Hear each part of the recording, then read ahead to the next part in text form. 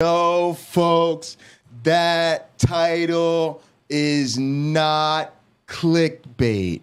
I promise you, we have indeed reached the 200 subscriber milestone.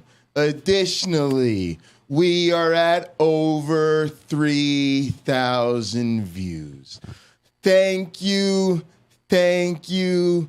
Thank you from the bottom of my heart. I appreciate all you guys, the mods, the subs, the viewers, the lurker jerkers, my co-host, all the people who watch later, the live chat, the comment section. Special thank you to Erica from Gutsick Gibbon. Special thank you to Derek from Myth Vision. Special thanks to Doug from Pine Creek. Special thanks to Nate from Digital Gnosis. Special thanks to Danny from Phil Talk. Special thanks to my man John Maddox from LPP.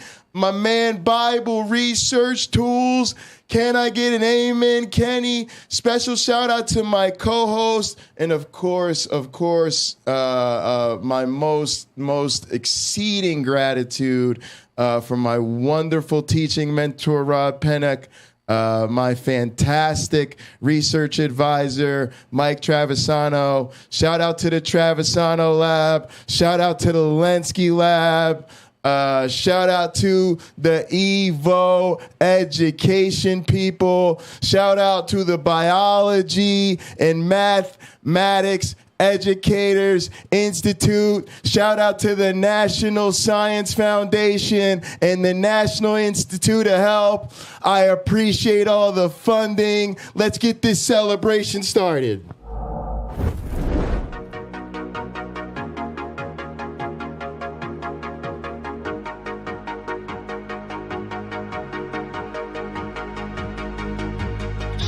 Sweet juice, Minute Maid, some of out that lemonade. Take a sip, blowing purple clouds, taste like lemon haze. Conversations back and forth like damn, we could go on for days. Looking back at it like damn, she bad when she walk away. Here we go, been down this road, they already know.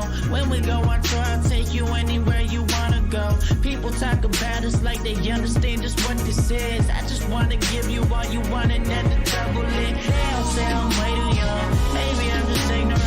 I won't find nobody like you on some real shit. Spend a couple hours on the phone. Hey, I don't wanna let you go. I'll be all about you, babe. I'll be all about you, babe. Saying so unless you don't know, they won't find what we got and that gon' drive me crazy. No.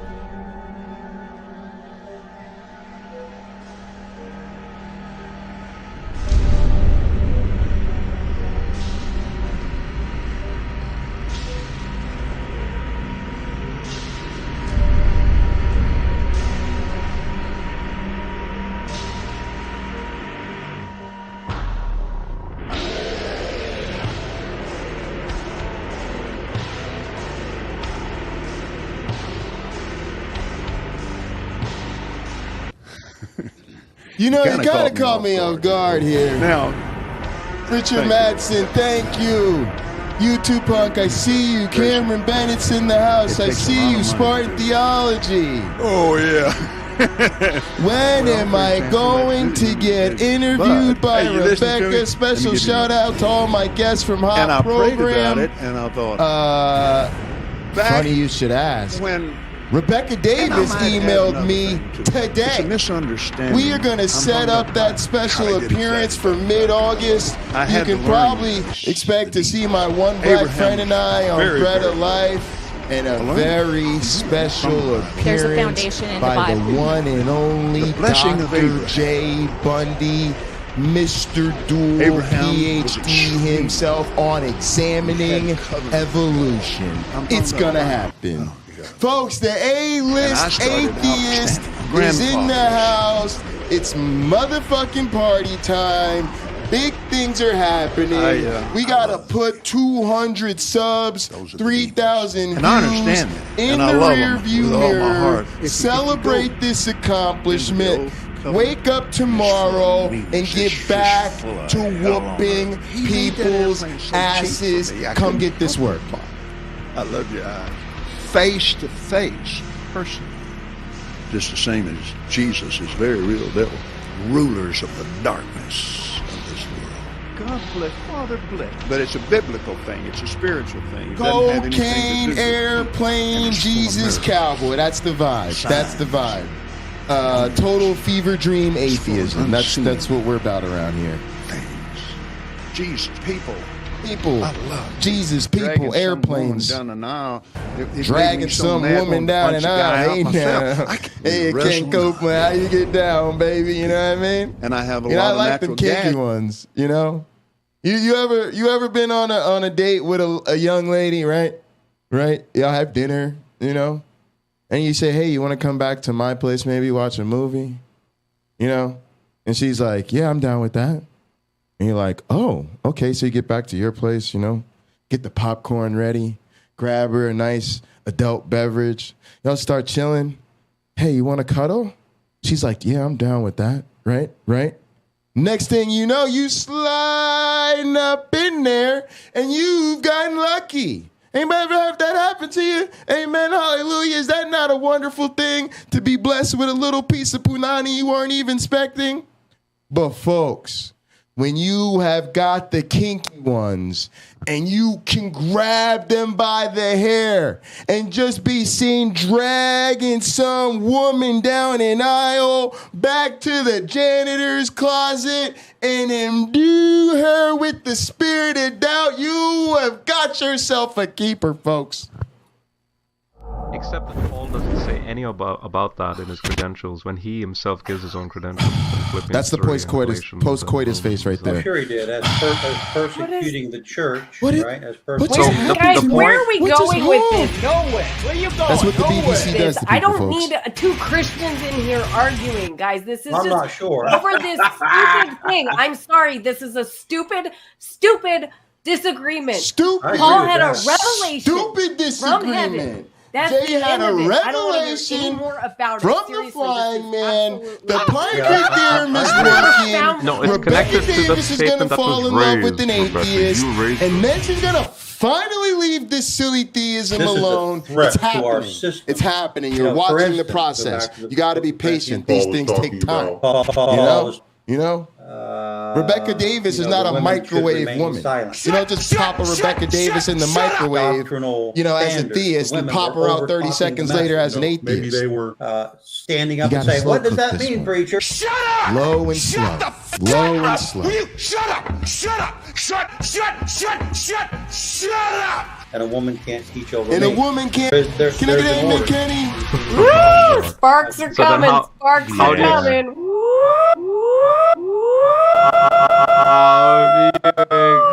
Fireworks. I promise fireworks. We Unless you're promised planning on those going into my fireworks. kitchen and slapping some ham between two slices of bread, this conversation is over. This conversation is over.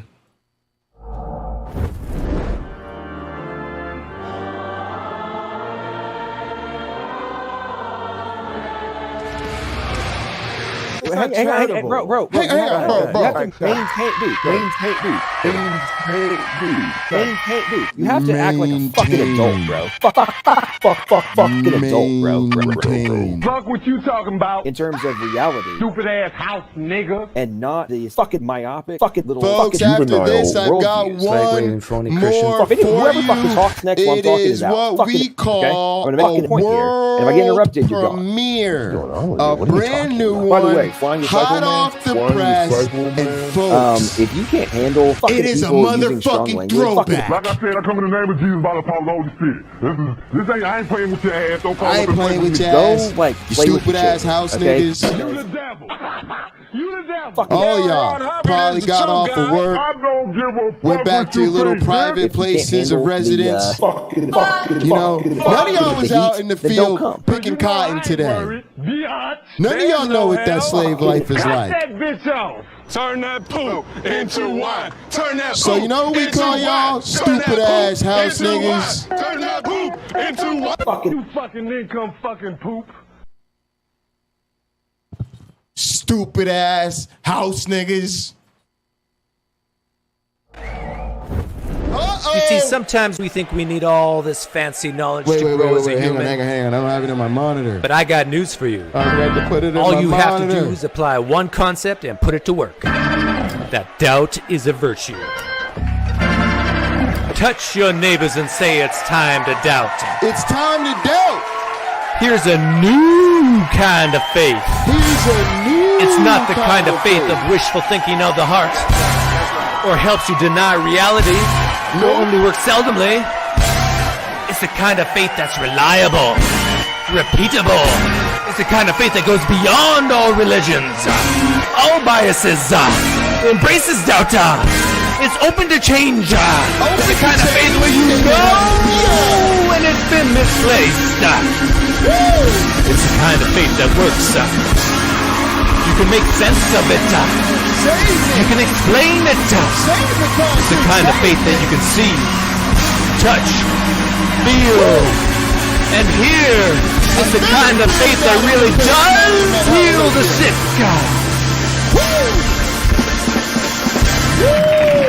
We put our trust, we put our hope, we put our confidence in things that are observable, measurable, repeatable, and most importantly, falsifiable.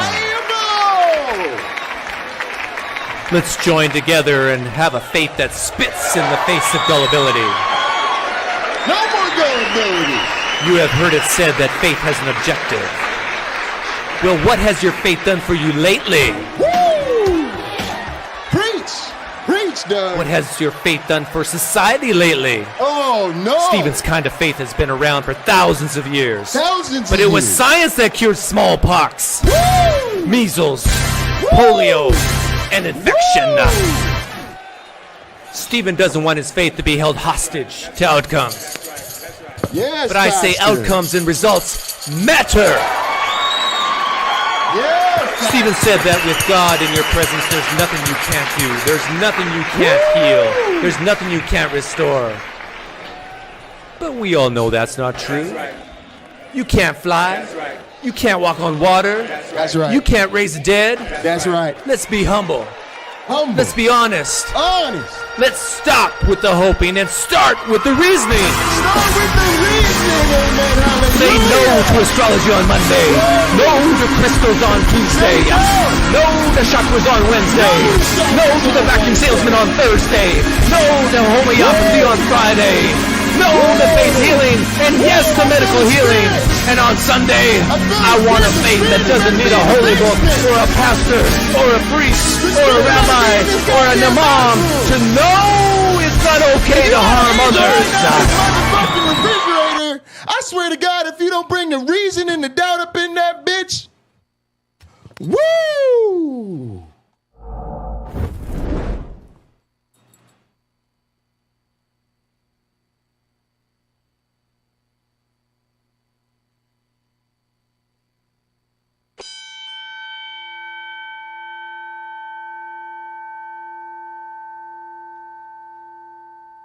Live from Sacred Death Studios in Los Santos, San Andreas. Welcome everyone to Late Night Counter-Apologetics. Yeah, that jacket is like a half-length jacket. It's so bad. And now, please welcome your host. He is the wise man of the Sacred Death Motorcycle Club. He is the sexiest man in all of word wrestling entertainment. He is the most entertaining man in the history of evolutionary biology. He is the virtual global visionary, Mr. Howard University Dual Finkel, there you PhD go. himself. Please give it up for the architect of the atheist apocalypse, the only man to have his vestments blessed by Pine Creek, the most high apostle of the cult of the flying man. He is none other than the outlaw prince. Peace and long life, peace and long life. Only Jesus who can save us, Dr. Heartbreak J. Pocket Locker BUNDY. I think I'm cute. I know I'm sexy. I've got the look that drives the girls, while I got the moves that really move them. I send chills up and down their spines. I'm just a sexy boy.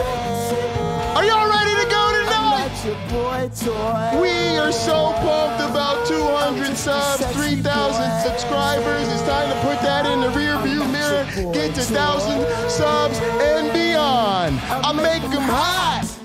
I make them shiver. Theists get weak whenever I'm around. They see me walk, they hear me talk.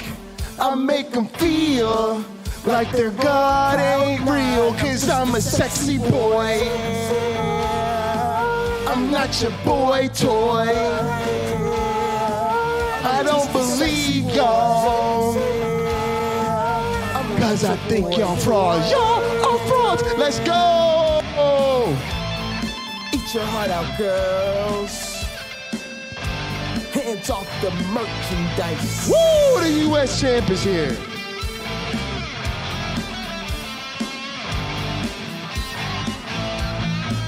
I'm just a sexy boy. I'm not your boy toy. I'm just a sexy boy. I'm not your boy toy. I'm just a sexy boy.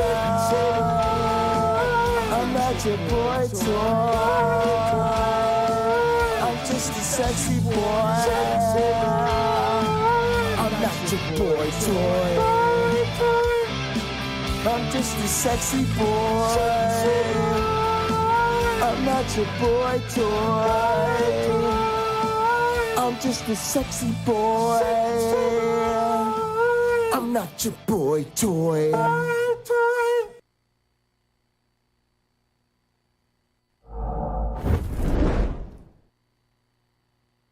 Welcome, welcome, welcome everybody. In case they thought it was a game, folks. In case they thought it was a joke. Grown man Cena fan is here. The man who spent not one, not two, but 3 eternities in graduate school and earned what have I done? A minor in music technology, honors bachelor's in social dynamics, a master's in biological anthropology, and that sweet, sweet dual PhD in integrative biology and ecology, evolutionary biology, and motherfucking behavior. Okay? In case you wondered, how did you make it? How did you survive not one, not two, but 3 eternities in graduate school? I kept the words of the one and only Saint John Cena in mind. Now pay attention to this, theist. If you want our respect, you need to fucking earn it. And if you are an atheist and you were wondering if I can be stopped, if I can be contained, if my meteoric rise to the top can be stopped, the answer is no. And if you need a reminder as to why, it lets you know on the back of this shirt that helped me get through grad school. Because I #never give up. Uh-oh. A motherfucking black bipolar brilliant scientist heathen who just won't quit ever. Y'all gotta kill this nigga. Y'all gotta kill him right now. Cancel his channel. I don't know if you can find all of them. The motherfucker got like 5 channels, new ones just popping up. It's like, where's Waldo? Where's Jay Bundy? Where's Jay Bundy? He's popping up all over the internet. You're gonna have to cancel me quickly, Theist. I'm starting to think that this ultimate battle for the country, this ultimate sort of, holy war that you're trying to play in society, I don't think it's working out for you. Because you may be able to overturn Roe v. Wade, but that shit ain't gonna last. You may have been able to get Donald Trump elected, but that shit ain't gonna last. And it seems like you guys are incapable of putting your heads together with all of your rich Christian billionaire friends and getting me canceled. Theist, I need more competition. I need more resistance. I need more of a challenge. So y'all got to get together. Have some committees after church. Have a march on D.C. or something. Do another coup, another insurrection. But y'all need to get together and stop me before I take over the goddamn internet. And I'm starting to get concerned that you guys are not going to be able to step up to the plate and get it done. But that's a problem for some dumbass motherfucking theists, folks. You were rocking with the one and only Pocket Locker 86. Welcome, welcome, welcome, and more importantly, thank you, thank you, thank you. We're here to celebrate that 200 subs, that 3,000 plus views. It is your host, Pocket Locker 86, a.k.a. Dr. J. Bundy, the United States champion of word wrestling entertainment, folks. You step up to word wrestle with me, there are 2 hits. Jay hits you, you hit the floor, and if you don't believe me, ask my motherfucking deacons. As always, folks, I am in...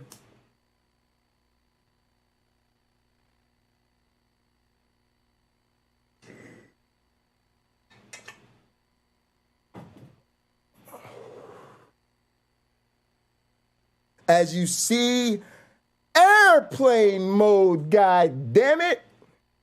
Now look, folks, we're gonna head right into things tonight. We've got a lot to celebrate. What you can expect to see on this broadcast is I'm gonna do a little bit of science getting ready for tomorrow. Tomorrow at 1 p.m. is science time with Cliff. If you want to get educated more about the intricacies and the details of digital evolution, how it all works, how we build evolving systems like gods. Me and Cliff, when you tune into Science Time with Cliff, Jay and Cliff are in motherfucking greatness, that's the G, on A, that's the O, different level, folks. It is called God mode. And if you think I'm lying about us being in God mode, okay? Unlike Yahweh, unlike El and El Shaddai and Elohim and that fraud, that absolute fraud who took a loss on a cross, Jesus, your boy, Pocket Locker, and Cliff, we actually do build the evolving systems from scratch. We build the environment from scratch. We observe it all play out for our purpose, our gratification, and our sweet, sweet glorification through NSF funding, tenure track position, and faculty instructor roles at the university where we can indoctrinate children. Indoctrinate children, because I don't play around. I really do play God for a living. Oh, shit. Uh-oh. Y'all gonna have to step your game up. Gonna have to step your game up. After that, I've got to work on a little video. Because yes, I'm taking over the internet. Yes, I'm starting YouTube channels all over the place.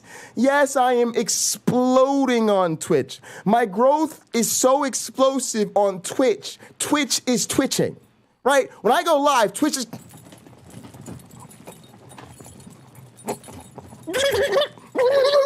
Twitch starts speaking in tongues when my black ass goes live. Why? Because I be having Twitch, but folks, that's not it.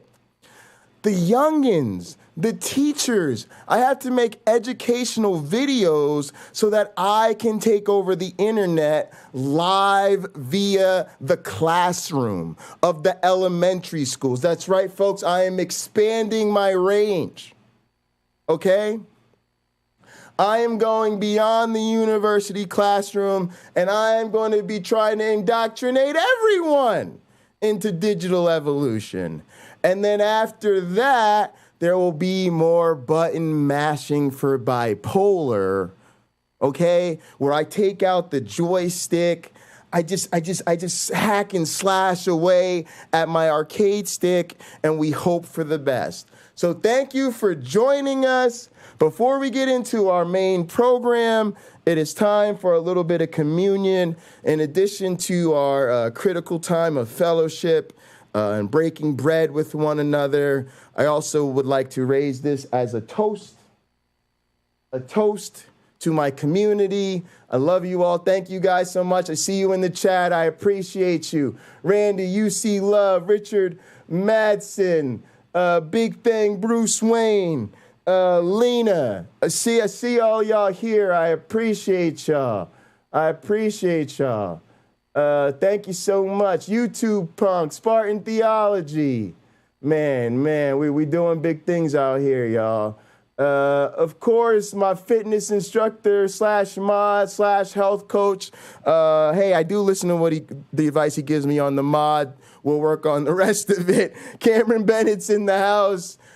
Please raise your glasses and hold on to your asses. Through him, with him, in the unity of the flying man.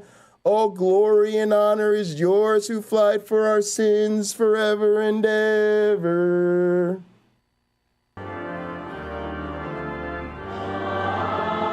You may drink.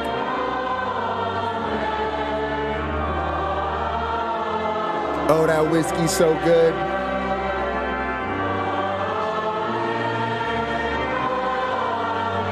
Oh, that grape juice is not fucking with my whiskey in the jar. I'm Metallica Black tonight. Let's get it. Yes, we have all the bells and whistles here at the Cult of the Flying Man. That, of course, is our communion hymn. It is called The Great Amen. This is our communion song. It comes to us courtesy of one of my favorite rappers on the planet. His name is O.G. Roddy.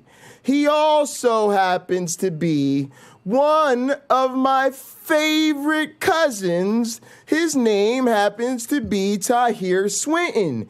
If you think that I am in fact the most high apostle of the Cult of the Flying Man aka the Pope of Atheism. You would in fact be correct. But somehow this man gets higher than I do. If you think I love to spark one up, you're about to hear from my cousin who inspires me to remember I'm probably not even sparking up as much as his stoned ass. This comes to us from OG Roddy. You need to steal yourself a private jet right now. Kick off that washed up supermodel or ex-professional athlete and PJ your way on over to itsairplanemode.com. Pick up that La Guardia. This one's called the MJ Interlude. Yes, kick back, relax. It's time to catch a vibe. You've had a long day. Let Jay take the pain away. In the afternoon, I lay with her. In the evening, I'ma stay with her. Hi, I'm in love. I ain't even tripping, but them say she a drug, cause she hear everything for me. In the morning, hit her faithfully. At least a dub when we touch. No one falling in love. I ain't even tripping, cause she the one I could trust. Even bring her out on dates with me. See my mama new place with me. She hold me down on the days when I ain't feeling too up. I ain't even tripping. Send me a clip. Send me a good precept clip and I'll destroy him. Take some time out my calling out all precepts. Calling out all precepts. Some say I'm tripping, but they ain't even bring your ass to my channel. In the afternoon I play with you. But I know I'm never tripping. The signs say I'm in love. What? Mary Jane is different cause she ain't even the drug. I heard a precept talking about I'm full of shit. She my sweet Mary Jane shorty. I heard a precept calling me out. They don't believe me. Motherfucker, the link is pinned in the chat right now. The link is pinned in the chat right now. It's in the description. And I'm in the goddamn restream waiting for your punk ass right now. Let's go. Y'all supposed to be Jesus warriors. Y'all supposed to be defenders of the faith. Fighting the good fight. Making disciples of nations. And all I see is a bunch of punks. Take the kids out to play with me. They say I'm tripping. Call in. Bring it. I'm calling you out. If you can convert me, I'll send you $100 right now in front of everybody on air. My money. Niggas sipping lean, but me, I'm smoking a dub. I put the title on the line, I put my money where my mouth is, and I can't find a single theist willing to do the same. Some say I'm tripping, but they ain't. How about them apples? In the morning, I might lay with you. In the afternoon, I play with you. But I know I'm never tripping, cause hi, I'm in love. Y'all better let me smoke some weed. I just want to fight tonight. Yeah. I am looking to start some shit. Jay is looking for trouble. Y'all gonna be like, I'm gonna be in the hospital one day. I'm gonna be coming to y'all live from the ER, right? Right? And y'all gonna be looking like, damn, Jay, did you get hit by a car? Nah, y'all look like Jay got hit by a bus. Jay, what the fuck is wrong with you, bro? You gonna be all right? Like, you look like you may not ever walk again. And then it's gonna be a nurse. And she gonna turn to y'all, look like it's gonna be a smart ass nurse. She gonna turn to y'all and be like, no, he just got his ass whooped because he was looking for a fight. Day in and day out, night in or night. How many channels was you on, Jay? 8 channels. This nigga was on 8 channels, 19 platforms. Just, I'm looking for a fight. Well, you found your fight. Hope you're happy. Hope you're happy. He found this fucking fight. Now I got to take care of it. Come on, man. You can't match that energy. Y'all, it's because I be training, dog. I be pent up. There's a lot of pent up. You can't fake being an angry black man in real life, you know? You just can't. There's certain things you just are what you are in this world, you know? All right, hang on a sec, guys. I got you.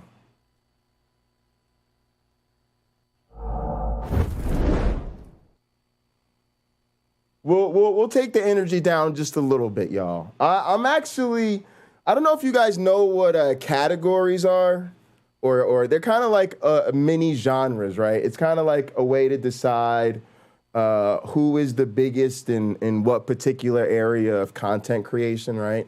And so I don't know if you guys have seen the numbers lately, but of all the left-handed bipolar black atheist scientists, I am actually currently number 3 in the RM Brown and Chill category. And so with you guys' help and a couple more views and subscribes and some more comments in the comment section, please answer the question of the day. You know, I think I can eventually get to number 1 of the RM Brown and Chill category, because I got to tell you guys, it's really hard when you're in a production meeting and you're sitting around with all your writers and you're trying to come up with how can we write the best show possible for our viewers? How can we give them exactly what they need to see? Even if they don't want to see it, give them what they need to see and make them love it. And we go, you know, why don't we just pull up our YouTube homepage and have people watch us watching our favorite YouTubers? And we go, holy fucking shit, bro.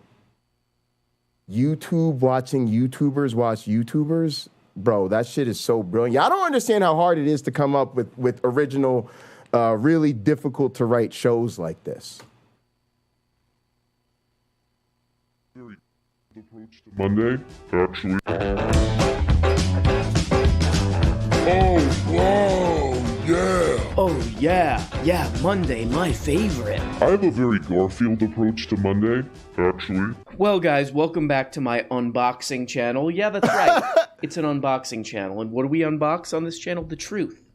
Oh. Well, guys, you know, I spend what we call a substantial amount of time on the internet. And one thing that there's a war on men, bro. Okay? I can't do what I want ever. As you can tell from the graying and pale features of me, I am a young man. Who do I turn to know how to deal with this? So, Jordan, obviously this new series, Dragon, we're going to get set up for our meeting with Cliff. We're going to make sure we've got this series is focused in on how going. men can be Let's men. try to use this computer. Why do you think there is such a crisis of masculinity in the first place? And crisis why of masculinity, guys. That's what we're here to talk about. To men? Oh, yeah. Well, I think you could think about it as a consequence, in some sense, of the lack of a concept of original sin. Oh, shit, y'all. I wasn't even planning it to be a Jordan Peterson night. Oh, I was just trying to RM Brown and Chill. But we are officially on Jordan Peterson watch. Which actually, guys, I don't know if that's a good thing, you know? Because lately, the more I see Jordan Peterson, and the way he's so smart, it's so educated. When I see him, I just want to be like him. And I've been paying attention to how sensitive he is. How much with his deep intellect, he really feels all of the problems of the world. And I've been thinking a lot about how the group doesn't suffer. And because the group doesn't suffer, when people start to lose faith in groups, there is a crisis of the loss of faith that nobody even feels because they're doing it in groups and the group doesn't suffer. And it's too terrifying. I don't know what I would do. I don't know what you would do. It's too terrifying. It's too terrifying.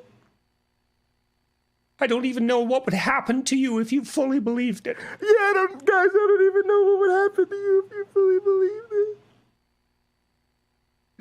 Oh, all right, guys. My acting coach, my acting professor in college, in the acting class I took, like I actually did, she told me people don't like to watch people suffer on television. So we'll RM Brown and Chill and see where JP goes. But guys, try not to get too sucked into the emotions of this man. Whew, too terrifying. Oddly enough, that makes sense. People bear an By the way, who are these people that pack these things to go see Jordy? I looked this up, and the average Jordy ticket is like $60. $60 bucks. $60 to see Jordy? Who are these people? Just to put that in perspective, Yeah, I'm looking this for band precepts, here is Otangelo. coming Are to you the a town that I precept? live in. I mean, he counts, right? I think he presupposes the miraculous nature of the Shroud of Turin.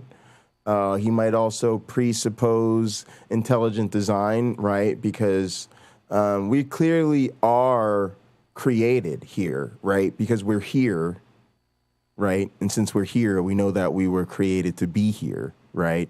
So there must have been an intelligent designer who wanted us to be here, right?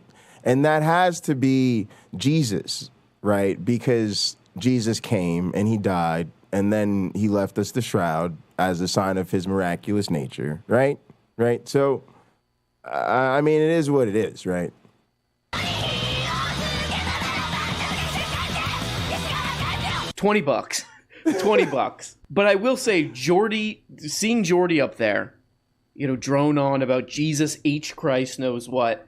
Yes, that definitely looks 3 times as fun as whatever's going on. All right, let's see if I can get this to there's like an ideological run this thing drum here. that's being beaten constantly, both on the sociological constructivist front, right? That's the oppressive patriarchy, and then on the environmental front. And then you add to that the fact that, well, on the leftists, especially the radical types, their whole damn doctrine.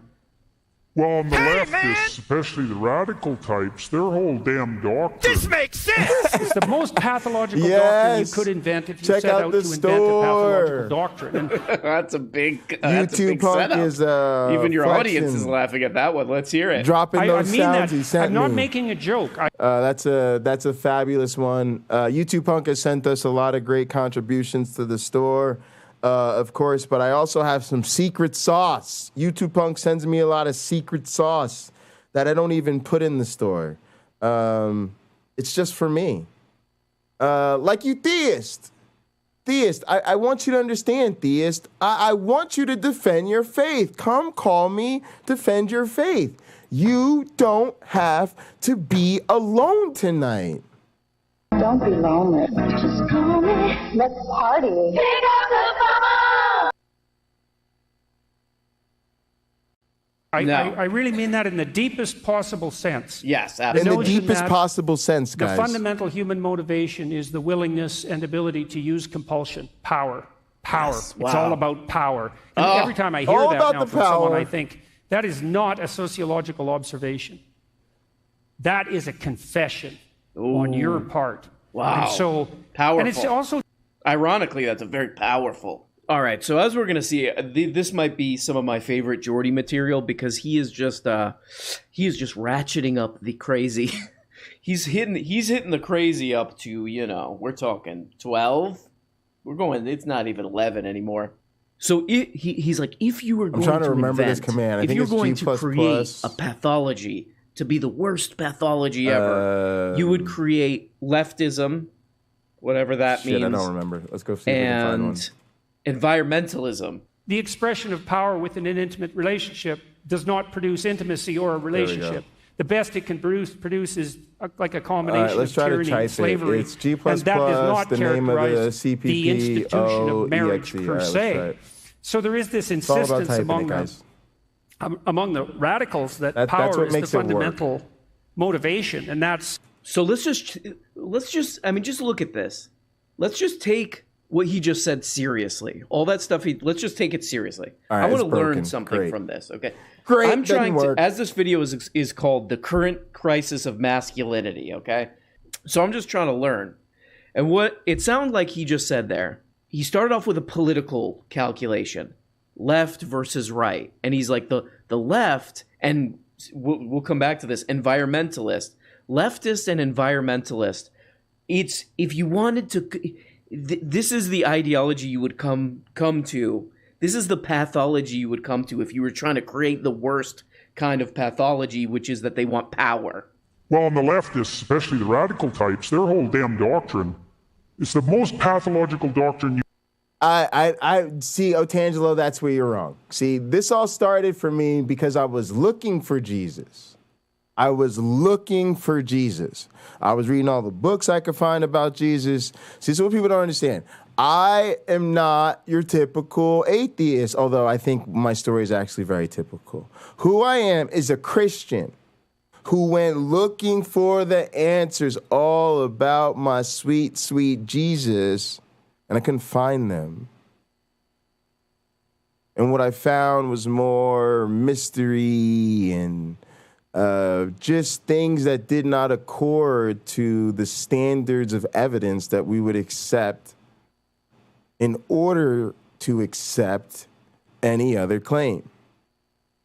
And this need for me to be honest with myself and others, especially as a Christian who felt that in the end, right, that if I was going to be doing the right thing and living the right way, then certainly living in truthfulness had to be a part of that. And if I, in good faith, could not defend my faith, I should admit that. So what I hear is a lot of other Christians basically telling me that I didn't believe the right way or I didn't understand the evidence. But again, like, they just can't seem to present me with what I was looking for. And again, I had to put some money on it in a damn championship. These people don't even call me and say, hey, Jay, like, you know, I'm going to challenge you for that title. I gotta wave it around and go, hey, come take the title from me. Hey, I'll send you my money if you can convince me there's a really good reason to believe in your God. There's even witnesses that could say, hey, I heard what he said. I believe him now too. You could convert not just me, but a whole room full of atheists. Not to mention all the people who watch later. And as an A-list atheist, I'm blowing up rapidly. You never know. Derek might come through. Doug might come through. Danny might come through. Erica might come through or make a video of you. You could be on the next Gutsick Gibbon video with me with 25,000 views, converting an arena full of atheists with your amazing and unbelievably convincing and well-reasoned and evidenced argument. Yet I have a sneaking suspicion I will not be parting with either my money or my championship on this here broadcast. And to be honest with you, the fact that there isn't like a part of gripping fear in me is terrifying. It's terrifying. Matter of fact, I'm gonna keep it so real. Fuck a promo. We gonna do better than promo. We gonna do what we call a work shoot interview. We gonna do what we call a shoot, a pipe bomb, if you will. We're gonna do a pipe bomb. All right. I'm trying to school the people who don't understand how the word wrestling business works. I'm trying to give you guys the behind the scenes. I don't want you guys to be a bunch of lame marks, okay? I want you to be a part of the internet word wrestling community. That's the smarks, the people inside who are fans but understand what's going on behind the scenes, okay? So let's talk about what it means to be a champion of word wrestling entertainment. We talk a lot about what the responsibilities of the champion are. But what we're going to do right now is I'm going to talk to you about what one of the number one responsibilities of a champion is. Okay? And it's something that you don't think about often, but I hope that if you really take what I'm about to say seriously and you think about it and you let it marinate in your brain, you'll realize how serious what I'm about to say is.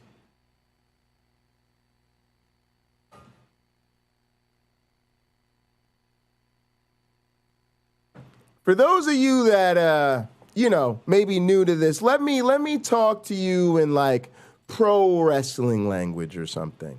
Let's take it to like the world wrestling entertainment instead of word wrestling entertainment for a bit of a analogy, let's call it, right?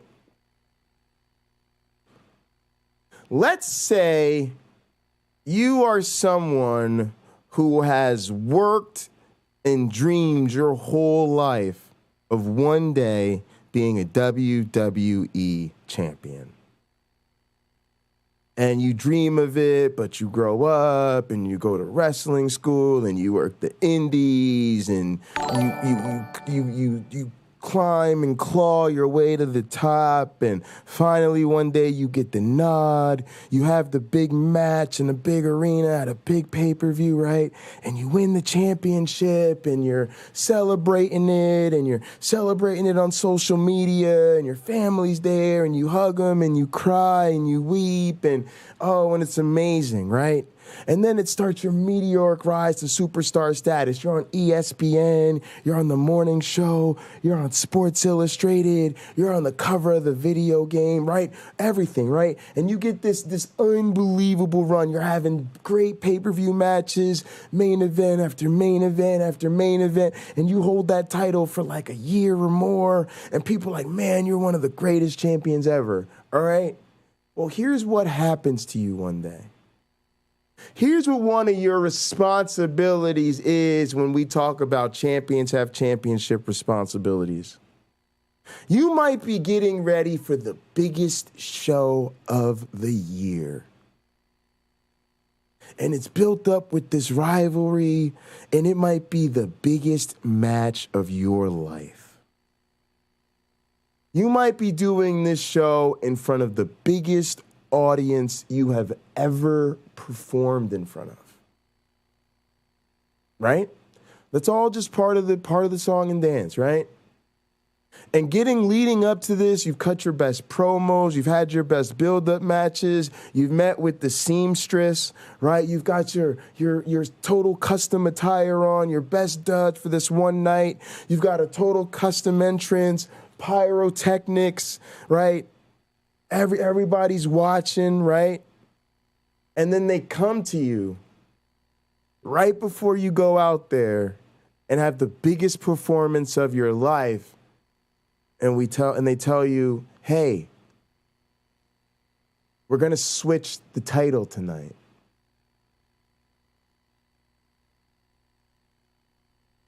Right? And what that means to you is right, U2 punk. The tears are about to come. Because that dream you had, that run you had with the belt, it's about to be over. Right?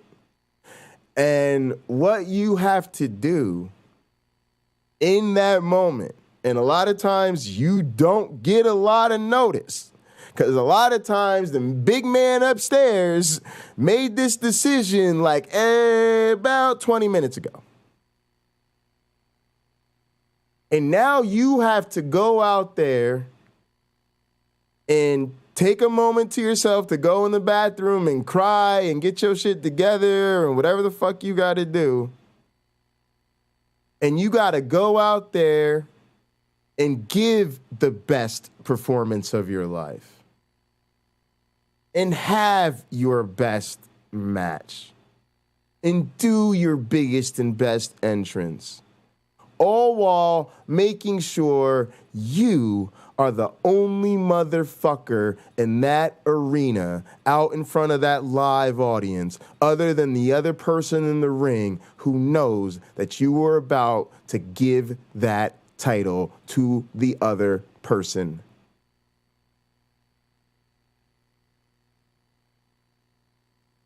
And then on top of that, you're expected to be waiting, right, for them at the back of the curtain while you roll out of the ring and watch them celebrate with your title, with your custom side plates on the side of it,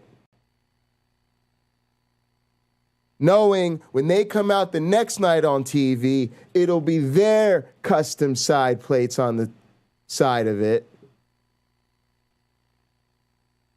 And you're supposed to be waiting for them so that when they come through the curtain, after having their big moment, the biggest night of their life, in front of their biggest audience, you are the first person to congratulate them with a handshake and a hug and a congratulations, champ. You deserve it. So why do the theists keep robbing me of that obligation? Why won't somebody come take this from me so that I can do my championship duties and say, congratulations, you got the best of me tonight. Here's $100 and send me a logo for your side plates. Congratulations, you got the best of the champ tonight. And everybody saw it.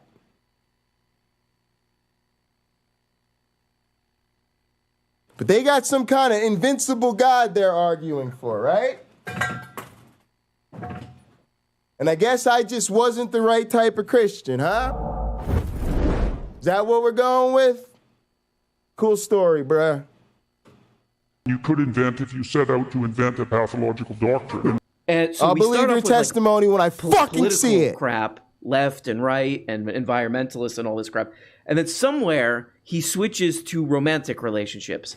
The expression of power within an intimate relationship right, does not produce They intimacy should fear or nothing, but they scared. If you're in a romantic relationship or just a friendship where you're scared constantly of a man struggling in for tights. some kind of quote-unquote power, yeah, that's a shitty friendship or romantic relationship. But you weren't talking about that. You were talking about politics. I think that's it. We're talking about political really struggle.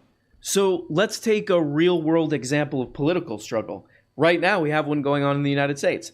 Amazon, it's this place where I buy my little crap, you know. Hey, there's a lot of people who work at Amazon All right, let's who feel like they try to don't see have if I enough can use a bargaining, computer. quote-unquote, power. And I would like to ask Jordy. Or else I'll get fired You said and I'll have that to it's actually become that's like a the street most preacher decrepit, for real. Putrid ideology, people trying to get power, political power, specifically the left. Who doesn't have a return trying to get statement? political power.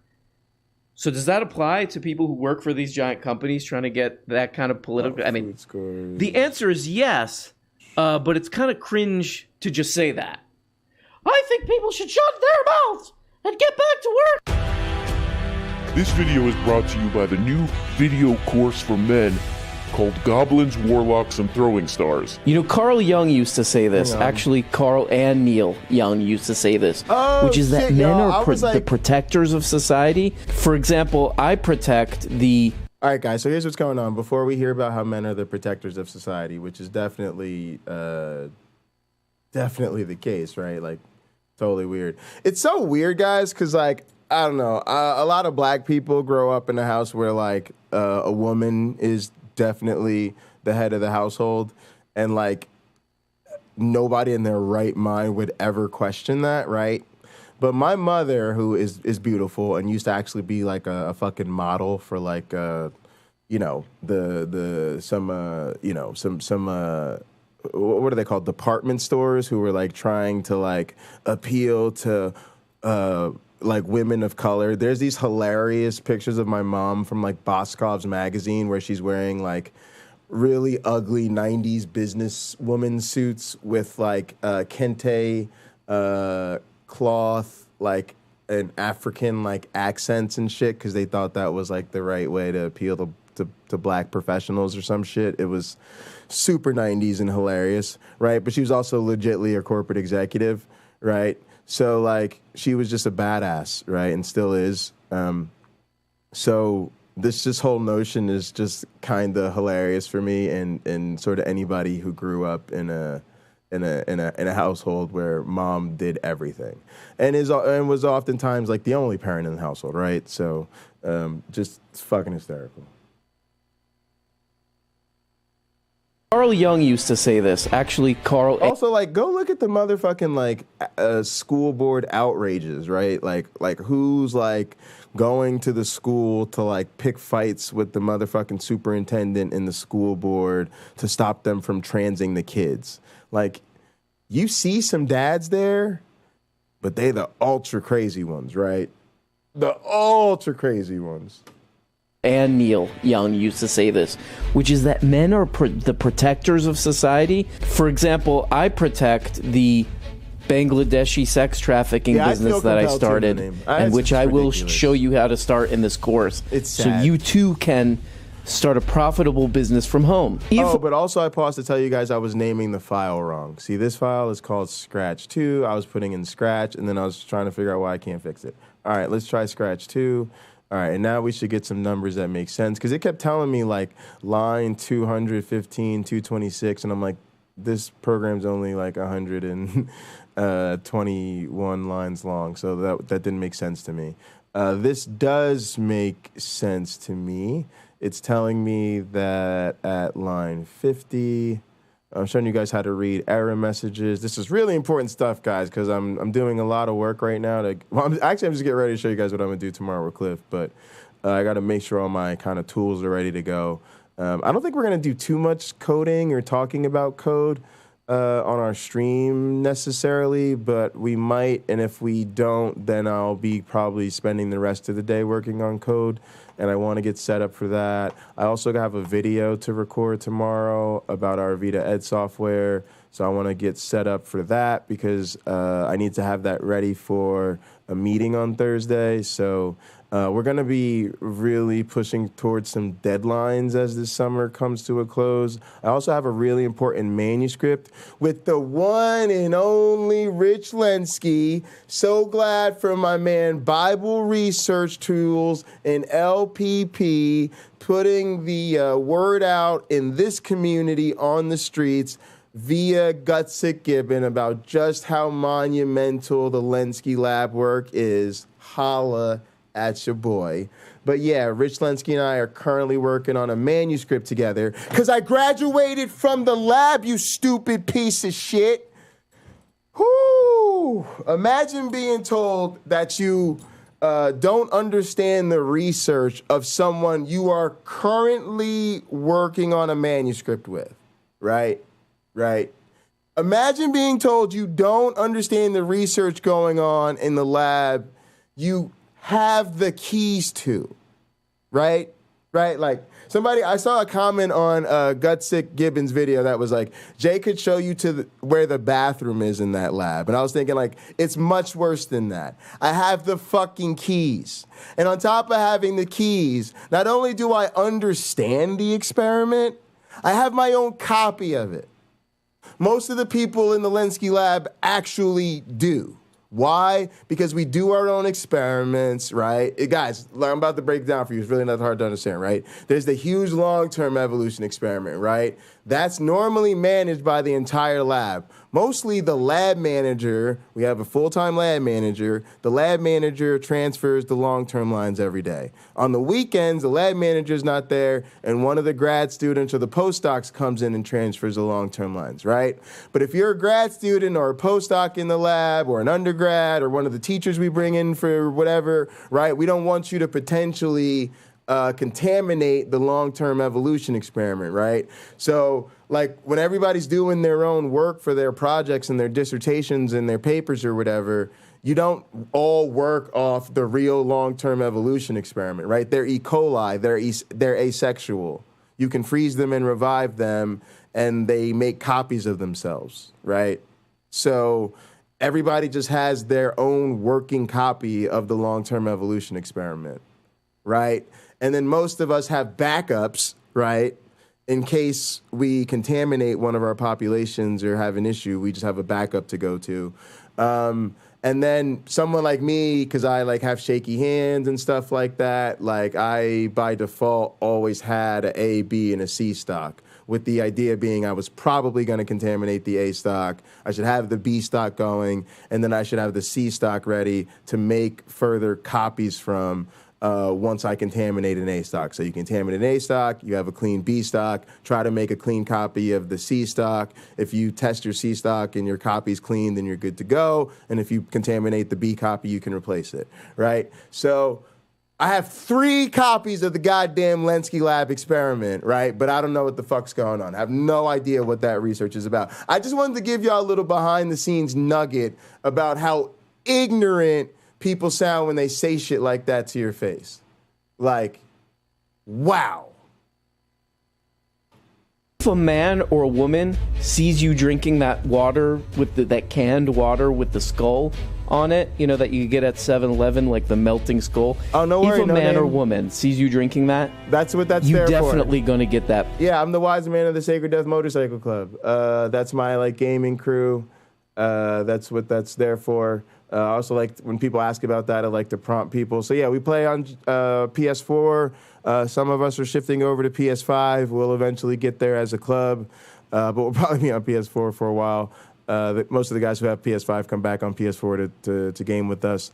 But yeah, we play GTA. It's super fun, super fun. Let us know if you're interested. And you'll see us gaming a lot on this channel every Sunday, but also a bunch throughout the week. Also, tomorrow night, we'll be making money. And we do that by selling drugs, doing heists, and committing crime. Why? Because I'm a fucking atheist, obviously. I just want to sin, motherfucker. Sinning in the morning, sinning in the noontime, sinning in the evening. All day long, I just want to sin. Duh. Or that. Or preferably both, you know what I mean? Get access to goblins, warlocks, and throwing stars now. No need to worry about the price. All We right, accept value not PayPal, declared. GoFundMe, All right, Stripe, cool. All right, let's WordPress declare plugins, value. Google Pay, Samsung Pay, iPhone Pay, Wuhan Institute of Virology Pay, money orders. It's wrong in every way. It's wrong theologically, it's wrong psychologically, it's wrong scientifically. Even chimpanzees who have a patriarchal social structure, their social structures, if they are based on the should be in on it power, value, maybe? on compulsion, they're unstable. Oh, and the alpha chimps who use power The are value very should be likely the to meet an random extraordinarily brutal and premature end. The greatest. He is the greatest public intellectual of all time. Pause the tape. Because now, actually, the value here should be, guys. We'll get into the guts of this program tomorrow, and I'll explain it from a high level so that you guys can follow along with me. But right now, I'm just going low level details on you.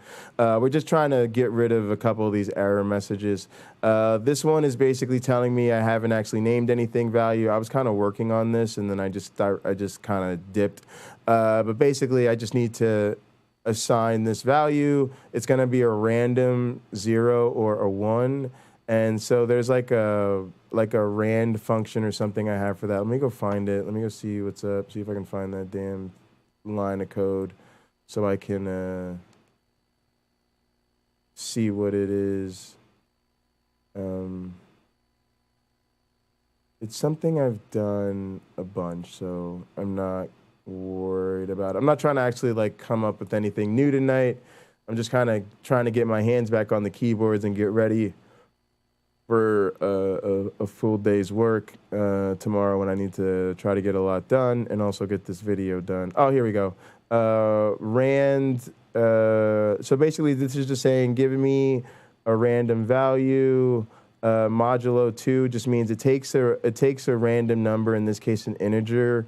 And whatever that random integer it gets, it does a modulo function, which basically just means it divides it by 2, and then it gives you the remainder. And so if you just repeatedly divide any number by 2 over and over and over again, you will eventually get to a point where it either is remainder 0 or remainder 1, right? And so that gives you a random number, which is either 0 or 1. And if my explanation of the modulo function was fucked up, I'm sorry, but it just gives you the remainder when you divide by a particular value until you have a remainder. now he's basically saying, yeah, remember all Oh wait, so you have a remainder at or below the value, whatever you set it to. that stuff I used to say? Remember all the other things I said? Lobsters exist in hierarchies, and they have a nervous system attuned to the hierarchy. And that nervous system runs on serotonin, just like our nervous system. A lot of times I have now he's like, when I'm talking about the opposite, in the chat who can when I'm talking about the people I don't like, well. struggling for power is actually really bad, and it destroys society.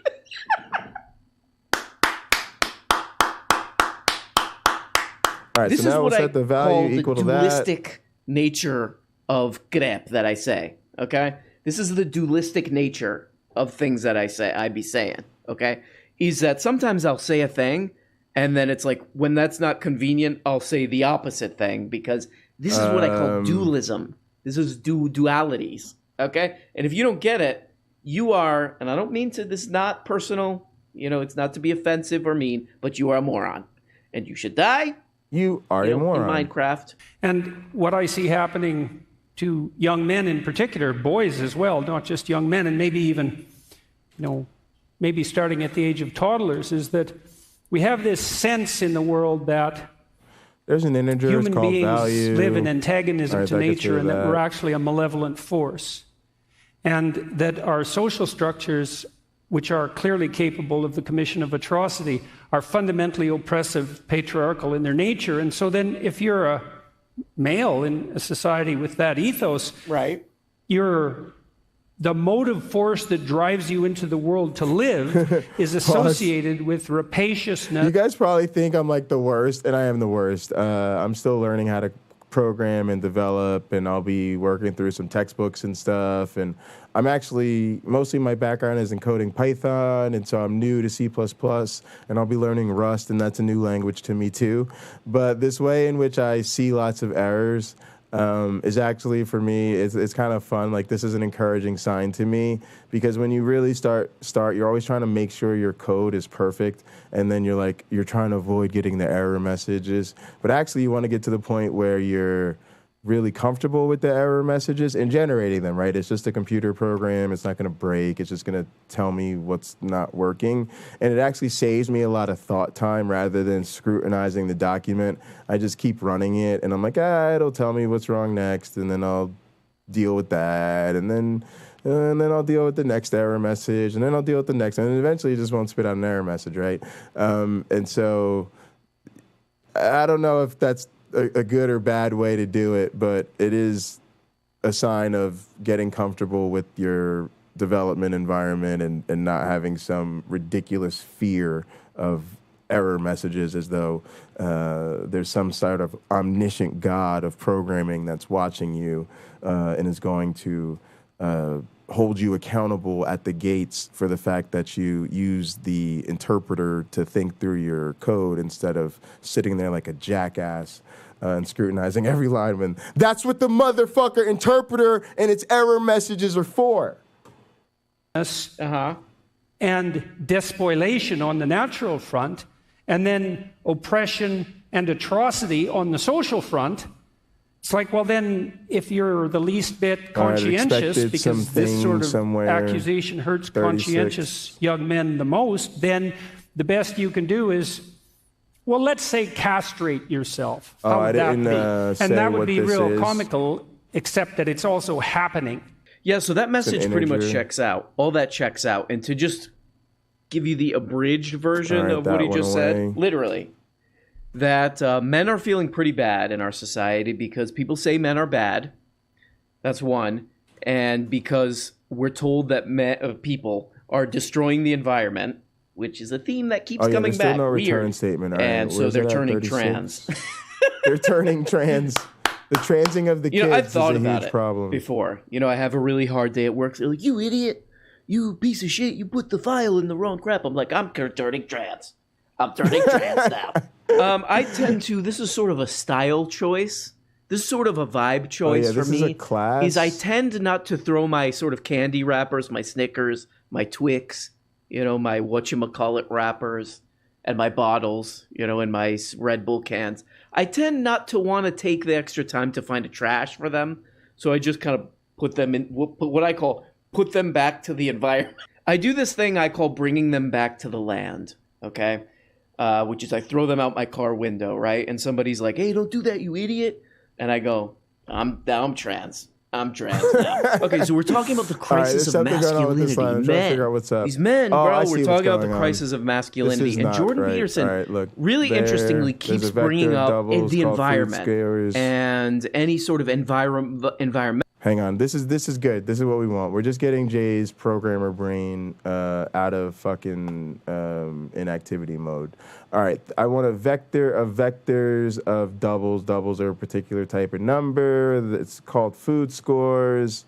I need it to be the length of my population size because I need a vector of food scores for every member of the population. It needs to be a vector of doubles. A vector, guys, is just like this. This is a vector. Don't let a vector confuse you. It's just like a container. Container just means something held inside of these like bracket things. Like this is a vector of zeros, right? Matter of fact, this is an example, right? By this, I'm setting this as a default value. I'm saying by default, right, I need a vector, right, of vectors of doubles. They need to be called food scores. I need one for everything in the population size. And what should you put there? Well, you should put a vector of doubles, right? And the vector of doubles should be this, a vector of 3 zeros. And that's because we have 3 different foods. We're going to have a green food, a blue food, and a red food. They basically are going to translate to one that's beneficial. If you eat it, you get a bonus. It's kind of like a game, right? If you eat the blue food, it's neutral, so like nothing happens, but you will effectively waste your turn or move or whatever the fuck.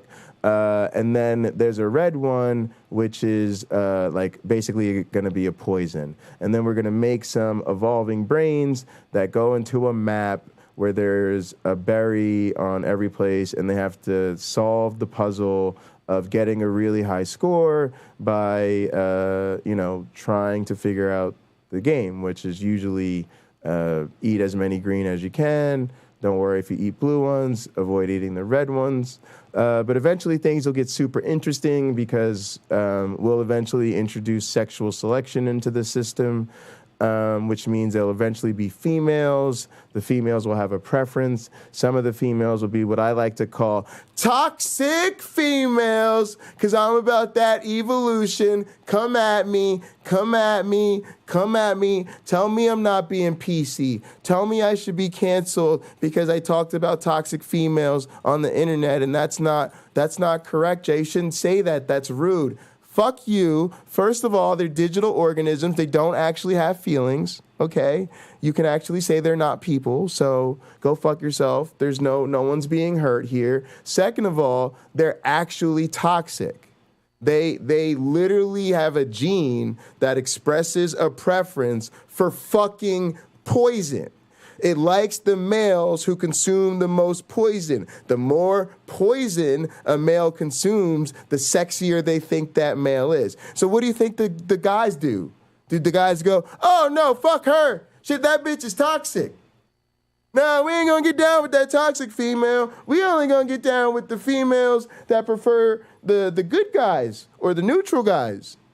No. Because what if too many females or the most successful females have the toxic preference? Y'all know what the guy's gonna do. Basically what I'm asking, what are they gonna do when the sexiest females are the most toxic ones? And you already knew the answer to the question. They're gonna be as toxic as motherfucking possible so that they can attract the toxic females, because what good is it if they don't reproduce? And it's called sexy sons hypothesis. It means males in competition with each other for females will do some dumbass fucking shit that isn't really good for them under natural selection, because sexual selection will overpower natural selection because they gotta reproduce to get into the motherfucking next generation. And then after that, we're gonna introduce coercion. We're gonna evolve some bad boys who cheat the system and force themselves on the females and short circuit the whole thing. And then the females are gonna have to interact to defend themselves. Robert Reed, Gin, and True style, where they're gonna be the Robert Reed females, and they're gonna evolve the defenses against the coercive males. Stay tuned on Pocket Locker 86, because I don't just do evolution, I do the most fucking interesting evolution you can fucking imagine. No, literally, I do the most interesting evolution you can fucking imagine, because my advisor will literally look at me in the face and be like, Jay, you know I don't give a shit about the rules. The only question I have for you is, what is the most interesting evolution you could possibly do, and why aren't you doing it? And I'd be like, Mike, I like you. There's a reason I shouted that guy out. My advisors are just as wild as me. That means y'all are fucked, theists. People actually encourage me to be this way. Mentalism, any sort of concern about the environment. Again and again. Who's an expert in planetary sustainability? I am. No one. Oh, geez. It's too complicated. And that's why we have a decentralized. Y'all know me. I was like, bet, Mike, say no more. Economy. You don't got to tell me twice. Captains of industry. All right, what are we doing over here? 100. This is the genius of Jordy. Jordy as he is the great performance artist of our time. You know, Marina Abramovich or whatever. She really has nothing on Jordy. Jordy's the greatest because no names like Jay. Jay, we need Jay to calm down. It's time for the gospel of prosperity. Folks, I know that sometimes I can be a bit harsh on people, and it seems like I'm a really mean fella, okay? But I'm really not, guys. Okay, I'm a really nice guy, and the only reason I'm trying to pick fights and call people out and sweet sin music people in the face and steal their girlfriends. It's because I'm trying to raise money for charity, folks, okay? It's all for a good cause, okay? It's the only reason I do it. It's the only reason I do it, okay? I am trying to raise $100 between now and August 12th. You need to go right now, put that exclamation point charity in the live chat. You will get the link. The link's also in the description. You go to the link. You put your money in the goddamn golden plate. Yes, it's an authentic golden plate. We got it for special occasions like this one. This, folks, is called our offering song. Let's go! Y'all better sing this goddamn song. You know the song. Stop acting like you don't know the goddamn song. Sing with me. Let's go. If you're happy, put your money in the plate. If you're happy, put your money in the plate. Oh, if you're happy and you know it and you really want to show it. If you're happy, put your money in the... Everybody sing the fucking song right now. If you're happy, put your money in the plate. Sing this shit. If you're happy, put your money in the plate. You are happy. If you're happy and you know it and you really want to show it. If you're happy, put your money in the plate. Let's go. Links in the description.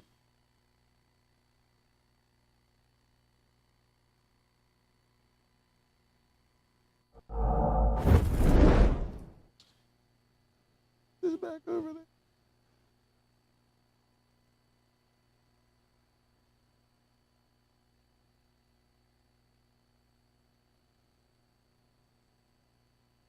Thank you guys for your donations. Want to definitely send this special shout out to all the people that have donated so far. On my birthday, August 12th, we'll be doing a special party stream. We'll also be acknowledging all of our huge funders and donators, and we'll be actually making the donation live on air so that everybody gets that so satisfying feeling. He was just talking about pathology. He's talking about the problems here, in this. Another way to, many psychologists and analysts, they call it doing this. So he's talking about the worst kind of psychopathology is, at least in part, environmentalism, he said. Now he's going on and on about how, I guess even talking about the environment is wrong because then somebody will feel bad. At the same time, this guy just signed, and I don't know the details of how much money he made, but it's probably in the millions. millions of dollars return statement in a contract function with a company that's returning run by an oil non-void. billionaire. Which one is that? Oh, this one? Goblins, warlocks, and throwing stars. You know, as men, we need role models, right? You know, I say right a lot, like, you know, just I'll say it for you. Men need role models, right? You know, I'm not really asking you, right? I'm saying right for it, like you're the one saying right. So, but men need role models, right? There's so many great role models out there, you know, Dwayne "The Rock" Johnson, John Cena, Macho Man Randy Savage, The Undertaker, the B guy from Telemundo, Warren Buffett, O.J. Simpson, Johnny Depp, the 1986 Mets, that guy who assassinated that Japanese guy with a hairdryer or whatever. Also, I love these high chairs, bro. The high chair bros, they call these two guys. Hey, with the high chair bros, you look up, you have to crank. All right, guys, hang on one sec. I got to turn the air conditioner up a little bit. It's hot. You know, hey, we're climbing. They climb, you know, it's like a lifeguard stand. They climb. Hey, we're going to do our talk. Climbing. Hey, we'll get up there soon. We are in the midst of a culture war. Oh, boy. Although it started in the universities. Yes, it did. Particularly in France. Oof. Through the open portal of the damnable Yale. Oh, here we go with the attitude. And even worse than the dreadful HR/DIE combination, perhaps, if that is guys, even possible, we reacted to this video. Is the new corporate and government craze for environment, social, and governance dicta. Arm Brown probably saw that and ESGs, stole the idea. As every idiot fad needs an oh-so-in-the-know acronym. What is this? What is this? All right, attitude? I changed this piece of code. What is this little attitude?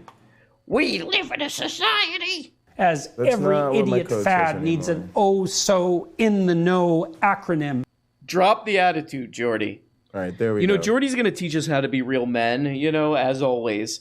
But I always get the feeling watching Jordy, especially when he gets into this. You were at hell, don't tell me what to do. When he gets into that kind of stuff, I really, like, honestly, I'm not even lying. Right, I get the feeling.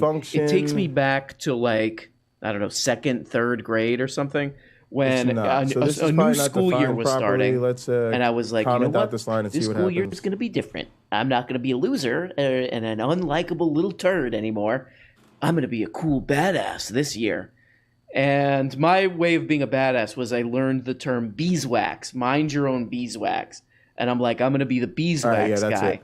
So, you know, first day of school, I march up to some girl and I'm like, hey, mind your own beeswax. And she rolled her eyes at me and I said, okay, that one's not going to work. You think, you know, like that kind of, he's just trying out some new crap, you know? Perfect, looks good. So Jordy's really been pumping out some amazing content. I mean, we got to hand it to old Jordy. He's sticking around. He's not going anywhere, Jordy. And he's been pumping out some amazing content. This one has 388,000 views in like 3 days. 2 days. And it's called Message to CEOs. What up, Lena? Message to CEOs.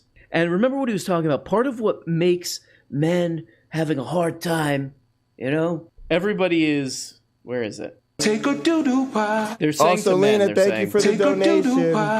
And part of what's making men's lives so hard is that people are saying, you're ruining the environment, you man. And what he's saying in this video is, hey, CEOs, you shouldn't think about the environment. All this talk about the environment is bad. As one set of corporate consulting half-wits and moral posturers put it. Jeez. Quote, investors are increasingly we also pay out real fake money for those donations. These non-financial factors as part of their analysis process to $1 million per dollar. That's a pretty good return. Factors, okay. Where are you going with this, Jordy? To identify material risks and growth opportunities. ESG metrics are not commonly part of mandatory financial reporting, right? Though companies are increasingly making disclosures in their annual drop the attitude, man. Okay, go ahead. Report, right, or in a standalone sustainability report. Ah, okay. In other words, these separate. Let me see if I can do. Yeah, this was really interesting because I actually realized this too. What up, Obama in the building? Look, Jordan Peterson makes this whole point about they're all woke now and they're doing the DEI and the HRs, and it's like anybody that again, I don't know what the hell I'm talking about. Anybody that works at a university, right, knows that the HR departments are doing just fine. And the last thing we'd complain about is that they're doing too much DEI, right? So that's a totally imagined dragon, right? But even more to the point, he brings up how they're like doing all these non-financial considerations, right? But then he has to concede, oh, they did it in this like sustainability report. And then if you listen to all the things he's actually complaining about, there's a very clear, direct tie between these issues and the bottom line of a company, especially if you consider things like its marketing and its PR and its public image and all of this type of things, and just general sustainability of its supply chain and its, you know, clients' ability to purchase its products, right? So it's just, again, just bloviation on Jordan Peterson's part, right? Like, oh, they're all considering these woke, you know, non-economic factors, and it turns out they're like non-woke economic factors, like just opposite day. The attitude. These separate reports are non-financial. Ooh, that include things like sustainability. How stupid.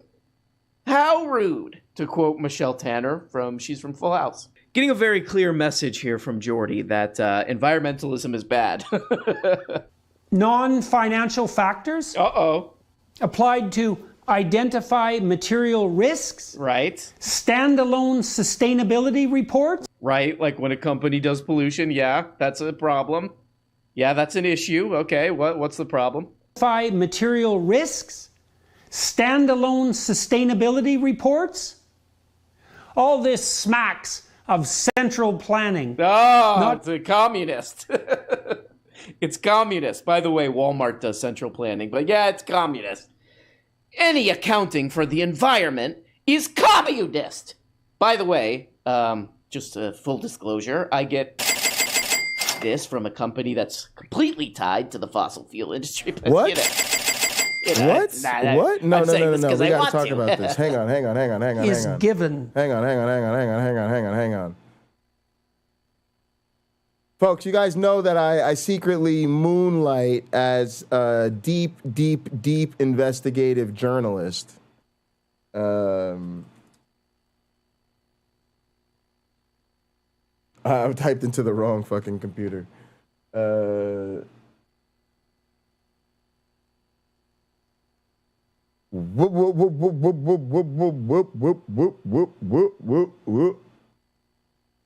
Oh, man. Oh, we're going to have to go to that a little bit. Maybe we'll do some committee highlights, but let's hit it, y'all. Jackie Alamany, this is exactly what Liz... Also, let me know if MSNBC, like, pulls the stream live. Because sometimes, you know, the mainstream media, the lamestream media, you know, the leftist corporations, right? They try to keep me out the game. But everybody that's one of my OGs, they know how we do. We get pulled. We just say, hey, Jay, the stream got pulled. All right, cool. Live in 5. And then we just go live again. And then we just get it from somewhere else. Worst case scenario, I just have to cover my own damn news report. God, why do people still think they can stop me? That shit is so lame. Like, y'all got to come harder than that.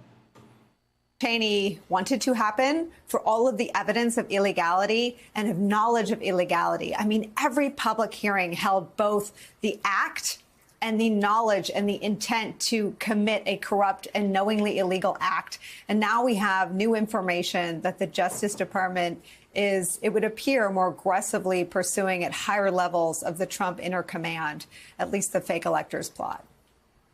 Yeah, Nicole, each of these developments that you just outlined today, I think, sort of put all of are starting to put all the pieces to the puzzle together. The new reporting by the New York Times, which shows that there was some attempt to defraud the American public, with those emails showing that Trump campaign officials knowingly were pushing this plan, even though they themselves were calling this plan fake. That's something that's going to be extremely important with any criminal prosecution to, again, prove that there was corrupt intent and deliberate effort to defraud the American public.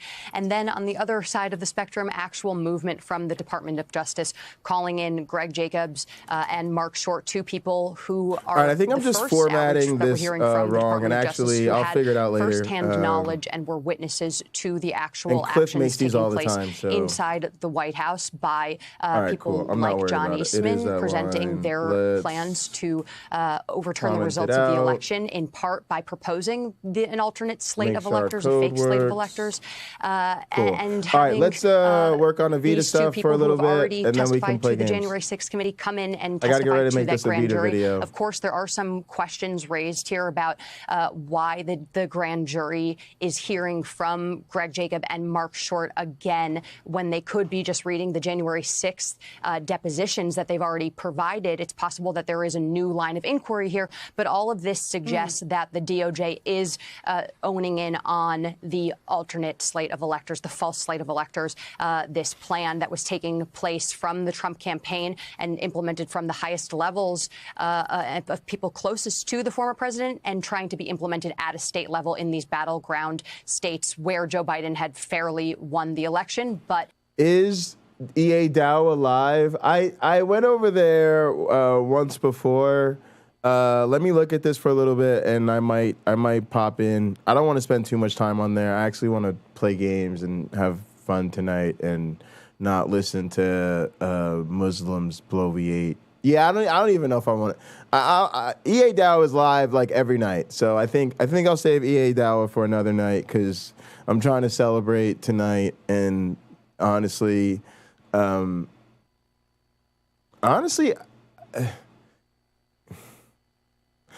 think Islam's real boring. So this whole Muslim intellectual thing, God, they're bad. They're like up there with the Hebrew, the black Hebrew Israelites to me. But yeah, we will holler at EA Dawa this week because him and I said we'd have some follow-up conversations. He's actually a pretty nice guy. I mean, as far as, those types go, right? He's like a nice guy somewhere on the scale between LPP and Rob. Right. He's harmless. But yeah, we'll holler at him. And I don't know. Guys, let me know what you guys think is the best way to get at Muslims, because I don't really talk to too many of them. I know they don't probably deal with the same things that the Christians do. They tend to dismiss the Christian arguments. But what really irks them? Like, can you just pull up on them and be like, yo, Muhammad didn't split the moon, and like you're kind of a doofus for thinking that he did? Are they tend to see themselves as very pro-science and like accepting of all this stuff. So I don't really know where they get off thinking their religion is correct. And I also want to hear what he thinks about Muslim extremism. Because for me, like Christian extremism, you may not be participating in it or the cause of it, but how can you be down with the overall source of the problem if you don't have really, really convincing reason to believe that it's true? Otherwise, it feels like you're just ignoring that because you've decided to jerk off yourself or some really smart Muslims, right? Like he pretty much told me his origin stories, and it was like, yo, I was a serious theist and skeptic, and then I talked to these really smart Muslims, and that really like changed his mind, and then he came to realize Islam is the truth. Again, like, bro, that ain't convincing nobody. That ain't convincing nobody. And here's a question. Would I think the person that convinced him was a really smart Muslim? right? I asked because immediately you could see the problem with that whole line of reasoning. Like, I hate to say it, but Gutsick Gibbon talked about it, right? In the Death of Expertise, when she was talking about how, when that section of the video where she was talking about how there's like this fantasy in America about the wisdom of the commoner and, you know, that the gumption of, you know, sort of an untrained individual, you know, will sort of outshine the experts, right? That's what's going on in the IDC, even though that shit is dead. That's what's going on with the YECs, even though that shit is dead. That's what's going on with the flat earthers, even though that shit is dead. I mean, these matters are dead, y'all. That's why I put them all in the same category. That's what I say. That's what I mean when I say young Earth creationists are flat earthers to me. But if we're gonna be honest with you, y'all, they're all flat earthers to me, right? And it's because of what Christopher Hitchens said and what I said at the beginning of the broadcast about the last chapter we did of the God is Not Great, which is that religion's origin stories are fucked up. There's absolutely no evidential reason to think that gods are responsible for the origins of man. All the evidence suggests that man is responsible for the origins of God. If you don't see that, you're deluded, right? That's why we had that mic drop moment with Cliff. By the way, we're gonna edit that out. I don't really want to work tonight, and I count editing and post-production stuff as work. But I'm gonna show y'all a little bit of what I'm talking to. Holler at Jay Bundy, man. Pocket Locker's been growing a lot, but don't forget about my Jay Bundy channel, man. Holler at Jay Bundy. But look at the end of the show with Cliff, which is donate to Jay. Again, Cliff and I will be live tomorrow, 1:00 p.m. 1:00 p.m. Whatever, and whatever people donate to that, we'll split.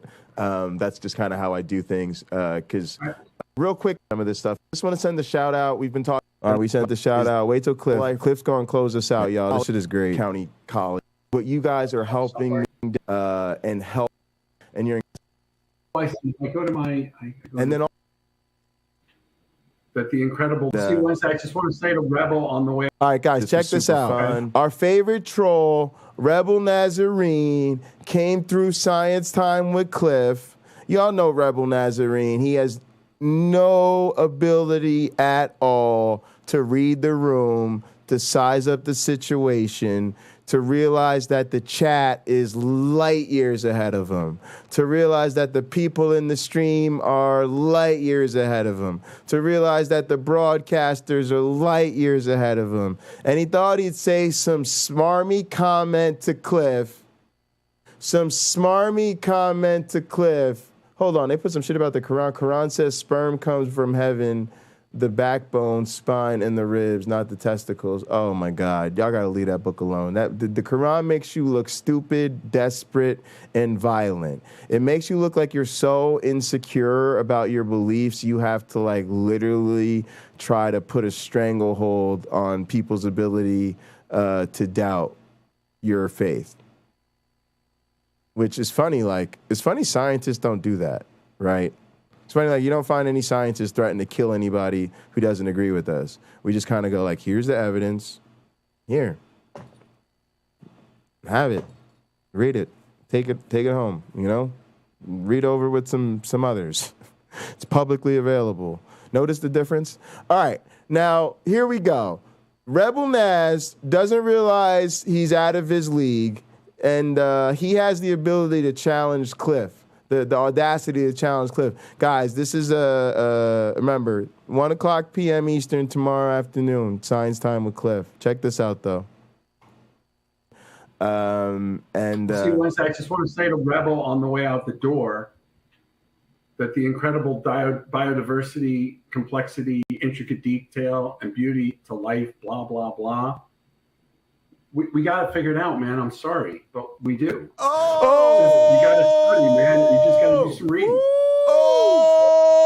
And with that, if I had a mic, I'd drop. in which Oh, shit, and we out. Guys, And we might not drop only is it. Cliff leaving, I'm leaving. I got a 4 o'clock meeting with Rob. I'm going live afterwards to do some more stuff, and we'll chill tonight. We'll do some gaming. I'll also get set up for my coding and stuff. Monday's like my low energy day because I work hard all fucking weekend, and then I get into the serious business of things on Tuesday. But actually, I'll do a little bit of MAPE stuff today because I'll get everything. Look, I'm just showing you. I'm just showing you how to prove. I'm just showing you how to prove right here, right here, right here. Here you go. Anyway, guys, I'm a mic dropping. That was so beautiful. That was it. That was it. He killed them. He killed them. It was game over. Science bless you all. Oh shit, we out. We out. We out. We out. We out. It's over. If you're anything like me, you probably have studied the Bible and the Apostle Paul through the lens of commentators, reformers, the Catholic Church, early church fathers, the list goes on. What I've come to be interested in my journey is what did the author mean when they wrote these letters, and what was the cultural matrix or zeitgeist in which they were living in? 'Cause we are the champions. Oh, that shit was beautiful. Oh, we mic dropped it. Oh, we mic dropped it. We was out. We were out. Mic dropped it and we out. Is that Myth Vision? Yeah, that's Myth Vision. That's Derek. It's Derek. He's just one of my mods, guys. He's just a mod. You know, we're just, guys, look, guys, I want to help support the other small content creators out there. You know, I'm trying to look out for the little guy. Please support Derek. He only has 50,000 subscribers, you know. You know, he's not doing David Pakman numbers or anything like that, you know. But, you know, he's one of our mods here. He's a big supporter. Derek, we appreciate you. Thanks, brother. Guys, go subscribe to Myth Vision Podcast. You know, show Derek some love. Tell him Pocket Locker sent you. You know, he appreciates that kind of thing. Oh my God, Cliff just whooped Rebel Naz's ass. Guys, we're sorry. It's over. It's a settled matter. It's done. And nobody's wondering what's going on anymore. All right, guys, we did a little Aaron Brown and chill. It's time to do a little bit of gin and truth and chill. Now, some of y'all know that I've been trying to get a hold of Gin and Truth so that we can hook up for a little collabo. And I told you guys I will not rest until that happens. Well, I am happy to report to you, as I said, my people have been reaching out to his people, and I have been slid the contact information of one Robert Reed from Gin and Truth. That's right, folks. The inner workings are working, the wheels are turning, the YouTube algorithm is machinating us together, the collab is being baked, okay, folks? The sausage is being made.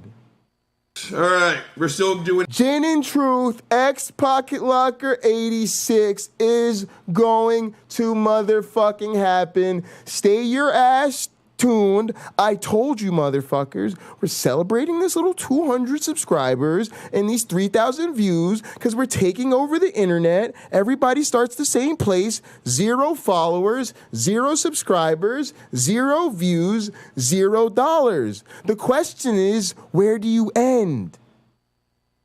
Where do you end? I'm going to tell you where we end. On the motherfucking top plus tenure track.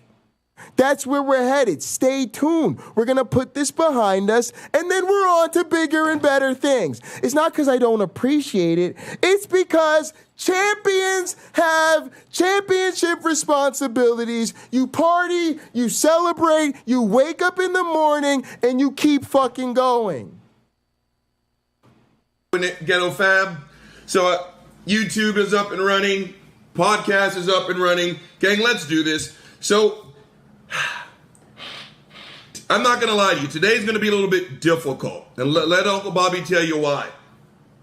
I've debated on doing this show topic for some time. And the show topic today is Jesse Lee Peterson. Now, some of you are like, what the fuck is a Jesse Lee Peterson? Don't worry, I'm going to break it all the way down. But gang, Math Pig, we appreciate you. Thanks for coming through the chat. Thanks for venturing. Yes, you are in an interesting place. I applaud you for bravely joining the live chat. You were rocking with the First Church of the Cult of the Flying Man. Yes, you are experiencing a real, live, actual atheist fever dream cult of internet personalities. You weren't wrong.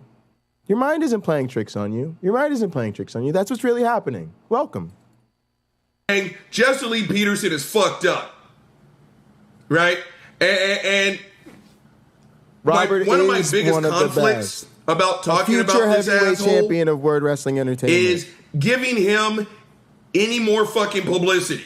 Even not on about a channel the numbers, as it's about the small quality as of the mine, content. and Amazing. growing. But thank you so much. But to give this guy any Small and more growing. fucking attention, it almost seems like a crime against humanity. But folks, Robert Reed and I have something in common. Our shit is fucking entertaining. Our communities are small and growing. That is so much better than big, boring, dumb, and irrelevant. 10 out of 10 times. 10 out of 10 times, folks. Hold on. Lid's not on all the way. Let's get some fucking alcohol. But one of my followers suggested I do a show collaboration on him. with Jay Bundy. Yep, they did. And the reason why I'm going forth through this is because at the end of this story, it's bigger than Jesse Lee Peterson. It's kind of what it is he represents. But gang, a little something on fuckface Jesse Lee Peterson, so we're all on the same page. Gang, Jesse Lee Peterson is a Tea Party activist. He's got his nose all the way up Trump's booty hole. And what makes him the most odious is he's a coon. Now again, let's be very clear on the definition of a coon. Gang, a coon is a self-hating Negro. Let's put the little heating pad down.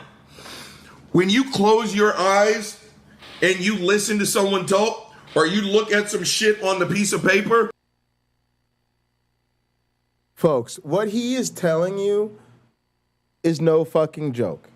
I grew up in the motherfucking Poconos, in a place called a Pocono Country Place, a motherfucking gated community in the suburbs of Tobyhanna, Pennsylvania.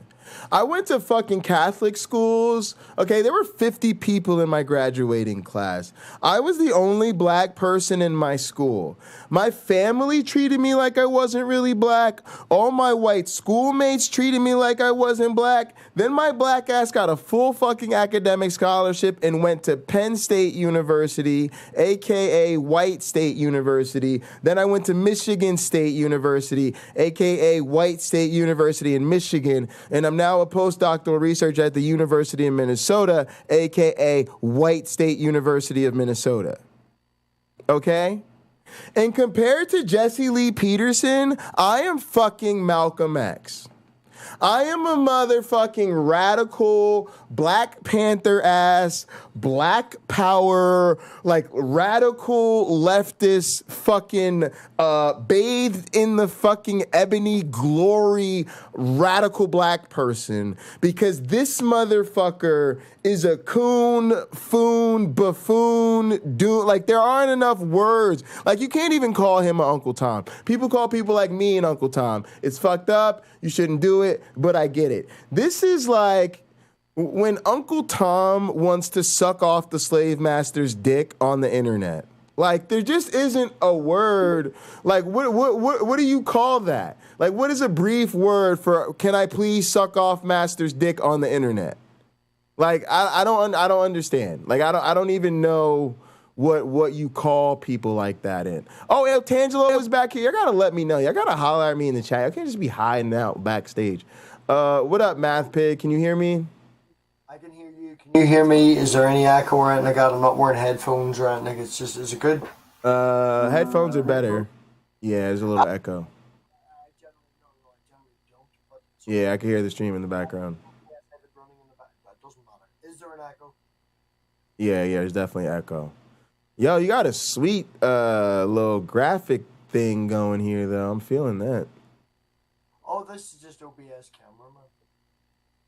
Yeah, but the little galaxy GIF. Oh, I stole that off YouTube. Don't tell anyone. Oh yeah, I steal them all the time, but it's cool. I like it.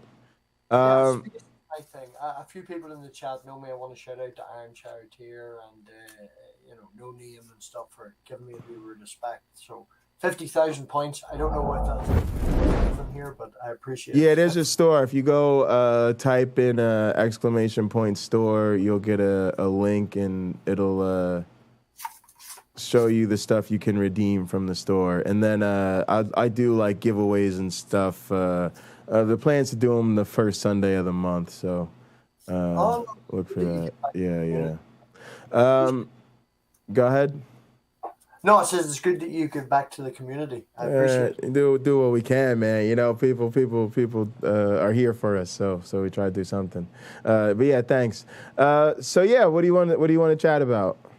I just come in because I only found you yesterday. There's a few people talking about Richard. Richard I've known for upwards of 4 years. I do a regular show with Richard once a week, upwards of now 3 years. We're on series 4. And Richard goes through, we go through together what he would refer to as scripture. We've run through the Book of Gilgamesh. We've run through the David and Goliath story. We're now in Revelations. And he gives me, Richard Madsen? Yeah, he gives me his point of view.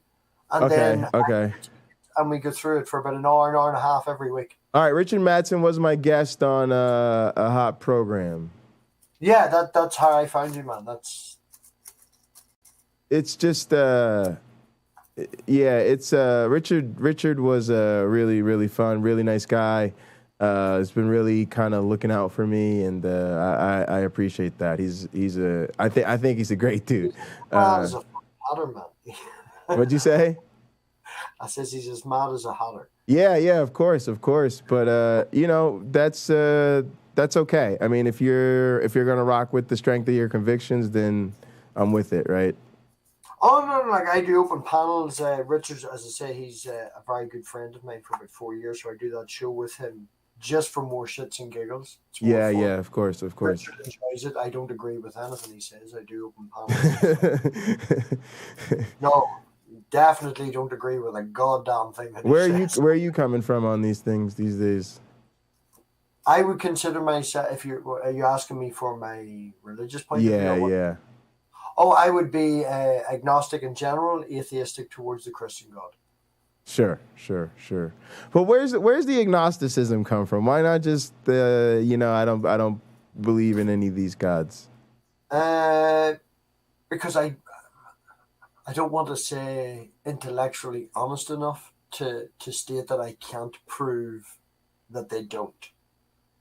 Yeah, but I think that's for me, and I'm only having this conversation with you because it seems like we could have an open conversation, and I'm not talking about you in particular. But my general feeling on that is like, come on, guys, like, because here's the thing: where does the concept come from? This is the thing that kills me as a scientist, right? Like, it's one thing to say, okay, like. I believe in string theory, right? And you might be like, well, I don't understand it, or it doesn't make any sense to me, right? So where does that come from, right? But you could at least point to, right, there are these physicists who believe this. There are these really clear, repeatable observations. Oh yeah, you can smoke on screen. You're good. So there's this basis that we can all agree that, hey, these guys aren't just like kind of winging this, right? There's really something here. And for me, even if because I'll grant you, I can't prove there are no gods, right? But I have no reason to believe that gods aren't a product of the human imagination. That's my thing. And I don't understand to me, what deism represents to me is somebody pinning you down and going, well, can you prove, and it's like, bro, no. We all know that when we talk about God, we're talking about something we can't test and observe. And if I was really talking to a serious theist who I really was mad at and wanted to curse out, I'd be like, and you motherfucking know it, and you rely on a definition of God that we can't motherfucking observe, right?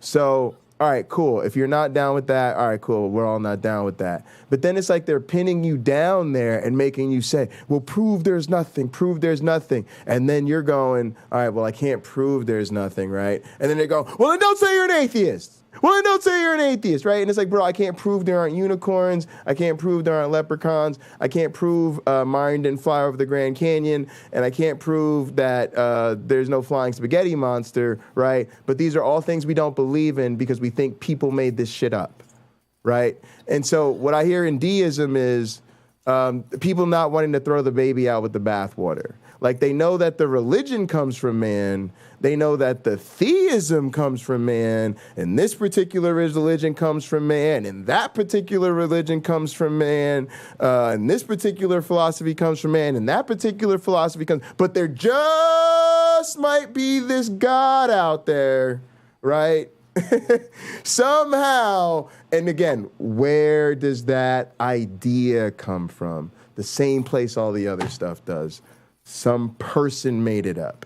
And so until somebody gives me something that isn't somebody made this up, I ain't granting theism, none of it. None of it. I'm just granting people come up with stuff and we've just moved past it. There's no reason to believe that until somebody can give me a compelling reason that doesn't come from a text. But that's just me. I'm not saying that agnosticism is an unreasonable position. I really don't think it is, and I get it. And if somebody pins me down, I'll say the same thing, right? I had this conversation, matter of fact, on my first time on Sainter Studios, or Sinetter Studios, I think it is. That's the Black Hebrew Israelite guys, right? And I told them the same thing. I said, most people that are atheists, if you pin them down, they'll say they're agnostic because they'll admit they don't know. And most people who are agnostic, if you pin them down, they'll admit they're atheists because they'll say they don't currently actively believe in a God, right? But they make us play this word game, I guess is my point.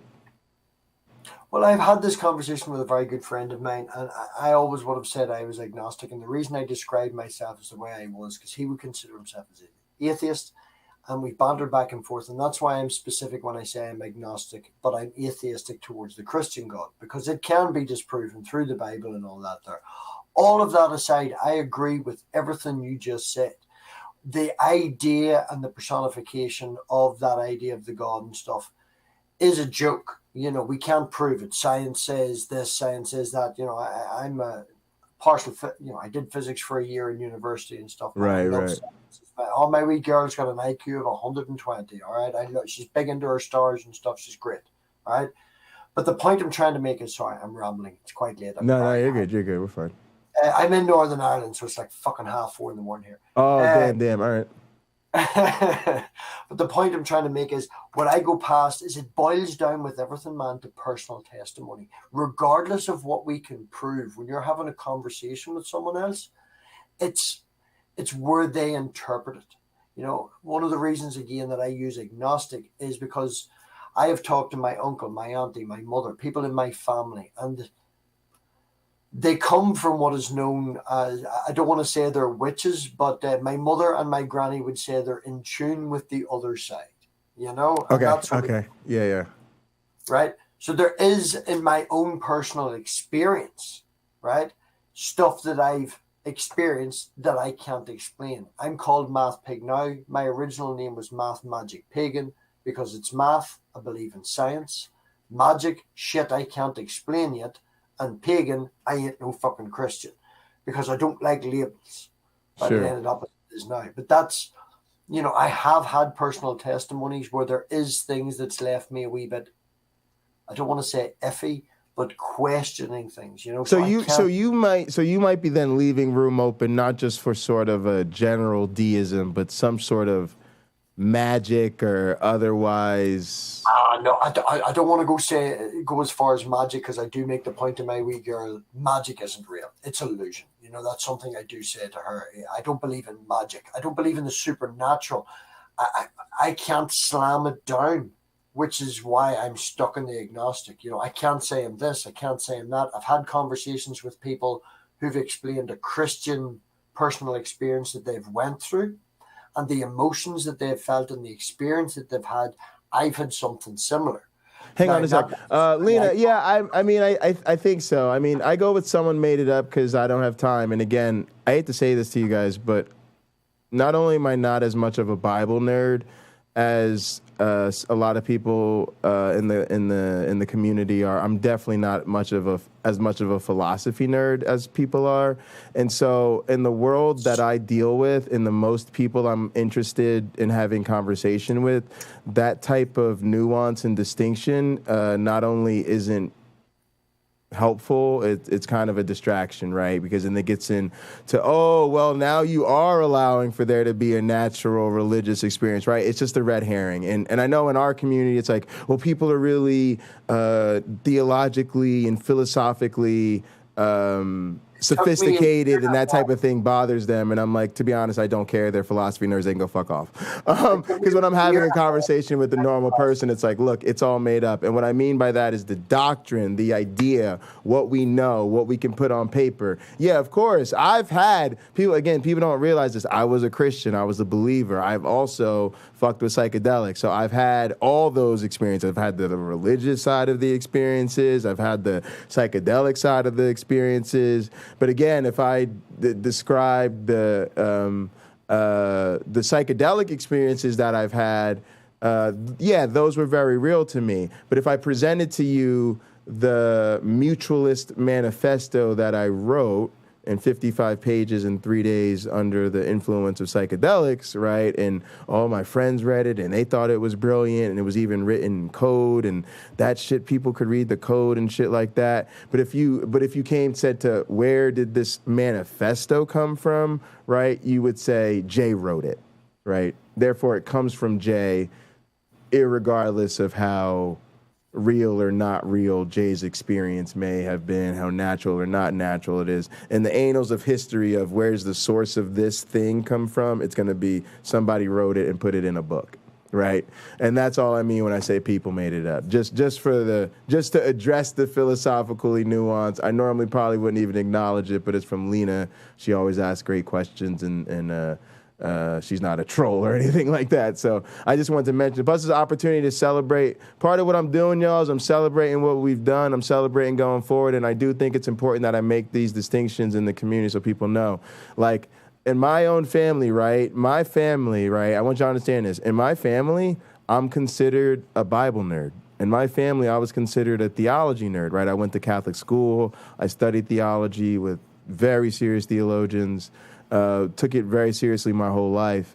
And even within my family, like I had this moment where my great-grandfather, who was like in his 90s before he passed, and he was a bishop, he was sitting down in the living room with my grandfather, who's now a bishop and a pastor, and my grandmother, who's the first lady of the church. And he said to them, he said, we all may be preachers, we may come from generations of preachers, but Jason is the biblical scholar in the family. He said that to like put them in check. So I was like, damn, great-grandpa, way to have my back. All right, you're all right. And yeah, I do get a lot of this philosophical stuff, right? And literally a huge part of my class is teaching the philosophy of science with my teaching mentor, who is a philosopher of science. I actually wrote a philosophy of science chapter to my dissertation. But compared to the people in this community, I'm telling y'all straight up, I'm not a fucking Bible nerd because I don't read the Bible for pleasure and would refuse to do so. And I'm not a philosophy nerd because I find those conversations interesting, but I just don't care. I normally can tolerate about 30 minutes of those conversations seriously, and then after that, I'm just trying to have fun with y'all in the chat, or I move on to another stream. But just wanted the people to know you will not be seeing me get into the philosophical dance with people, and when they try to, I'll basically tell them, person, I'm willing to grant whatever the fuck you want because I don't care, and let's keep it moving.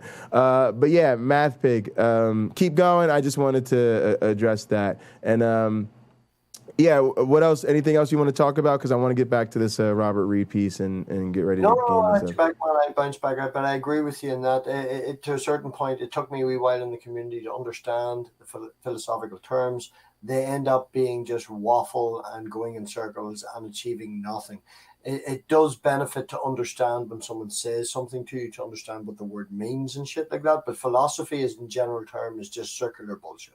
And it's not even that. So me, it's just like I cannot tell you. Like I really am motivated by like the people in my family, right, and the people in my friend circle. And I think a lot when I'm countering theists and stuff like that. I'm thinking about people like Rebecca, because she reminds me of people I go to church with who are like from Iowa, right? Right? They have zero sophistication when it comes to science, philosophy, and a lot of times even their own Bible, right? So you're trying to have conversations with them that are as plain English, 8th grade reading level as possible. And I feel the same way about science, right? I feel like really great scientists try to get their shit down to 8th grade reading level if they can, 10th grade, 12th grade at best. And I'm very serious about these. Why? Because the general public, you can't count on for sophistication beyond that. And even a lot of scientific audiences, you can't count on for sophistication beyond that in your particular field, right? If I'm talking to biologists, I can go on and on about transcriptomics and the gene expression of this, that, and the third. But if I'm talking to a bunch of chemists, I've already lost them. You see what I'm saying? And they're scientists. You see what I'm saying? It's just not their bag like that. So I'm just a person who's like, nah, philosophy's not my bag. And the people I talk to, I'm just not even trying to go there with them. I'm trying to keep it very simple. We have no evidence for God, right? And then people go, well, Jay, philosophically speaking, personal testimony is a kind of evidence, as is what is recorded in the Bible. And I'm like, y'all, I don't have time for this. No, I'm not saying that. You know what I mean? Like, I know you're not, but I'm just saying, like, that's the type of example. Can be just circular motion, and it's bullshit. But what I'm saying is, you can't dismiss straight away a personal testimony if you're trying to get down to the reasoning of why someone believes. The reason why they believe may not be evidence enough to convince you, but at the time when they experienced it was evidence enough to convince them. True, so if you're trying to find out what a person and the reasoning why they believe what they believe, and they say to you, I get sucked up in a fucking cloud and God spoke to me. You're like, in your mind, you're thinking, that fucker is insane. But that experience that he had is the reasoning why. Hang on, no name. Good evidence doesn't do any better, right? I know it does to us, but it just doesn't. Because people say, well, Jesus helping me find my car keys is good evidence. I prayed for it and then it happened. Okay, great. So that doesn't work.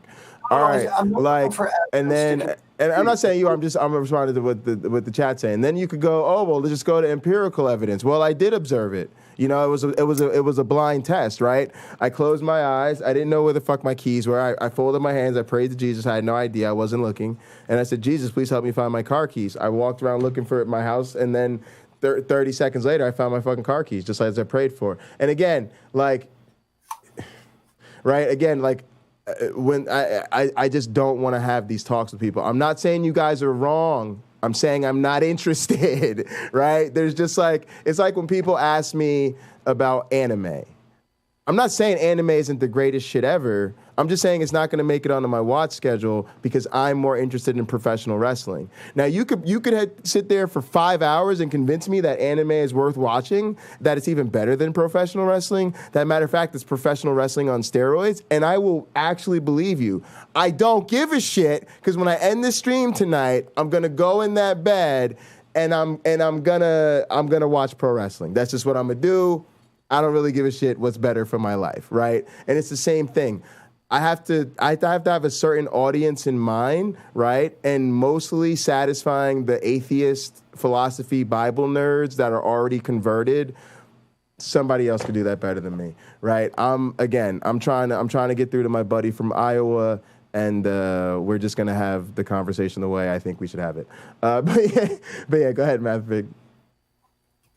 No, I'm not aiming. I don't know what way I'm not aiming a philosophy conversation. No. I just was addressing some of the stuff in the chat. And to be honest, guys, I'm not being dismissive of philosophy because I agree with Lena. Like, it does all come back to it, right? Again, even in my science class, it's a philosophy of science class.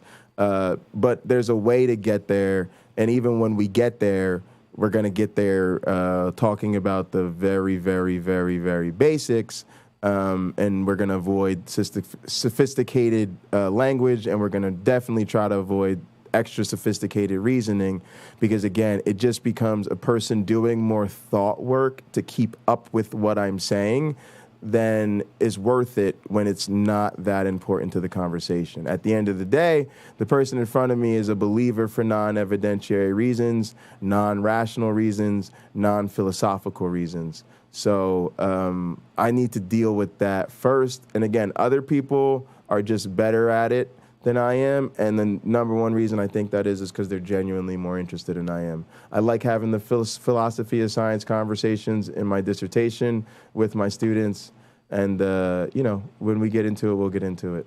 But yeah, I want to thank Math Pig for coming through. That was super, super, super fun. Yeah. Sorry about that, Math Pig. I'm running between a lot of things. People can call if they've got something they want to chat about. But yeah, I want to get back into Robert Reed because I've got some stuff I need to take care of in the next 15 minutes or so before I start doing this. But yeah, Math Pig, go ahead and give me a call. I'm live pretty much every night, and I do a lot of shows on the weekend, and I'd love to have you call in and with something in particular in mind to talk about. And you don't know whether it's Richard Spencer. Also, yeah, sorry about that. When I take calls, guys, I should focus more on the caller and what they're trying to talk about, and respond to the chat later or afterwards or whatever. I'm still getting used to the juggling act of streaming and trying to do 3 things at once. Spencer. So I apologize, Math Pig. Didn't mean to be rude to you, man. Definitely interested in having conversations in the future, and thanks for calling in. Or David Duke, then you realize, holy shit, it's a black person. That's a coon. Gang, not only can you not tell Jesse Lee Peterson apart from the likes of a Richard Spencer, the real fucked up portion about all of this, Jesse Lee Peterson, hold on, I got a text. House nigga, I caught that, y'all. Okay, fuck for it. real though. Jesse Lee Let me Peterson put this back up on the interviewed screen. Richard Spencer. Gang, they had a nice, pleasant talk. Let me tell you something. Not that he would ever come on this goddamn show. One, he doesn't know who the fuck it is I am. My channel's too small. Hey, thanks, Math Pig. Let me pull up your channel now so I can subscribe and give you the old friendly plug.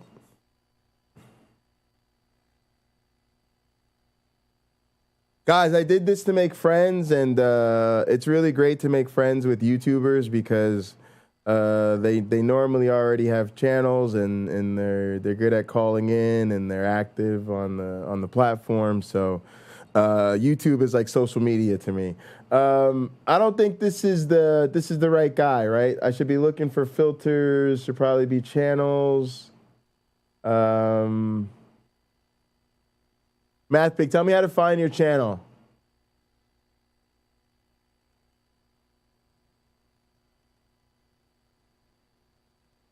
Jesse Lee Peterson apart from... Lena, you talking about the Big Four again?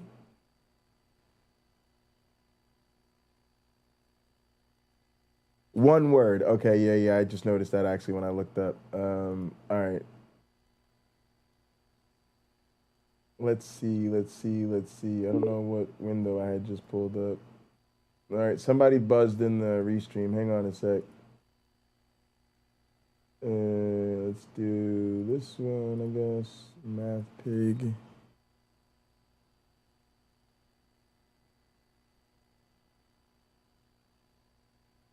All right.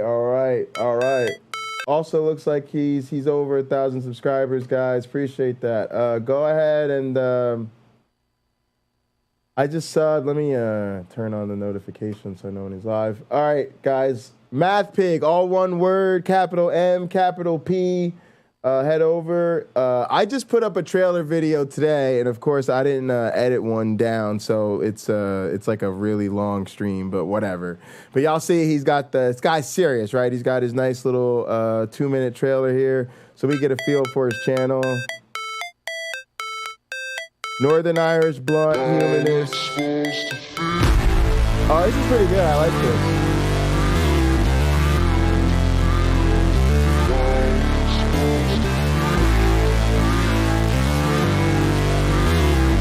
Turn up.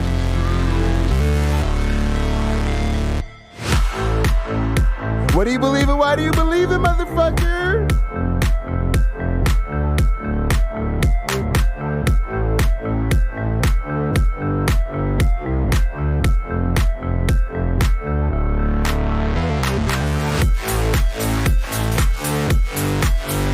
That's right. This is that new religion that embraces the skepticism.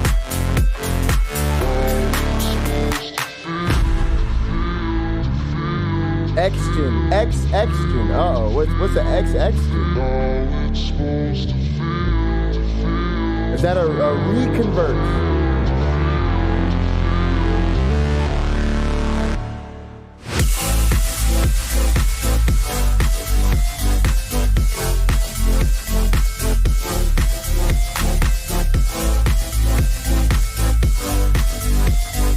Now, what's funny, guys, is you could go to Sentinel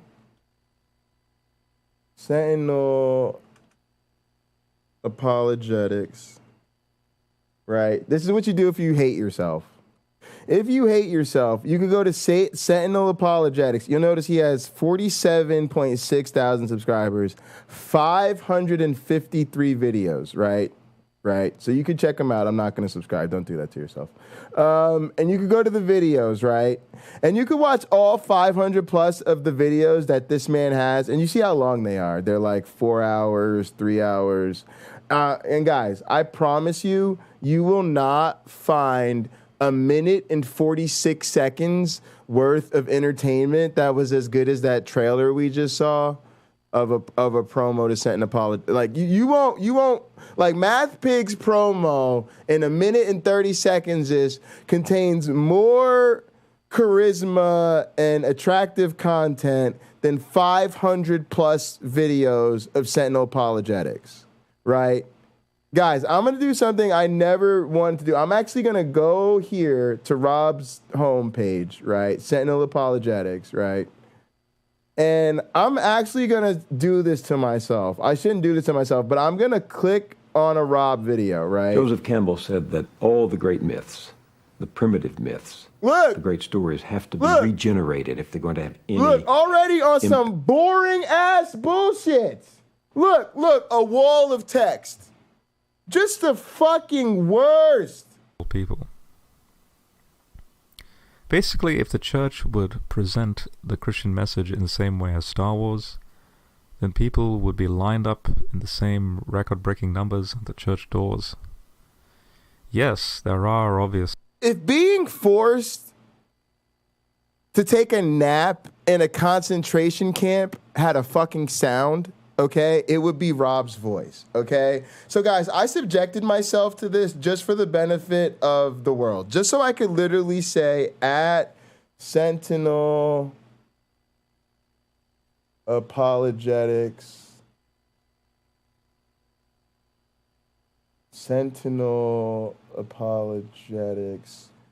you are my least favorite YouTuber. Please delete this channel immediately. People, save yourselves from more awful boredom before it's too late.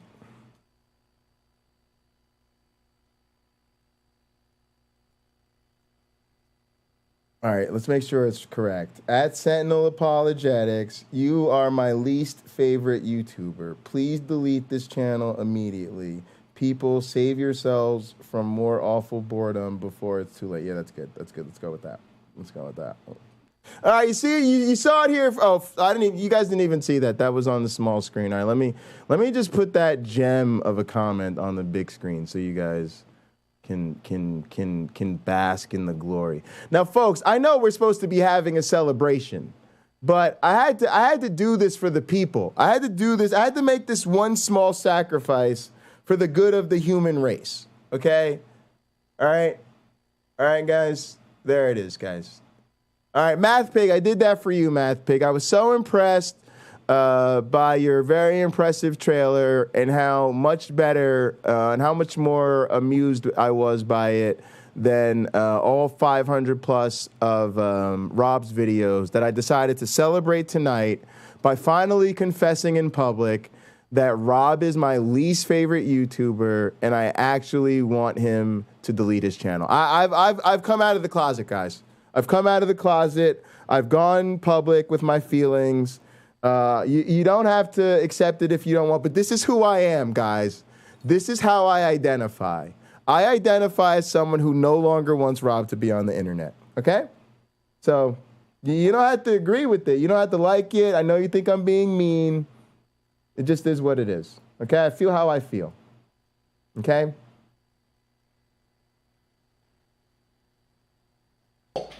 Two, he would never be fucking invited no matter how big I fucking get. Exactly. The only reason why I would allow to my parties, someone like a Richard Spencer on this show. And if Rob comes through this channel, y'all can let him talk to me if you want, but mods, you all have my permission to ban Rob. You all have my permission. Because he will start talking his blase and the glavinoids. He'll be like, hey, chat, I have something really important to say. And then he'll type, hold on, while he looks up some fucking obscure cherry-picked reference. Then he'll probably drop us a boring-ass wall of text about some fucking irrelevant cherry-picked paper from some bullshit-ass journal that's not even legit. So look, if y'all want to deal with him, go ahead. But if you just want to ban his ass, like, honestly, I don't care. I won't unban him. I really don't give a fuck about Rob. Like, I actually feel good. This feels like a therapy session, like to finally vent about my severe dislike of Rob for Sentinel Apologetics. Y'all, he bored me. Y'all see I'm busy as fuck. And I actually sat there one day and I was like, I'm gonna figure this guy Rob out. I'm gonna see what he's up to. And I sat there and watched him. And I'm busy as shit. And I'll never get that time back and I'll never forgive him. I'll never forgive him. Would be to just fucking drag his monkey ass through the mud. My only job would be to fucking crush him, to fucking humiliate him. Boring me is unforgivable. Right? And right now, as I said that, because again, the same energy that's coming out of me right now is the same energy that cheers happy little motherfucker. Hold on, I'm getting tired of shit. When I see those videos of a white supremacist getting fucking chokeslammed, right? And again, I'm not cocky enough to sit here and think that I've changed anyone's mind. I just think the fucking, people realize I'm not backing down off this fucking topic. Right? Hold on, here I come back. Shit. Like a dog on a bone. Yeah. I'd only do it to fucking humiliate them. I have not ever, nor will I ever, sign up for the one-legged foot race to the top of Tolerance Mountain, gang. I've got no problem hating people who hate me first. Right? Jesse Lee Peterson got Richard Spencer on his show and fucking jerked him off. Now, in my incredibly non-mental health professional opinion, that's Stockholm Syndrome. Because again, he parrots white supremacist talking points. Guys, Mark Reed, we agree with you. We have a saying around here. Apologists are going to apologize. Now, you guys could sit there, you know, and I'm with y'all. This is what I do. Like, I'm happy to feed the YouTube machine. I love comments. This is what we do. This is what we talk about. But let's understand what we're doing. We're giving them what they want. What they want us to do is sit around, right? And this is something rational people have to understand, right? There are limits to what it means to be rational. Ask yourself this question. Is it truly rational to try to rationalize and logically figure out a problem that doesn't have a rational or logic basis to the problem. I'll give you an example from my own life. It's very simple. I like to do something when dogs play together, which is I try to figure out what is the rules to the game the dogs are playing, right? And you guys should immediately realize the problem, right? I'm taking my human perspective where there's structure and there's orders and there's rules and we know what the rules are and they're firmly established via conversation or written document, right? And then you can observe people in the game play out according to a set of rules. No, they're fucking dogs and they're just gonna do some dog shit. It's fun to sit there and try to figure out what the rules are, but you should always remember in the back of your mind that there aren't any fucking rules because these are fucking dogs, right? And so you're gonna be like, oh, I think it's this way, and then they're gonna do something. You're like, oh, nope, that's not the rules. Oh, I think it's like, oh, you try to touch my no, that's not the game. Is the objective of the game to steal the thing? No, you just dropped it. That's not the right, right? And that's what sometimes I feel atheists do with theists, right? Guys, you know they're on some bullshit. If you thought their position was rational, you'd agree with them. Right? If you thought that their philosophy was sound, you would agree with their philosophy. If you thought there was a good scientific empirical basis for their belief and understanding of the world, you'd probably come to the same empirical understanding, right? So we are literally, and I love y'all. I know y'all are a rational bunch and we're committed to the cause and we're going to save these goddamn theists from God, whether they want it or not. And y'all know me, I'm down to lead the fucking charge, right? But every once in a while, we got to kick back, chill out, and remind ourselves they started on some bullshit. They always going to be on some bullshit. And so these rules don't apply to them. So just make sure there are bounds on how stressed you get, right? And trying to figure out the rules because they don't exist for these motherfuckers, right? So much. He is in love with his oppressor, right? Because he loves to tell everybody, right? I grew up in Alabama under the Jim Crow laws. Then you would think you'd be a little bit fucking different mentally and emotionally, fuckface, but he's not. Again, you can't tell the difference between Jesse and a fucking Klansman. You can't. All right, sorry. Lena, I'm only telling you this so that you save yourself. Rob is the host of Sentinel Apologetics. All right? Rob... hang on a sec. Rob is the guy.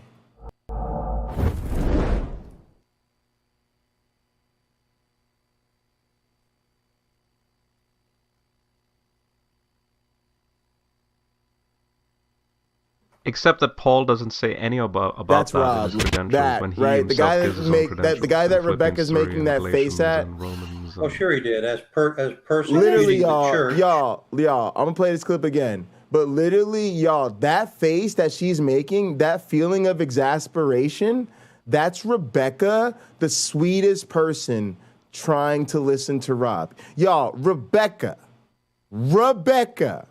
who listens to all kinds of nonsense day and night through the wee hours of the morning on her channel, giving everybody a chance, literally made that face, got exasperated, and she told Rob to his face that this was ridiculous, and she looked him in his face and told him he was boring.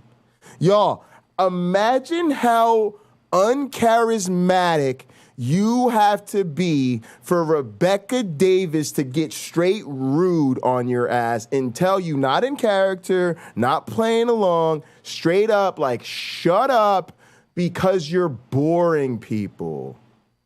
Except that Paul doesn't say any about that in his credentials when he himself gives his own credentials in Philippians 3 and Galatians and Romans. Oh, sure he did. As persecuting the church, right? As So persecuting. guys, where are we going with this? Where are you going? I don't need two Christians in here arguing, guys. This is I'm just not sure. over this stupid thing. I'm sorry. This is a stupid disagreement. I agree Paul with had that. a revelation That's right. from heaven. That's That's the end of it. That's I don't the want to end hear of it. any more about it. I don't want to hear Seriously, any more about it. Yeah, I agree. No, it's connected to the statement that was raised, It's Rebecca. connected You to the raised it. statement that was raised, Rebecca. That's Rob. This That's is Rob. a threat to our system. A threat to our You know, system. for That's instance, Rob. go back to the Book of Corinthians. Paul was talking about. Paul was, the women should remain my silent. goodness. Can I get an amen, Kenny? Doctrinal standards. The women were over talking the message.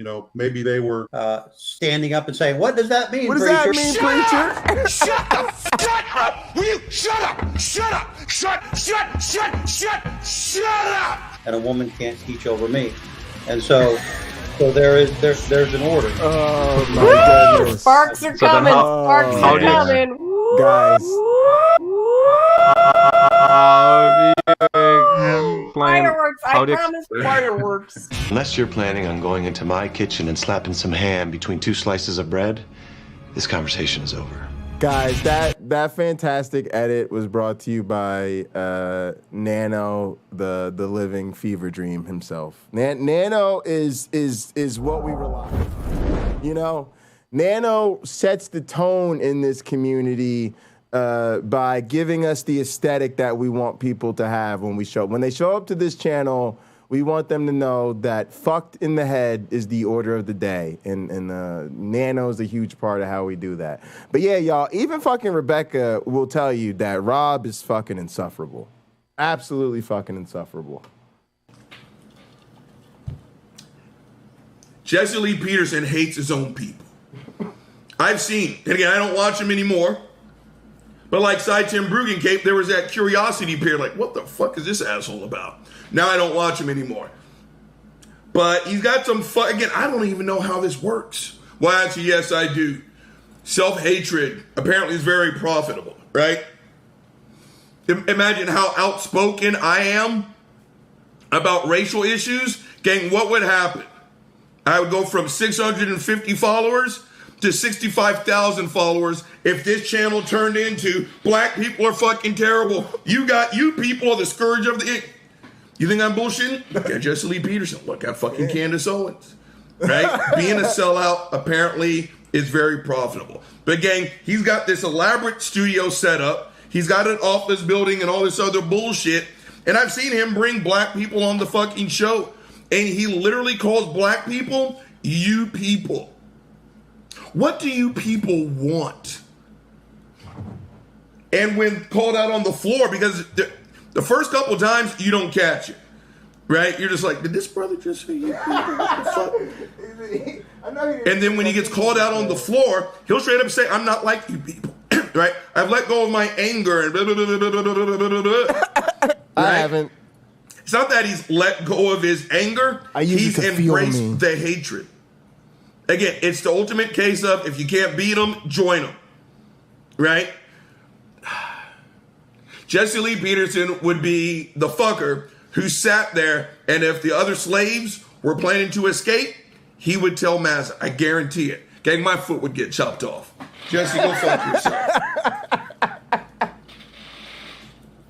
Jesse looks in the mirror every day, and he hates what he sees. Okay?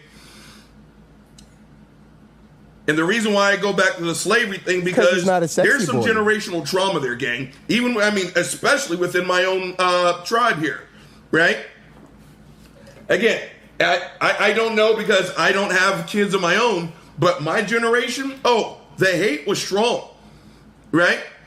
Gang, I was black long before fucking Wesley Snipes made that shit okay, right? I was chocolatey before it was fashionable, and brothers and sisters like me, right? We still judged ourselves on white beauty standards, right? If you had, hair like...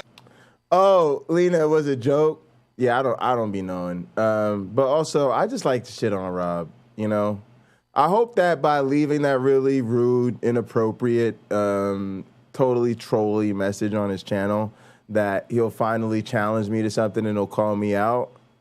And y'all, I'm gonna be honest with you. If Rob calls me out, that's one invitation I'm not taking, right?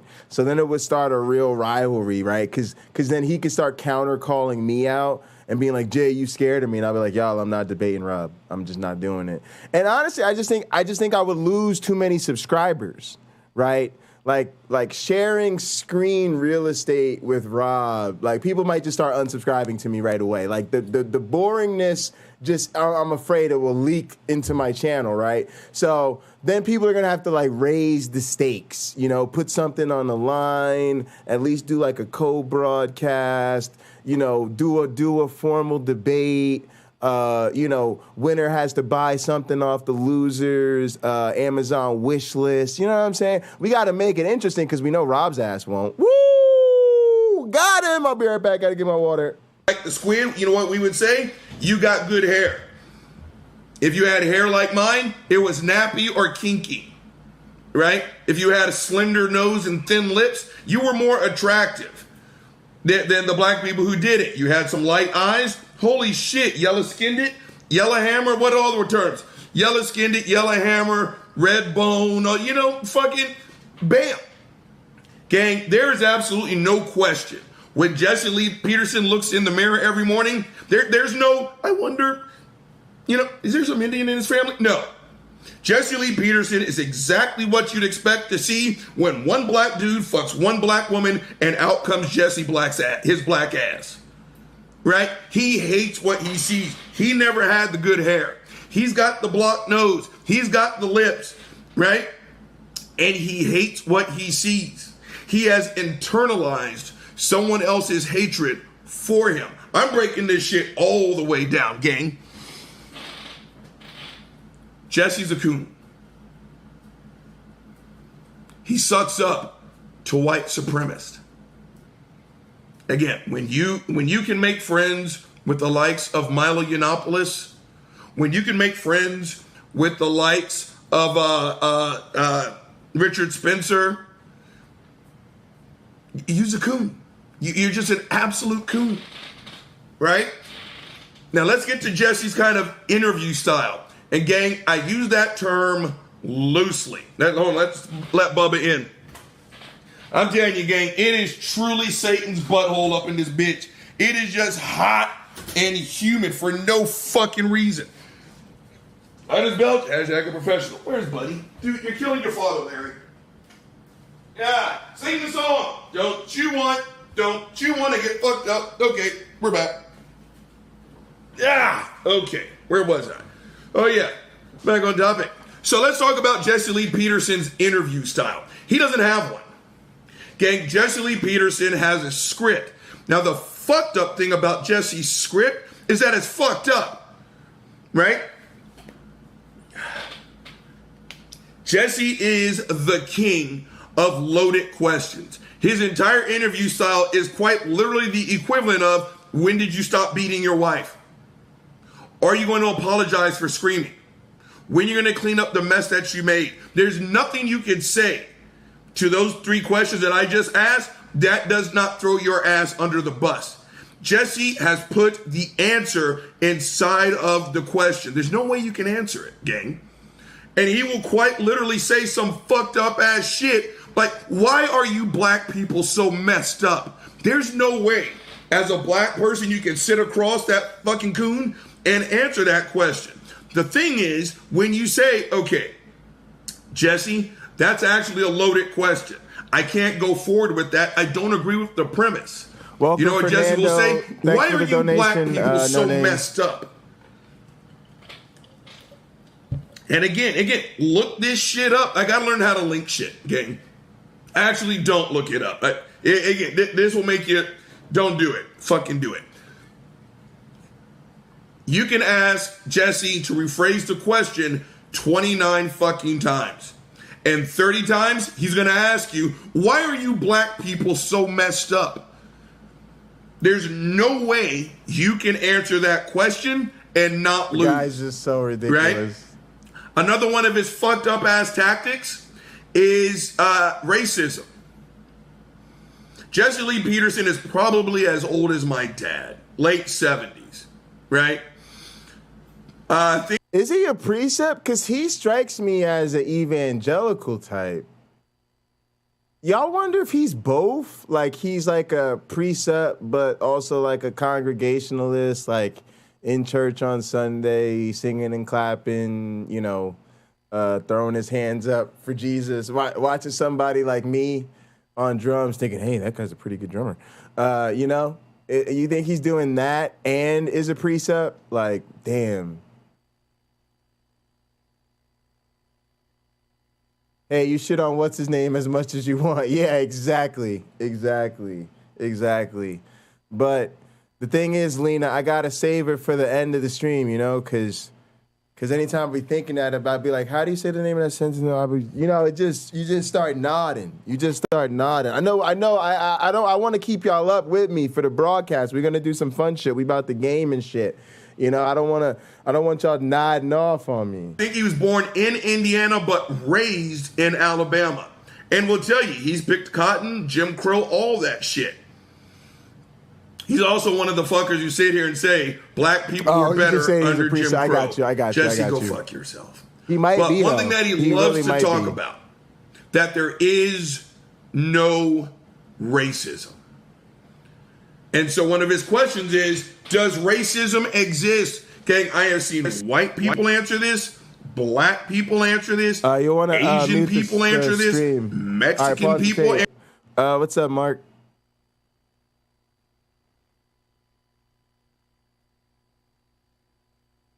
Can you hear me? I can't hear you. Let me see. Are you muted?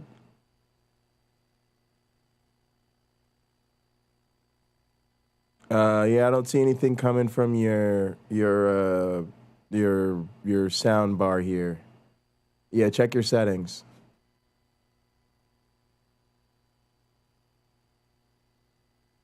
It might have switched it on you. How's that? There you go.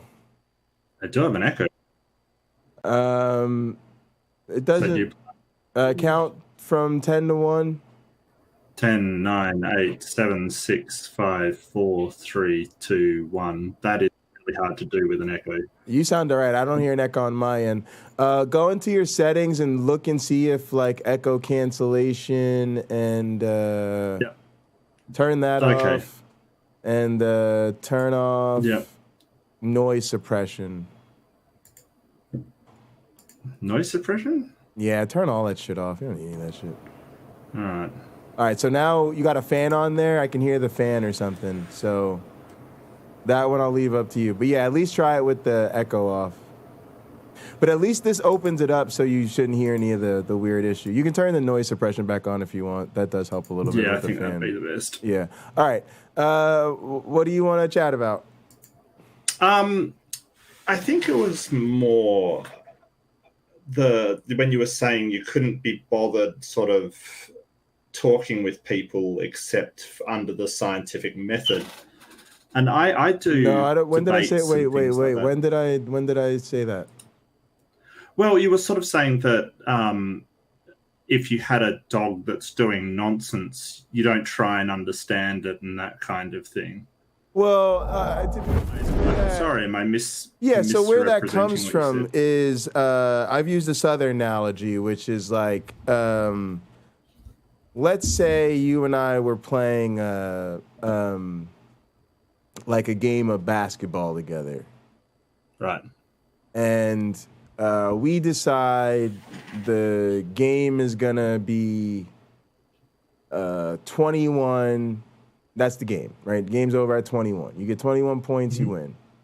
Sure. And you just start beating me down, right? And the score is 19-0, right? And so you're one basket away from winning the game, right? And so you score, you have 17, boom. You score, boom. Now you have 19, right? So now I have the ball. Now add to this, there's a whole gym full of people watching us, right? And there's a big old scoreboard. It says 19-0, right? And instead of giving you back the ball and seeing if you score on me again and win the game, I take the ball, run out the gym, take the ball, kick it as far away as I possibly can and say, the game's over, but I won. what would you think? Well, I think that if I had no interest in knowing you, or no interest in having any kind of connection or communication with you, I would say, yeah, screw it. I don't really care. But what would you think? But what would you think? What would the people? What do you think the people would think about the basketball game? Do you think they would think that I won the game, or that it'd be reasonable for me to claim that I won the game, or do you think that they would have all seen somebody who, again, the score was 19-0, and instead of finishing the game according to the rules of the game, they threw a temper tantrum? What do you think most people would think? What do you think most of the people would go home with in their heads that night? Okay, so I think you're making an analogy that is trying to fit with, sort of people having discussions over the nature of reality and things like that. Well, yeah, because I think what a lot of theists do is they do not play by the names of the world. And I'm only talking to people where it's like you're accepting claims that you wouldn't accept in other religions, right? I'm not saying, correct, oh, hey, you're a priori inconsistent because Jay Bundy said if you're a theist, then you're necessarily inconsistent. I'm just saying what I get is inconsistency, right? What I get is, oh, I believe for this reason. Well, would you accept if Muslims believe for that reason? Oh, no, blah, blah, blah, some excuse, right? Oh, I love science. Oh, well, since you said you love science, right? Okay, well, what's your deal with evolution? Well, I just don't think evolution's good science.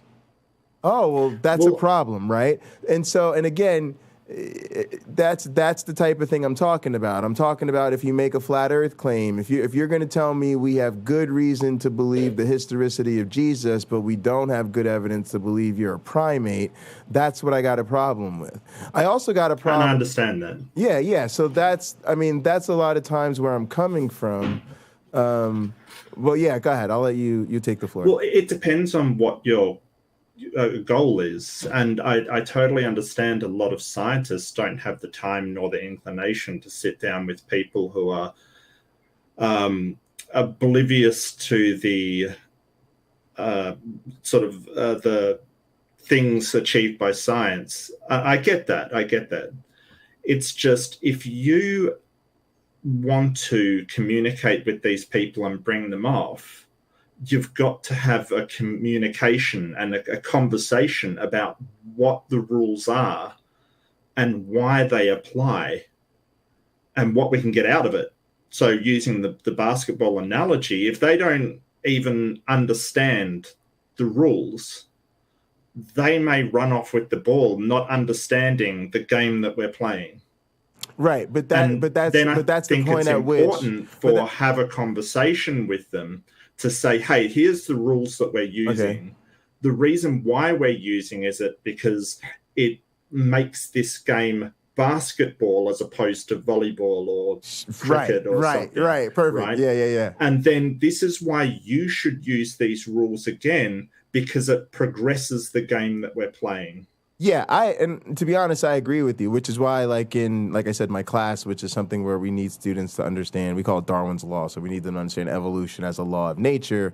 We do a lot of philosophy of science, of how do you separate a scientific theory from a common understanding of a theory, and inductive versus deductive reasoning, and the whole giving them the whole, not just the what, but the why of the scientific method. And then in the lab, we teach them the how, right? But we've also got a 16-week course, we've got an 18-week course or whatever to do that.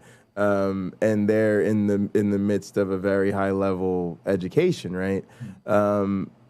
We don't often have that same type of opportunity and conversation, but I still agree with you that that's the goal. But to me, that's the conversation you got to have, and a lot of times you got to do relationship building first. And my point is, a lot of times you just have to.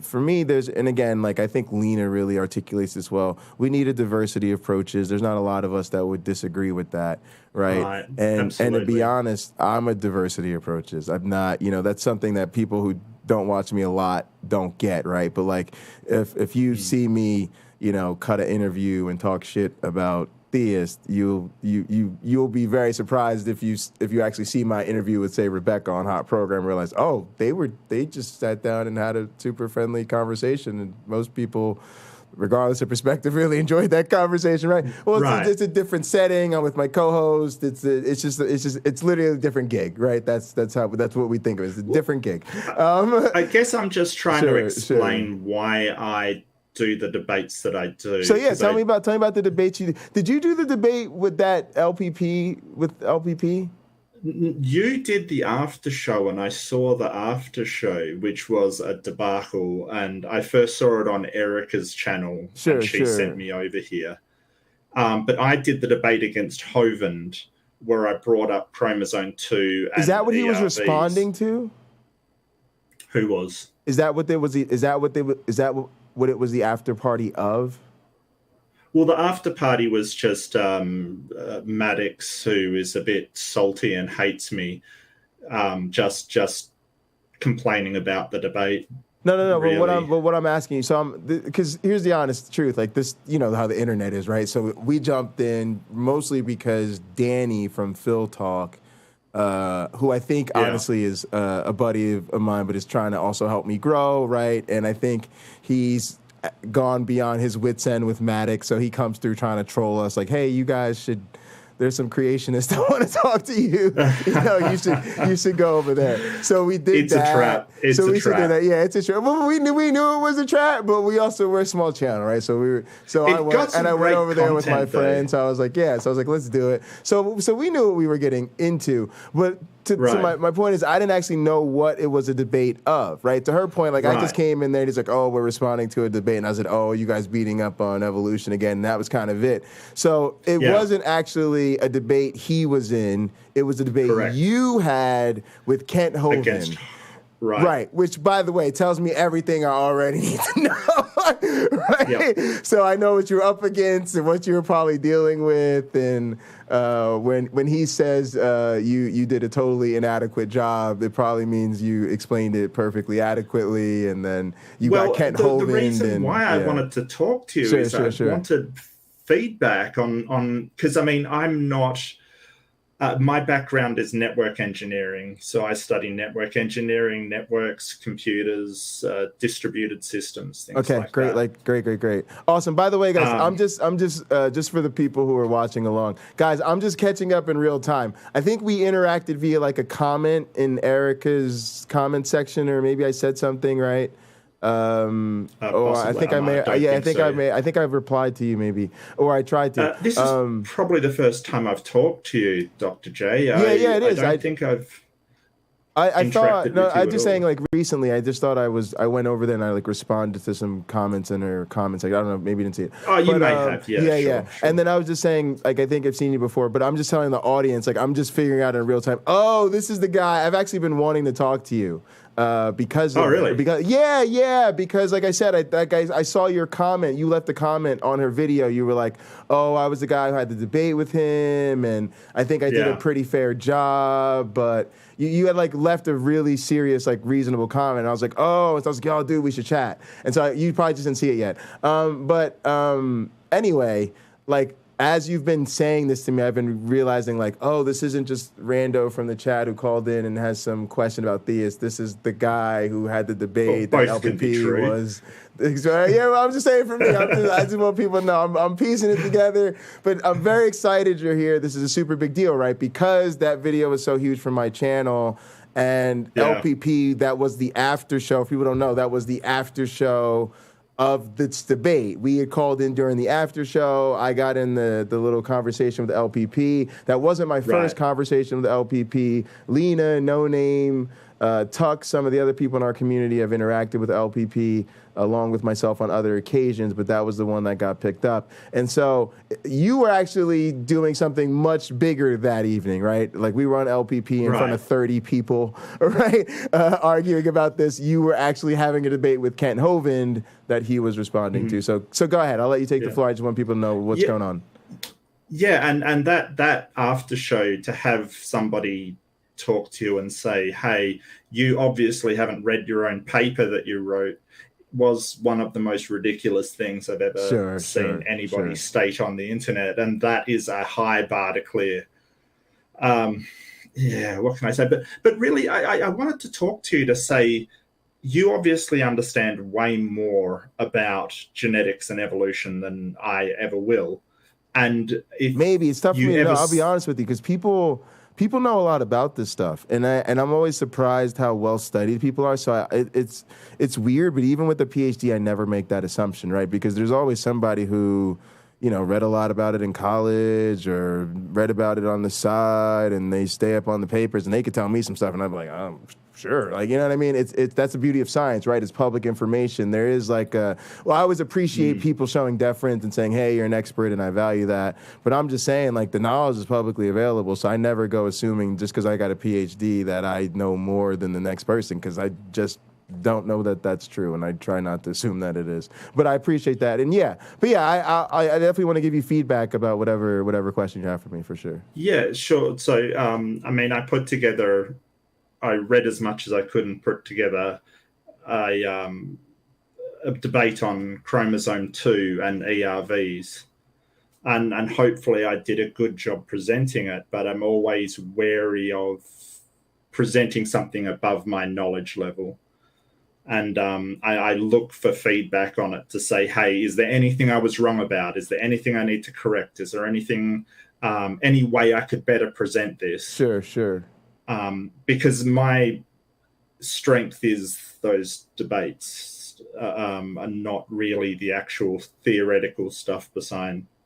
You said you think your strength is the debates in terms of like the structure or the technical debating. Like, you feel like you're more of a debater than the content. Is that what you're saying? Yeah, I think my strength is rhetoric and just being able to quickly come up with arguments against things. I used to work for years and years on the phones in call center doing technical support and complaints and things like that. So I can think really quickly, address every single argument presented. My flaws are probably the presentation side of things and coming up with a coherent model to go through the introduction, basically. Yeah. It's something I got to work on. Yeah. So you're brave, right? I think, and I'm hoping to like get into it, right? So I've never really done a lot of formal debating. I've done a couple. I've done a couple related to campaigns. Like when I ran for president of student government, I did a debate, but I had to set the debate up because the people who were running the thing didn't know what they were doing, and we totally WWE'd that. Even back then, like we had like sleeveless shirts on under our suits, and we took them off, and we were like posing. I mean, we just turned it into a whole farce. Come out with the silk robe and stuff. It was great. Nice. But I'm looking to do more of it only because some people have asked me. They've said, oh, you should do more stuff on evolution. And it's a good way to promote the channel, right? And I think of it as it's almost like teaching under fire to me. And I think I'm banking on it being good for my pedagogy, right? I know a lot of my former self. What I was really going with is I never did it, and even like when I was in college, I was like the president of the medical marijuana organization, right? But even as ambitious and crazy as it sounds, I saw it as my job to try my best to legalize marijuana while I was there. I was trying to do that. I thought that'd be good practice for law school, and I saw debates as not really having much to do with it, and so I had to turn down a few a year, right? Because there's always hey, you want to come have the marijuana? We saw you're the president of the weed organization. You want to come have it? And I'm like, no, thank you, no, thank you, no, thank you, right? And I just got to the point where I felt like there was nothing to debate, so why would I waste my time, right? No, that's fair. And so I think what I'm trying to give you the nod on is that I think a lot of scientists are there, especially in my field. And I'm trying to fight against that grain and say, I get that you want to go in your lab and play with your yeast or your whatever, your lions, tigers, and bears, oh my, whatever it is, because you do really have important questions in biology you're trying to address, right? Or science or whatever it is. But for me, the alarming proportion of the electorate and the world beyond that doesn't even accept this stuff is, to me, a problem we should address. I always say my tagline is people not believing in evolution is a problem evolutionary biologists should address. Now, the fucked up part is I'm in the minority opinion on that, right? Like, I'm very lucky to be teaching with a guy who's like a philosophy of science dude who's like, hey, Jay, I think all this counter-apologetic stuff you're doing is really important because it's like part of our class. If I wasn't teaching with that fool, I'd have no professional justification for doing what I'm doing. Y'all got to remember, we can't write grants to the National Science Foundation that are like, hey, we're going to do some experiments that are going to debunk creationism. Oh, hey, you guys heard about that intelligent design that's never published a single credible academic article ever? Oh, hey, we're going to come up with an experiment to show them that that's not true, right? Like, they won't even read your shit. Wait, sorry, Jay. Go ahead. You said you're in the minority. Absolutely. What do you mean, like minority of what? Of evolutionary biologists.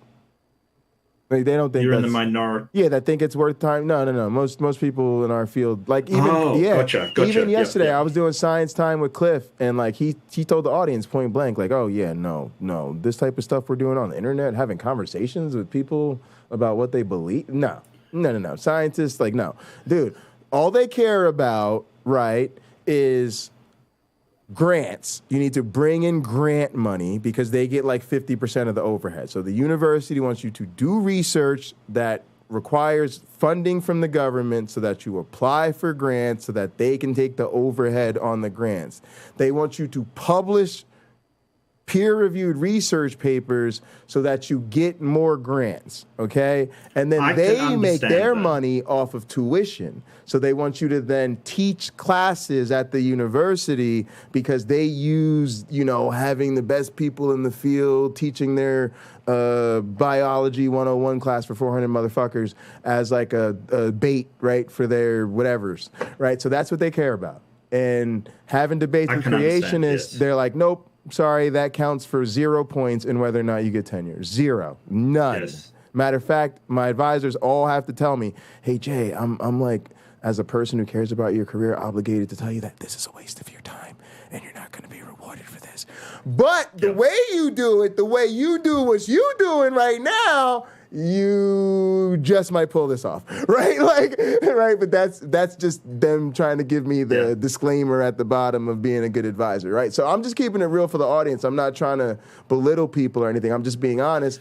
That's where people are at. So with that being said, what you do, right, is not as supported as it needs to be. Number one, because there should be people like us behind you going, hey, let's get this to our rhetoric department and let's have them sit down with the philosophy of science people and the science communication people, and then we'll bring Mark Reed in and we're all gonna, think tank footage of his debate with Kent Hovind, and we're gonna really tackle this goddamn thing. And Mark's gonna walk out of here, with you know what I mean, like, and let iron sharpen iron, but they're just not there.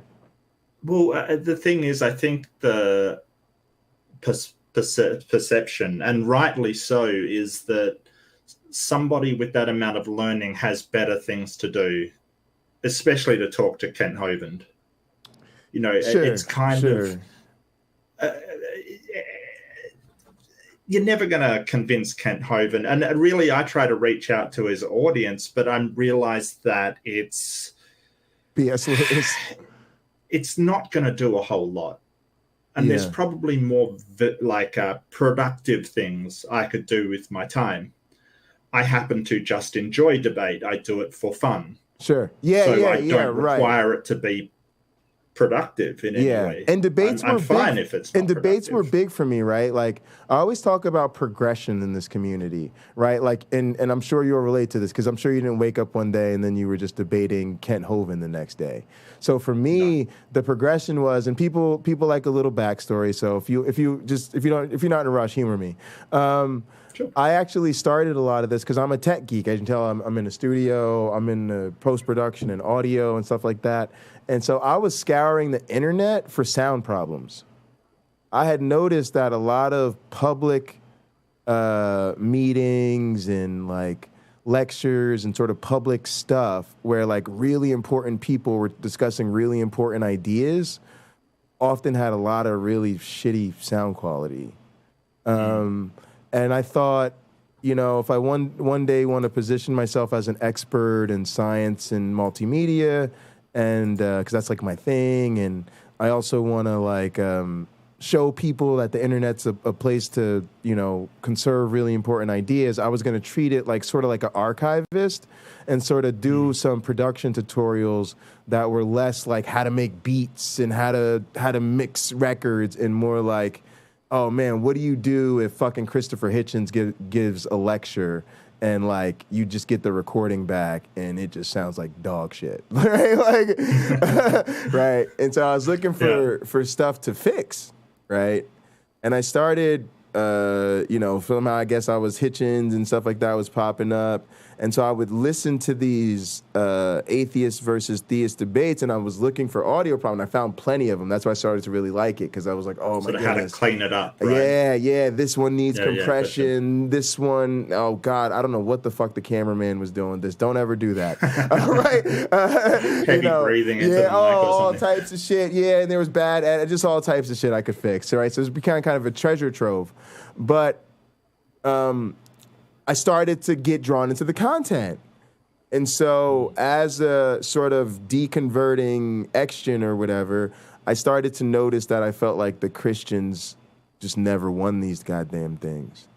And I started to sort of feel the vicarious embarrassment of my former faith, right? Like, oh my goodness, when they really say that this is their best and whatever, this is just awful.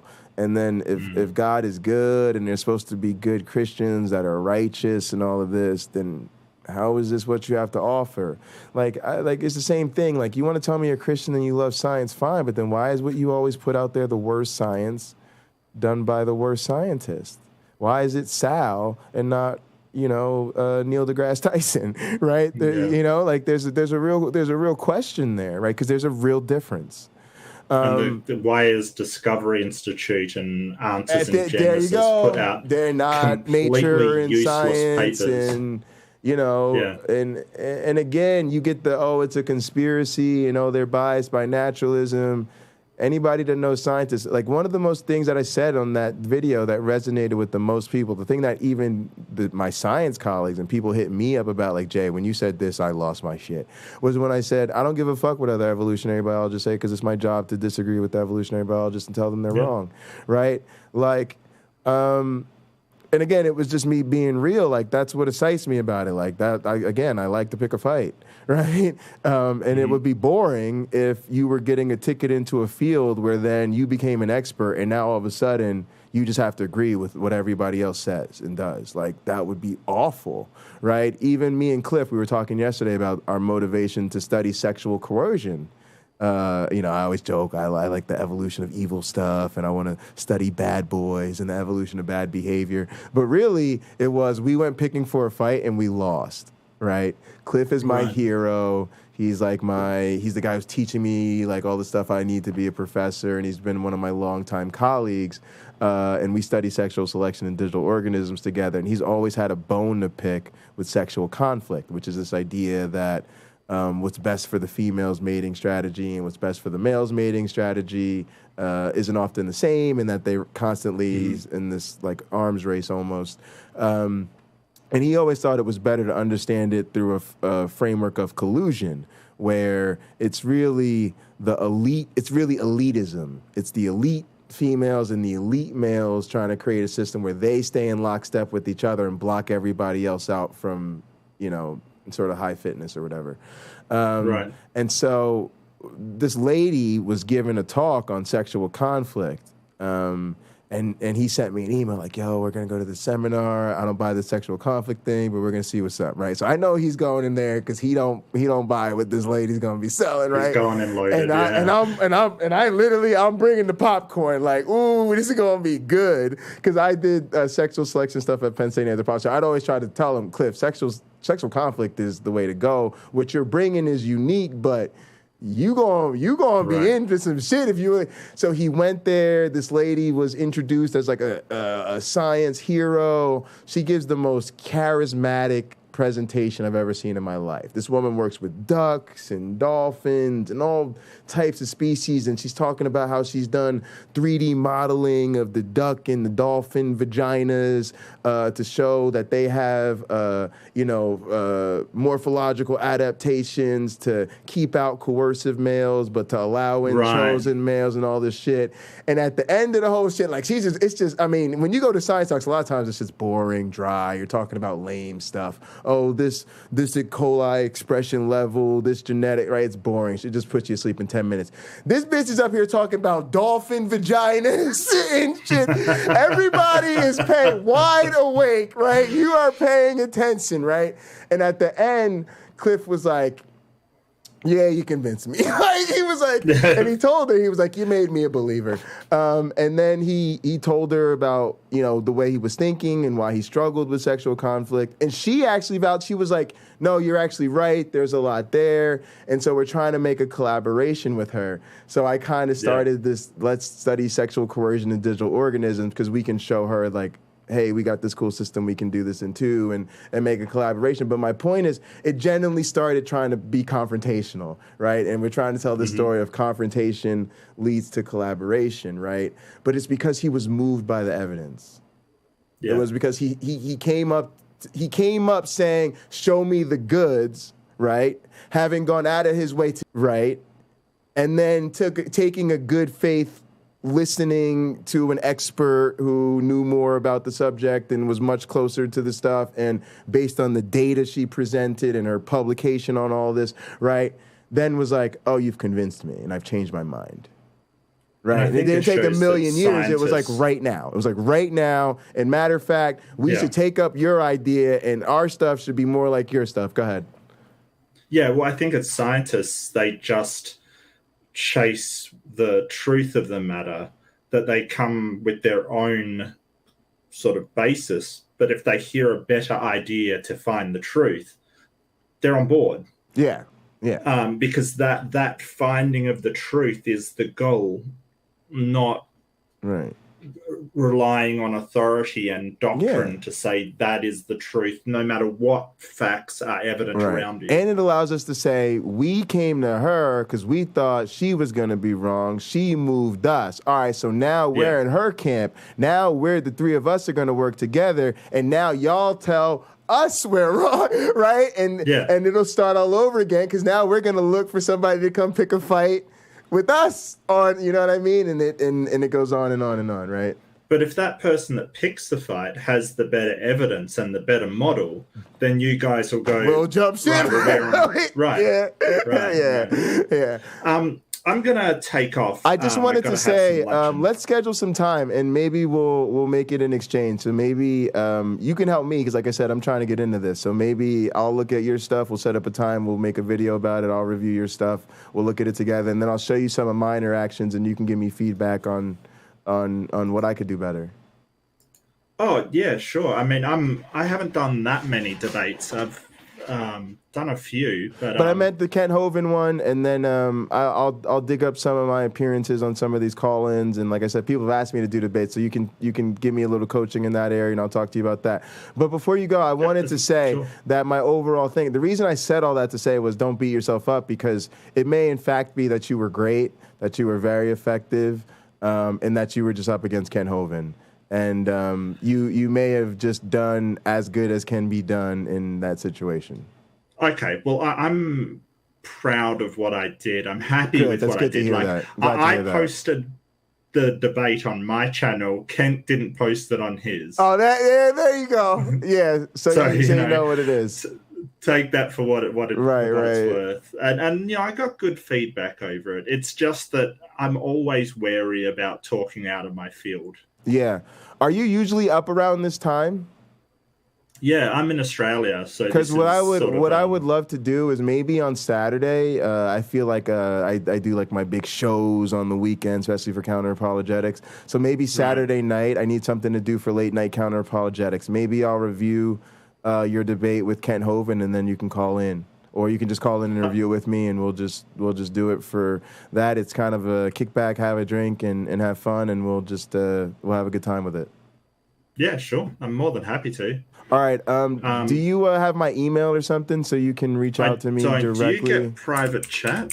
I do get private chat, but do me a favor if you don't mind. Just literally ping me via Gmail. I'm pocketlocker86@gmail. So if you could just shoot me an email and say hi, and then I'll respond to it, and then we'll set it up, and I'll send you a link, and we'll be good to go. Yeah, sure, no problem. Mark, I want to thank you so much for calling in. Guys, that big appearance I had on Gutsick Gibbons' channel, I was literally being like a parasite on a bottom feeder off of the real debate that Mark had with Kent Hovind. No, not at all. Mark Reed's having a debate with Kent Hovind. LPP is having some lame after party in the back alleys of the creationist interwebs, and I'm literally over there trying to suck viewers and leech viewers off the creationist crowd. Okay, before I go, go ahead. You were really, really good. Oh, thank you. I appreciate that. Maddox, LPP Maddox, he sets these things up to drag people in and then really beat up on them. That's how he's got it all set up. He'll mute you if he doesn't like what you've got you saying. Yeah. He gets other people to attack, and then he's supposed to be, I'm really neutral, but he'll attack you as well. They're horrible things. Yeah. It was tough, but it's weird, and I mean this sincerely. I look at it as an opportunity. Like I said, I think this stuff, because one thing I think Doug from Pine Creek. I've seen him a couple of times. Yeah. One thing I think he's good about, he doesn't see himself as much of a debater, but when he does take the opportunity, he tends to talk to the person's audience and talk a bit beyond the apologist that he's actually talking to.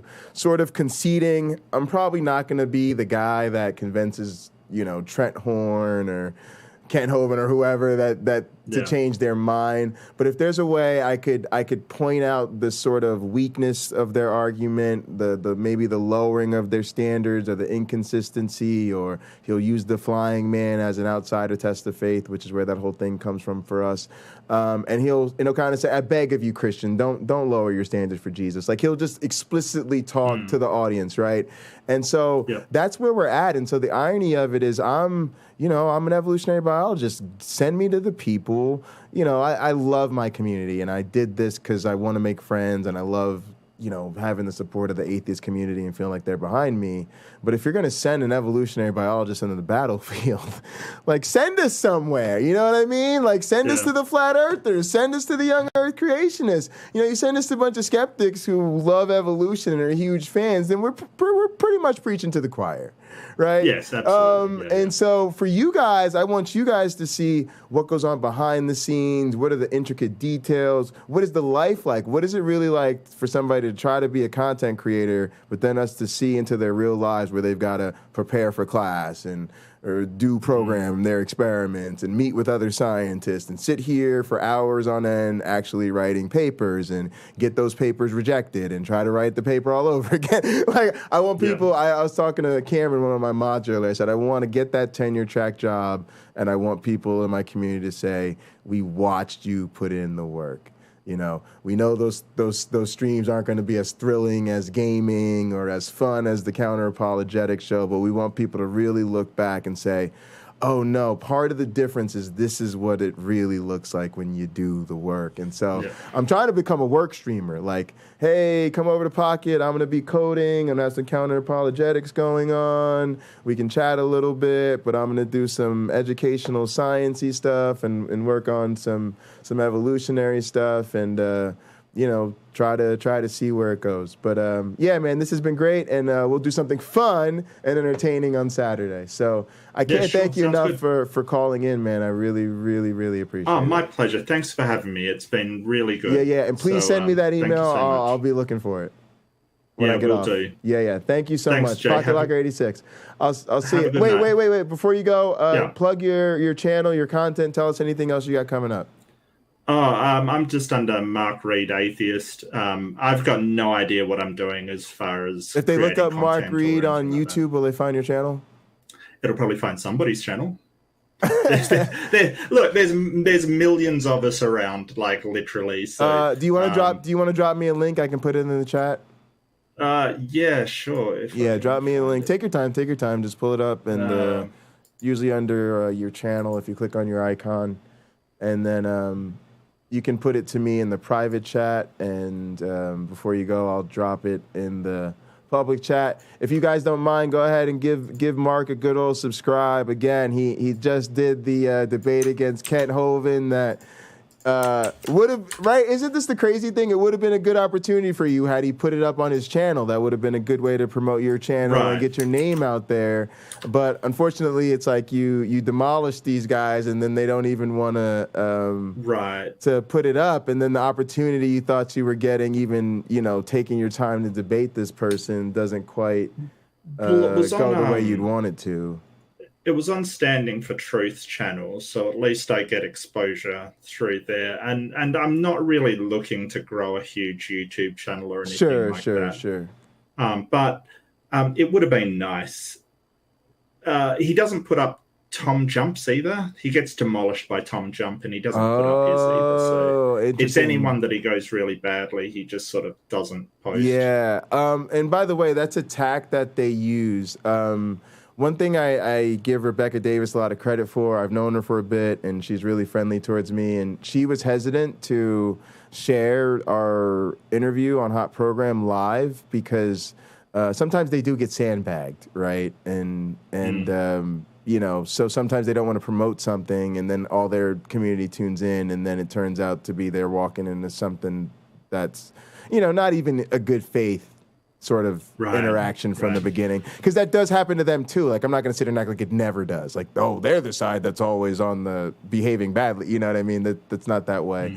But to her credit, like, she did promote it beforehand, and I think that was for two reasons. One, she was familiar with me, and it was a sign of trust that I actually appreciated because it really helped that live broadcast.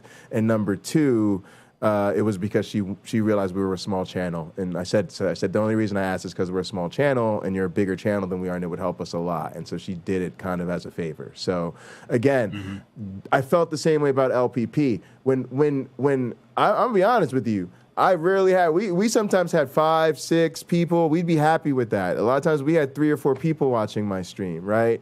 So LPP is consistently in that 30 to 50 range, right? So when Danny comes in and Danny's trolling us, hey, there's these creatards that want to talk to you, right? Danny's being fun, but Danny's my buddy. Again, he's trying to help us grow, right? He's realizing, hey, Jay, you might, people like you. You're entertaining. Go over there and show them what you got. And then even the LPP of the world, he was doing us a favor. He's interacted with me before. I doesn't agree with him. He's gotten in arguments with all my friends. He knows I'm gonna tell him he's wrong about everything, right? But he's still willing to have me on, right? And that ends up being the thing that goes big for me. So it's just the irony, and I'm trying to acknowledge that out here they are still giving us opportunities, and we benefit from it. And it's a weird, wacky reality. It's intentional. It's not intentional, but it's a weird, wacky sort of platforming thing, right? It's just part of it. I hear you. I agree.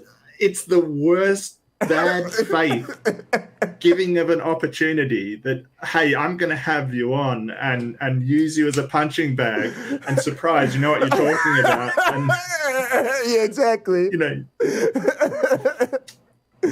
But yeah, you'll take it. No, I get you. Yeah, exactly. But yeah, man, we'll do this over the weekend. I'm looking forward to it. This was super fun. All right, Jay, you take care, friend. Yeah, thanks so much for calling in. See you, mate. All right, guys, I got to take a quick look at this software. I need to buy this software. I got 3 minutes, and then I'm gonna. All right, I want to download this because we're gonna use this tomorrow. So I'm gonna play Robert Reed. I want to listen to what I'm down to shit on Jesse Lee Peterson. I'm gonna download this software. Then I'm gonna go over to my PS4. And we're going to get ready for some button mashing for bipolar. Again, we are trying to raise $100 between now and August 12th. which is my birthday, for the International Bipolar Foundation. I don't know why my keyboard isn't doing keyboard stuff here. All right, let's try this one. There we go. So yeah, we appreciate that. And again, I want to thank Mark Reed for coming through. That was super cool of him. Again, I was really fortunate to benefit from the after party of his debate with Kent Hovind. And like I said, I'm hoping to see Mark this weekend, and we'll actually break that debate down on Late Night Counter-Apologetics. Let me go ahead and drop his link in the chat here one more time. I'm switching back to this machine. All right, there we go. Let's copy that, and I'll drop it in the chat again. All right, guys, go check them out. I'm going to pull it up, and go ahead, give them a sub. Turn on those noties. Y'all know how we do. We like to support our community. Again, guys, he was doing the debate, Mark Reed versus Kent Hovind. So, boom, that's it. This is the one. This is what we're going to be talking about this weekend, evolution debate. I'm so looking forward to this, actually, man. Really, really looking forward to this. Guys, I'm going to be honest with you. I wanted people to get to know me, right? And this is a really weird thing to say, but, you know, I'm a variety streamer, right? And I'm into a lot of stuff. I'm into science, music, and gaming, and I really want, if I really had it my way, I would blow up off multimedia production, and my show's sacred. I love doing stuff with my club, and so I'm gonna be getting into some weirdo stuff like that, and like I said, working and programming, coding, counter-apologetics, and chilling. I want to be a code streamer, so I'm into weird stuff, guys. But I'm really excited that people are getting excited about me doing stuff with evolution. People have asked me to do stuff with Standing for Truth, so I'm going to try to do something with Donnie. Like I said, Rebecca and I are going to do something on examining evolution. And so I'm glad that people are actually wanting me to talk more and do more related to evolution. I'm really excited that that's happening. And again, I'm going to be really shameless, and plug my guy right here. This is my teaching mentor, Rob Pennock. He's a university distinguished professor. You can check out his Wikipedia, right? Pennock was a witness in the Kitzmiller versus Dover trial, right? That's one of the most famous evolution trials. He testified on behalf of the plaintiffs and described how intelligent design is an updated form of creationism and not science. So this is the guy I teach with. He wrote the book, Tower of Babel. This is one of the books we teach in our class. I'm showing Rob off because he's one of the crew. I'm hoping to have Derek interview him on Myth Vision. I'm hoping that I'll get Rob on stream with me. Rob and I are also thinking about streaming our class together, so I'm trying to give you guys a little sneak peek of that. If you do that with us, this will be the textbook. You can buy it here for like $5. All right. It's called The Evidence Against the New Creationism, right? But Rob wrote that book. He's also writing another book called Darwin's Law, which is the title of our class. And so when he comes out with that book, we're going to do a lot of stuff. I'm trying to help him promote his book. Rob is my hero, guys. You're going to be seeing major upgrades in the studio. You're going to be seeing a 75-inch screen. You're going to be seeing a new digital audio mixer. It's like a $2,000 mixer that we got for the stream.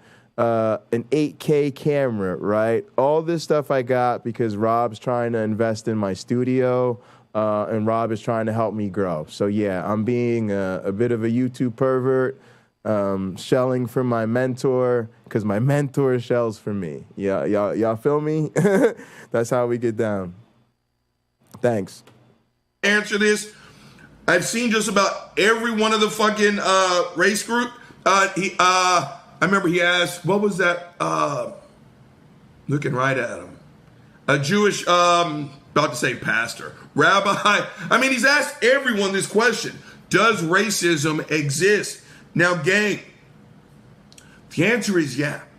Okay? It's kind of like talking to a, oh yeah, by the way, he's a pastor. What the fuck?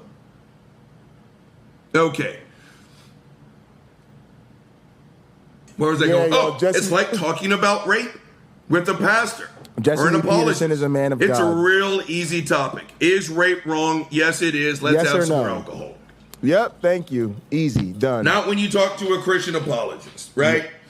That's what the topic of racism is to Jesse Lee Peterson, right? It's Jesse. Or Jesse will ask you, does racism exist? And people are like, yeah. Give me an example of racism. Now, gang, you've already lost. You have already fucking lost. You can show a video. Pause the tape. Wait, Iron Terrier, tell me what you're talking about. LPP says, hold on. Oh, LPP says, I got it. People don't have the cojones to debate him. Guys, tell LPP as soon as you can that I owe him a debate. Oh, sorry, there was buffering. Sorry about that, guys. Yeah, let me know. It looks all right now on my end. Let me know. The mods are on it. But y'all, no ambiguity. I want somebody to reach out, because I'll reach out to him, but he going to tell me some bullshit, and he going to keep trying to say that I'm avoiding him, right? So if I reach out and I'm like, LPP, debate me, he'll be like, yeah, nobody will debate me. I'm trying to call out Jay Bundy, but he's scared. I'll be like, LPP, I'm trying to debate you. He'll be like, no, you're not, bro, you're scared, right? And then they'll mute me or something, right? So I need all y'all to hit him up and tell him that I said not only will I debate him, but that he helped me blow up, and I sincerely owe him a debate. Call it a thank you debate. You know what I mean? Tell him, LPP, you just made this man famous. Like, you at least, beat up on him, formally, I'll put the title on the line. I'll put money on the line. Whatever it takes, guys. Let him know. Let him know. Or guys, let him know I'll debate Bible research tools. Tell them they could do a 2-on-1. Hell, I'll do a handicap match. 2-on-1 handicap match. I'll take it. They could do 4-on-1. They could bring back that whole panel if they want. Of a black person being beaten the fuck up by 7 white people. Wait, can y'all imagine if Erica makes a video called Debate Layman Creationist versus a Single Scientist ... again? Oh, it'd be epic. Doing the most worst shit on the planet to this black person. All the while screaming, we hate black people, we're racist. They all could be wearing Ku Klux Klan hoods. They could end that beating with a fucking lynch party. You can show video of that to Jesse Lee Peterson. You know what he's going to say? That's not racism. I'm dead serious. There is nothing you can put forward that Jesse is going to say that's racism.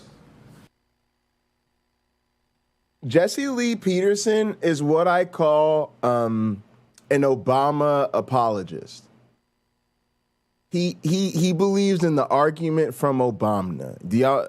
Y'all know where this is going? Y'all know where this is going? Hang on, let me get the sound real quick.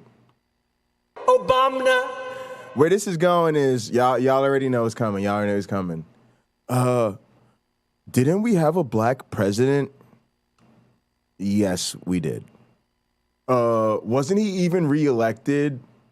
Yes, he was. Checkmate, atheist! Racism is over. Racism is over. Checkmate, checkmate, checkmate. That's the argument from Obama, yo.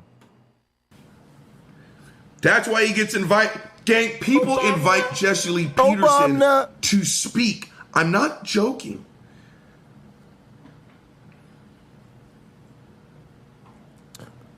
We got to set up the software. We need the software tomorrow. We're making a video. The rancid meat. Guys, I'm getting so good at this. I'm getting so good at this tease. God, look how much value y'all are going to get tomorrow. 1 o'clock p.m. Eastern, Science Time with Cliff.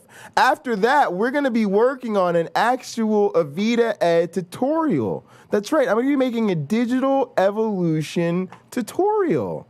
So if you tune in tomorrow, we're actually going to be making a video live on stream, which is always what we want to do. We're going to be showing you how the sausage is made. Amazing. Everything is happening. Moldy breaded fucking sandwich. Gang, I only bring this up because it just kind of seals in the flavor of the fucked upness, right? I remember at work once, hold on, let me write some shit down. Hold on. This is how fucked up today's show is, gang. Uncle Bobby has notes. I remember I was at work once and I was talking to a male coworker. Now, we were watching the CrossFit games the night before, so we were talking about it, right? I can't remember her name, but she is a cisgendered woman. Gang, I'm not saying this to be mean. I know it's a very stereotypical thing to say. She looked like a man. She did. And one of my female coworkers was listening. We're like, yeah. Pause the tape. Also, guys, I mentioned how supportive my mentor is. It's not a game. I'm trying to come up with like a Darwin costume or something because my mentor saw my videos and he was like, he literally told me I need to come up with like a evolution character that I can use for like educational stuff. Y'all, my mentors are crazy, y'all. Y'all, my mentors, here's the problem with my mentors. Here's why theists are fucked. I'm gonna tell you guys the formula. I figured out the master formula of why of career prosperity. Here's what's the combination of. You have me, right? I'm bipolar. I don't give a fuck, right? I just don't give no fucks, right? But I don't have tenure. You see what I'm saying? So even though I don't give a fuck, I got to be careful because I got to put myself in a position till I get tenure. And then when I get tenure, they're going to be like, oh my God, he didn't give a fuck when he had no job security. Now that he has job security, you could just forget that fucking caring ever existed, right? But here's the magic combination. Mentor number 1, Mike Travisano, right? My research advisor. The guy that pays my checks, right? He don't give no shits. He also is a LNCA lab graduate. So he graduated and did his PhD in the same lab I did my PhD. So we call that all in the family. So since we're in the family, he like, Jay, do your thing. I don't give no fucks. You already know what time it is. Experimental evolution. We here. Let's go. Right? He's on the same team. We're about the same shit. My dissertation was inspired by his dissertation. Literally, I'm working with the guy whose research was the inspiration of my research because he read my research and he was like, oh, this is like my shit. Yo, you want to come fuck with me? I was like, yeah, bro, let's do it. Right? So he gives no fuck, right? But he has tenure. He has tenure. And even more critically, pay attention, Theist. This is the scary part. He's the head of the motherfucking department. He's the head of the Eve department at the University of Minnesota. So when he's like, Jay, I don't give no fucks, he really doesn't give any fucks. And there's nobody above him to make him give a fuck. And normally, the only person that would keep him responsible is the fucking dean of the whole college. But y'all want to hear something real fucked up? The dean of the whole college is the director of my training program. Right. So he also don't give no fucks. He's also on Team Bundy. He like, Jay, do your thing, right? So you could just forget it, right? And then Rob is like nearing the end of his career, right? Rob's got tenure. He's like a university distinguished professor, the blase and the flavonoids. He has like so much job security. He's like, right? He's just getting ready. He's like, who's next? Who could I pass all my shit to? Who can take the mantle from me and go for the next generation? He's like, I know Jay can do it. Do you see what I'm getting at, guys? This is why people are fucked. Because my advisors genuinely don't care. Like, they really, like, you can't fuck with them. You ain't gonna fire them. They're amazing. They have total job security. So literally, my mentor was like, yo, Jay, like, yo, we like this. Yo, come up with some more characters. Yo, come up with a character we could use for some evolution education videos. Hey, Jay, you want to work on this ecology video game for children? Hey, Jay, you wanna work on a grant so we could get you some more gear in your studio? Y'all, I'm trying to tell y'all, my mentors don't get no shits, y'all. They don't give a fuck. So y'all should be scared, theists. I had to double take. I seriously. Gang, think of the top 10, let's just say, stereotypically masculine features. She had all 13. She did. We weren't saying it to be mean. We were saying it was like, she did look like a dude. Exactly. And so my female coworker was like, you guys are part of the problem. And I was like, no, you don't understand. Go look what we're talking about. She looks like a man. She actually did. Gang, I bring it up to tell you this. Jesse Lee Peterson sounds like Nepotism he has special needs. That's part of my hesitation, been part of my hesitation of doing this show, right? Because I don't want to sound like I'm punching down, but I have to point it out in case one of y'all go and listen to it. And you'll be like, the first thing you're going to say is, seriously. And I don't know what the phrase is. Yeah, let's just say learning disabled. Okay? I know I'm using the right term. If you hear Jesse Lee Peterson, you're going to be like, not even the message. The way he talks, you're like, is Jesse? You are. You're going to ask it. It's almost impossible not to hear that. Wait, what? Am I... Pause the tape. Y'all, I've had the same thoughts about Jesse Lee Peterson. I'm not even going to lie to you.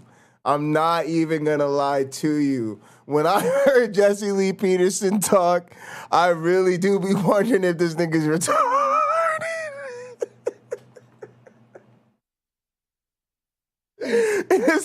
It's only funny because he's so vile, it doesn't matter. Like, it doesn't matter.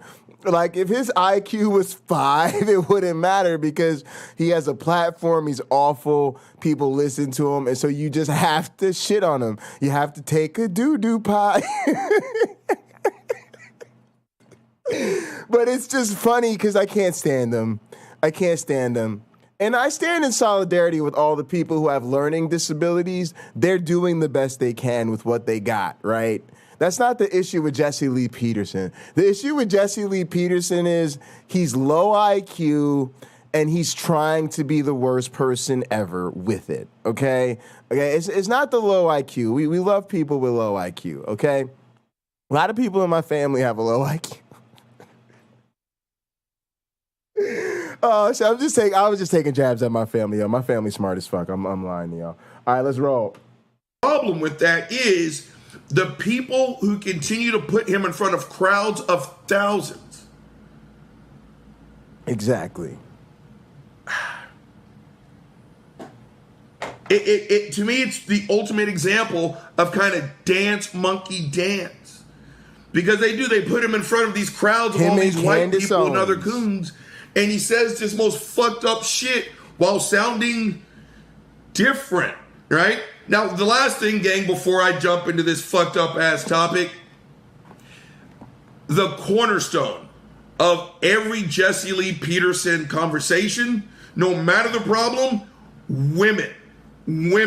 Gang, Jesse Lee Peterson would have to take 12 years of sensitivity training just to improve so he can call himself a misogynist. Gang, the way Jesse Lee Peterson talks about women, it's its own category, right? It's the bizarro world, reversal equivalent. In sports, we have a saying, right? Greatness is when you remind people of no one, right? It's like, you ever know, you think I'm bullshitting? You ever notice how every next great basketball player the next Kobe Bryant, the next Michael this, Jordan, the next that, the next right? this, right? Jordan was so Right. great that he reminded people of nobody. Exactly. Right? Where was I going with that? I don't know.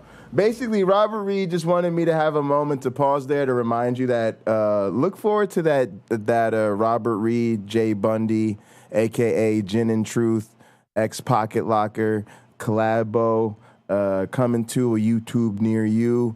And you're going to realize that there is no... Robert Reed doesn't remind you of anybody. You know, I had to be very creative, but I figured out that he is the Kimbo Slice of word wrestling entertainment. But there really is only one Robert Reed. And similarly, like, come on. I'm the first, the last, and the only Jay Bundy ever. Like, there's just no comparison out here. There's nobody out here doing what I do. Nobody. Okay, I think that was a real loose tie into misogyny. No, that's where it was. Good job, alcohol shit. Jesse Lee Peterson's hatred. B.S. Lewis, you need to send me your video about Jesse Lee Peterson. I don't have this. PocketLocker86@gmail. Email it to me, and then tell me you emailed it to me, and then I'll go grab it. For women is so robust that I can't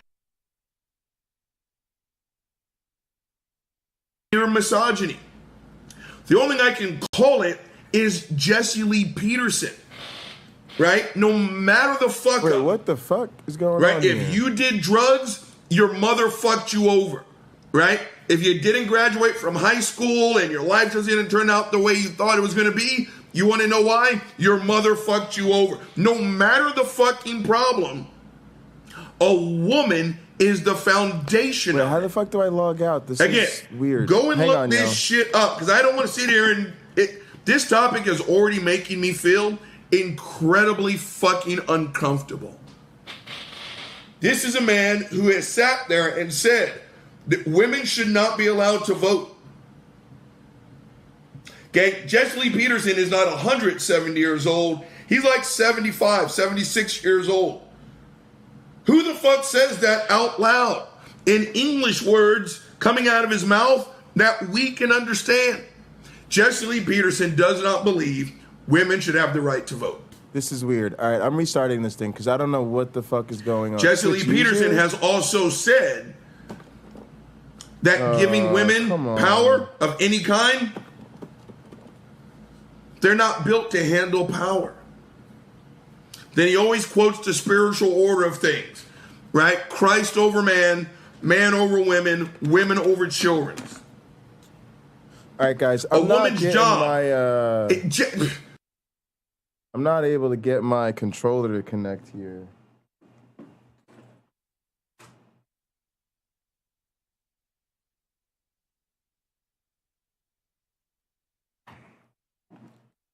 And let's do this. See, I think I'm supposed to like press the PS4 button and then it's supposed to like go out to that menu out of this isn't working. All right, let's look it up.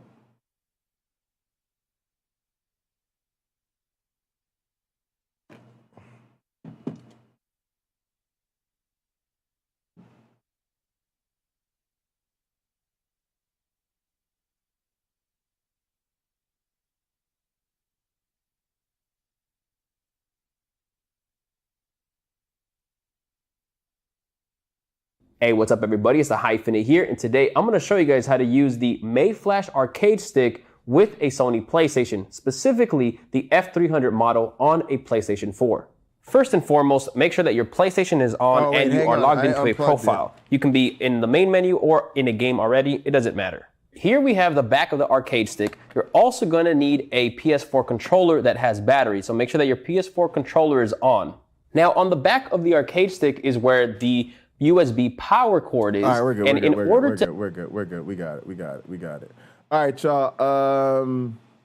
I want to hear him talk about Jesse Lee Peterson a little bit more, and then I'm probably not gonna play all this, but then I'll listen to the party because I want to talk to my guys for a little bit. All right, Maybe this is why people call me a fucking feminist. I'm sitting here just livid right now thinking about some of this shit that he said. One of the worst things out there is a woman with an education. I'm not joking. He actually feels that way. Tells people he said Jesse Lee Peterson counsels people. I'm not joking. Do you understand, gang, that you don't need a license to counsel so far as long as you have pastoral qualifications? Yeah. You may not be able to diagnose shit, but y'all, does that mean that when we become official as a church, like that I'll be able to counsel you guys? You guys can come to me for my pastoral counsel? Like when you could come to me and be like, Jay, I'm having trouble with my marriage. My partner is, I just don't know. It's just been a real struggle. I'll be like, you need a new boo. Time to get you a new boo. Time to do you. Time to get a new hairdo. You know what I'm talking about? I give good advice, y'all. I could give y'all really good life advice. You know what I mean? It could come to me, you know, you could be like, hey, Jay, I'm trying to decide what to do with my money. Do you have any good economic tips? Don't go to graduate school. Boom! Boom! Fucking brilliant. Jay's just out here dropping fucking knowledge bombs. But pastors are allowed to fucking counsel. He tells men, don't you get a woman with an education? Absolutely not. He tells people that. I've heard people call into his show and thank him for that advice. Gang, that's who Jesse Lee Peterson is. Now, the woman thing ties into the big daddy of today. Jesse kind of has a relatively unique spin on that old talking point that you're gay because you had an overbearing mother. Okay? He kind of kicks it one or two steps higher. And he never really talks about lesbians, right? It's about gay men and men that are transgender. That's a whole other fucking show. Maybe I'll tag that in on the end gang. But if you are gay and you are a man, you actually aren't gay. God damn it. You know what? We made it. Spam call. So that means we got to get podcast back. We got to get our podcast family back. Hold on. Guys, that means Uncle Bobby was having a technical difficulty. It happens to the best of us, you know?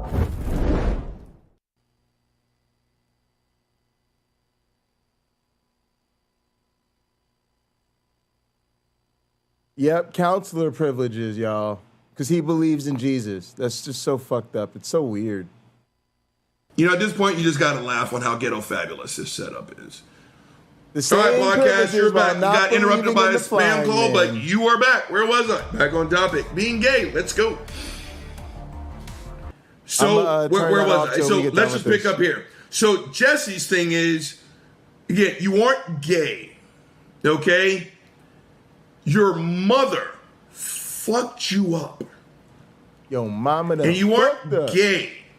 And this is his quote. You become what you hate. A woman. Right?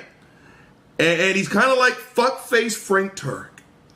Jesse is as bad as his delivery is, gang. There's your tie-in. Jesse's kind of good at sneaking in a premise. And before you know it, you're kind of like, yeah, Jesse, you're right. The Frank Tureks and the Kent Hovens of the world, folks. This one comes to us courtesy of our friend B.S. Lewis. Actually, let's put this on full screen for a sec. Yeah, there we go.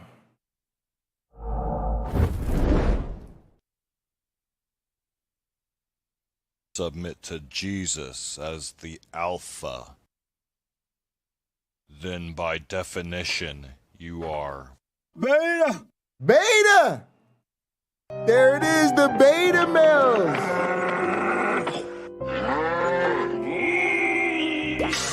Like David Pacman.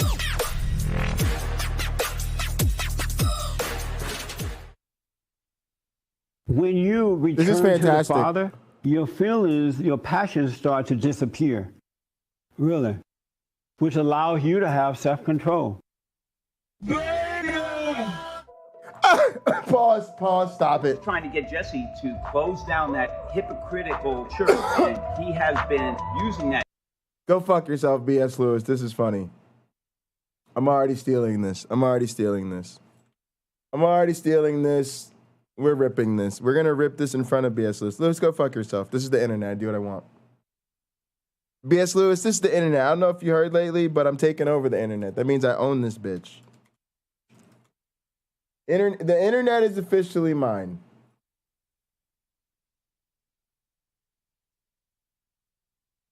We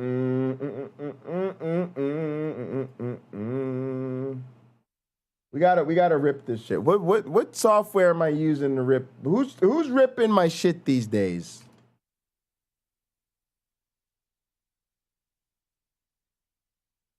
I think Brave is ripping my shit these days. Brave, you got too many goddamn windows open. Close the other tabs. All of them.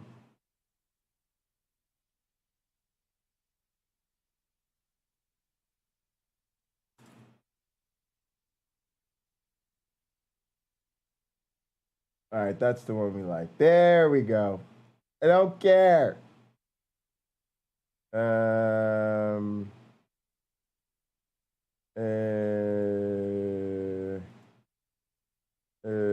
What's the other one we used? God damn it. I ain't time for this shit. Something went wrong. All right, I'm gonna rip this tomorrow, and we're adding it to the intro videos. Go fuck yourself, B.S. Lewis. This is brilliant. If you submit to Jesus as the Alpha, then by definition, you are. Beta! Beta!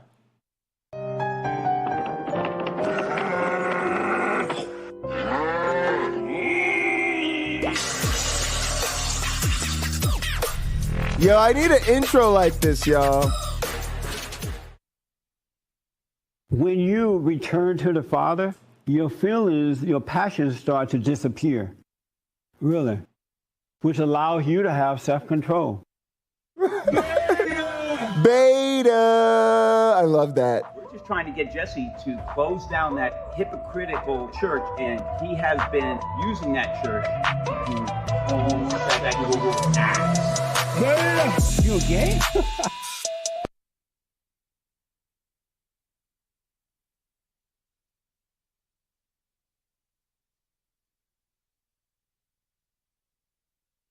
Am I not just like the worst person to watch YouTube videos with?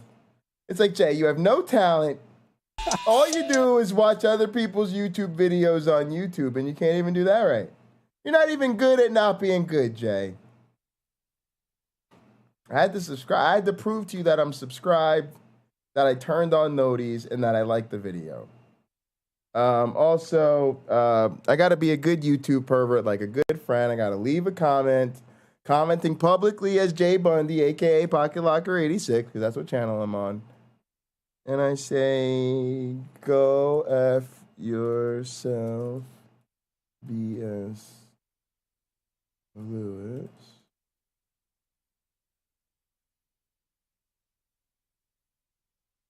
That means go fuck yourself, B.S. Lewis. How did you become gay? How did you become gay? With men? Whoa, why did it start If over you again? submit to Jesus as the Alpha. When you return to feelings, your passion, really, you to have. Beta. We can watch it again. It's like 2 minutes. trying to get Jesse to close down that hypocritical church, and It's got a bop on it too. that church.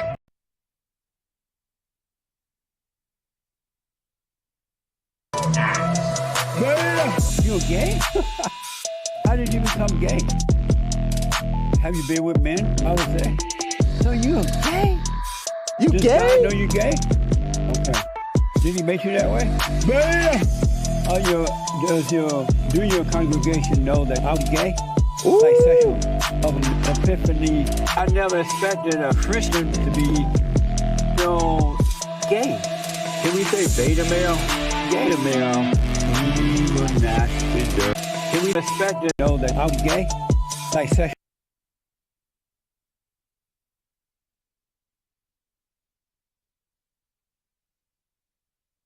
Well, moving along. Epiphany. I never expected a Christian to be so gay. Can we say beta male? Beta male. Can we say beta male? Everything women get involved with turn to hell. Amazing! Beta male! Can we say beta male? You gotta stop lying to yourself about you. And then you can be free. Now I see a little gay in you. Oh, I see a little gay in you. Worshiping Satan is what you need. In that darkness, Satan is telling you that I'm attracted to what I hate. That I'm blessing you again. Really? That is mind blowing. I'm black and I'm slow, so I'm asking. This is a fucking banger. Beta male? Beta Can male. you say beta male? Evil, nasty, dirty female. Everything women get involved with turn to hell. Amazing! Beta male! You wear the skirt in your relationship? I don't care what anyone says, and I'm okay with it. So much for the alpha. Oh. Satan! I love that. That was brilliant.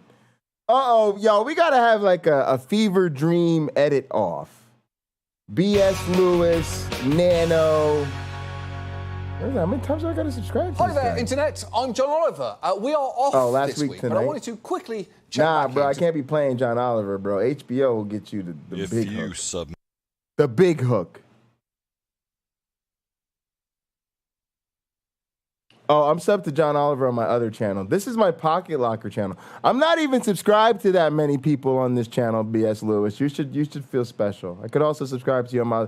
Oh, I'm trying to see what else I want to rip. B.S. Lewis, I'm just trying to use you for my takeover. I'm actually not a friend. A friend. That's what I am in life. A friend. I'm like half friend, half fan, a friend. But I'm not a friend. I'm not being a friend right now. See, what I'm going to do is I'm going to rip your videos off YouTube using an illegal downloader, and then I'm going to play them at the beginning of my stream along with Nano's stream that I use for my own glorification, for the edification of my channel. Because I am the most high apostle of the cult of the flying man, and I own the internet because I'm taking it over. Oh, I just wanted to sin. Y'all already know. Thou shalt like and subscribe. Thou shalt like and subscribe. You wouldn't want to sin, would you? I just want to sin.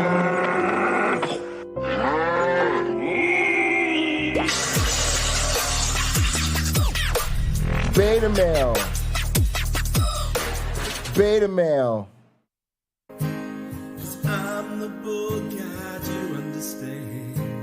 Ooh, the rod.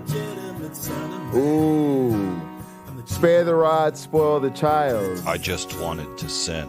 I just wanted to sin. The year was 1998. Oh, yeah. And the influence of Satan in the world was the Oh, I strongest was it with had that been NSYNC since the shit, too. 1980s, Oh, according to yeah. my pastor.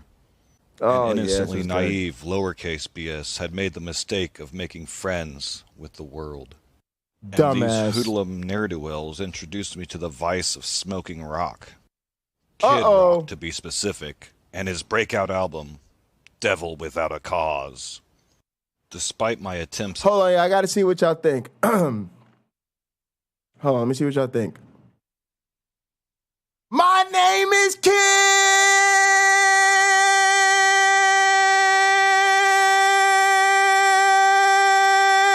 It's Kid, baby! Kid! Rock! What? I got it! What? I got it out here. What? I saw that nigga live, yo. What? I was trying with to it, dog. hide the compact disc in my room. My Proverbs 31 mother found the album and was furious. Oh, she looks My mad. mother began to righteously rebuke me with scripture. She informed me that the album was demonic and demanded that I destroy the CD. Then she gave me a strangely specific ritual to cleanse our house of the evil spirits. I told her I would do it, but I just couldn't bring myself to destroy the album. Something about the song, I am the Lord God, I am free, and I feed on all that is forsaken, spoke to my soul like nothing I've ever heard before. I couldn't help wondering to myself why God had made sin so very enjoyable. Well, all evil deeds will be brought to light, and my mother found out about my deception. Now let me just say that I am so thankful that the Lord decided to place me in this family at this specific time in history after the establishment of his new covenant. Instead of being stoned to death for my disobedience as prescribed in the Old Testament, I was just beaten by a rod as prescribed in the Old Testament. Hashtag blessed. Beautiful. Beautiful. All right, y'all. Y'all ever study Martin Luther King's speeches? You know about the rule of three. So we're going to do it. You must believe that we're going to hit number 3 before we get to button mashing for bipolar. Fully bull and fully man to be my subscriber. If you don't, my true subscribers will torture you to death.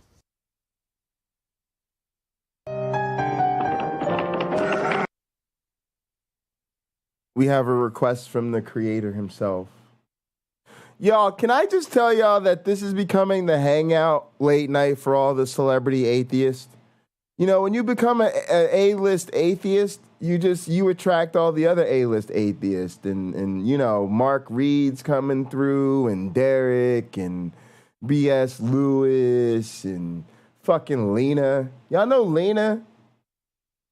Yeah, that's the crazy part, right? Y'all know Lena, right? Y'all see what I just did right there? Y'all know Lena? I just made a whole argument right there on one case. Y'all, Lena is so dope. Lena doesn't even really have a channel. Lena don't be saying nothing about a goddamn channel. She don't be saying nothing about no goddamn videos.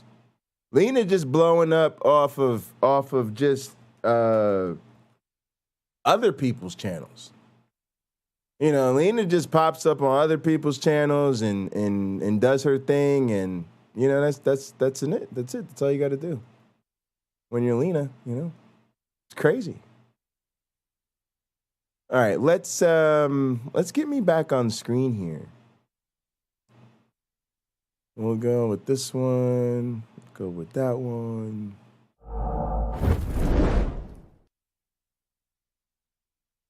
All right, there we go. All right, so now we're going to go beta male.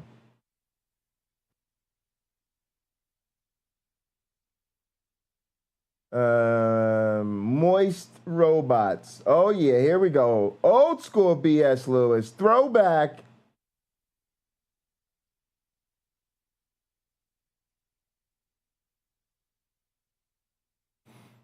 What happened to the...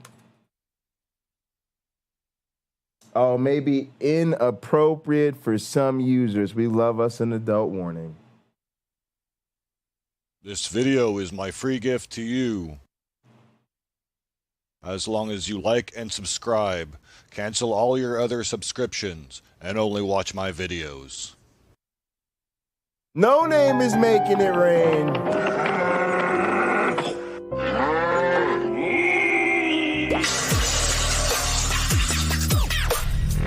Hold on, blessed be he. I hear you. I see a lot of noise in the chat. I don't see you calling in to challenge the United States champion of Word Wrestling Entertainment. I just think you're scared. I think theists talk a lot of trash, but I think you're scared. And quite frankly, I think the reason you're scared is because your fear is really not even the problem. The problem is your God is scared. Like, You know, like you guys talk about your God, he's almighty and powerful, but I think he's a punk ass little bitch who won't even show up. Everybody's like, oh, he works. He just works like naturalism. Yeah. When you figure out the model of how things work and you totally assume there's no God and it turns out that's how it works. Yeah, he works like that. That's just him working. That's just the way he chooses to work in his infinite wisdom. He chooses the processes which are not wise at all. Yeah, that's him. That's His Majesty. His Majesty.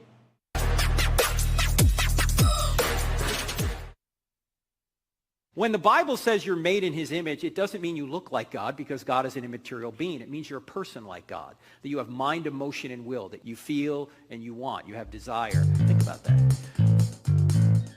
There we Regardless go. of what sort of attractions you might have, we're nothing but moist robots. Oh, yeah. No procreation. Moist robots. Say moist robots. Moist robot. Moist robot. Say moist robots. I would like a moist robot. Say moist robots. Moist robots. Oh, Jesus. Do not Ladies, holler at my moist FetLife sex. if you'd like to be my No different than moist Coke cans robot. fizzing. Do you eat chocolate when you're having sex? Woo! Do you eat chocolate when you're having sex? Can I get amen, Hollywood? Moist robots. Say moist robots. Say moist robots. Sex at work. Say moist robots.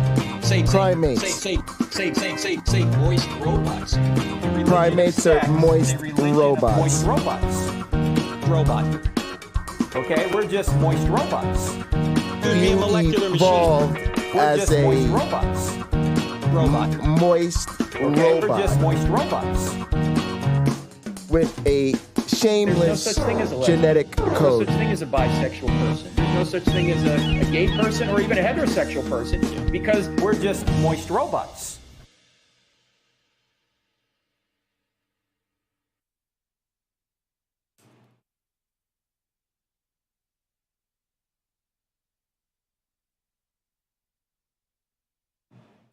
That's good to hear.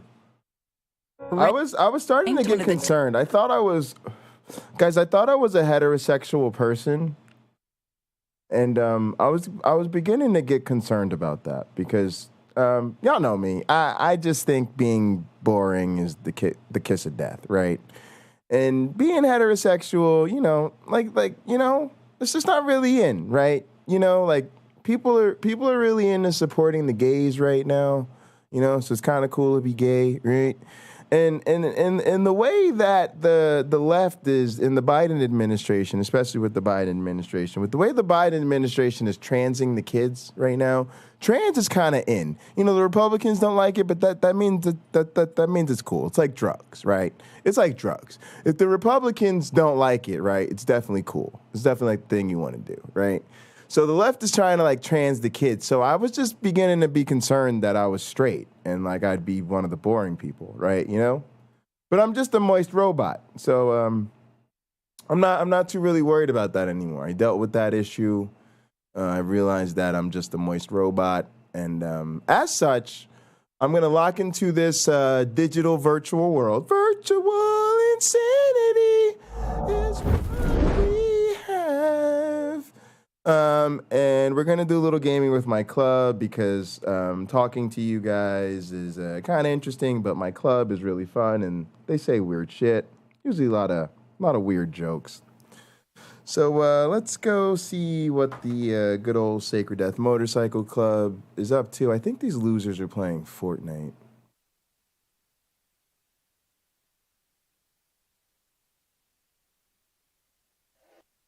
Stupid. Y'all still playing Fortnite? Like a bunch of 12-year-olds? Oh, they in the game chat? They're playing Fortnite and they're in the game chat? What a bunch of 13-year-old girls. Tell Bio I said he has a little dick and tell him to message me when he's done.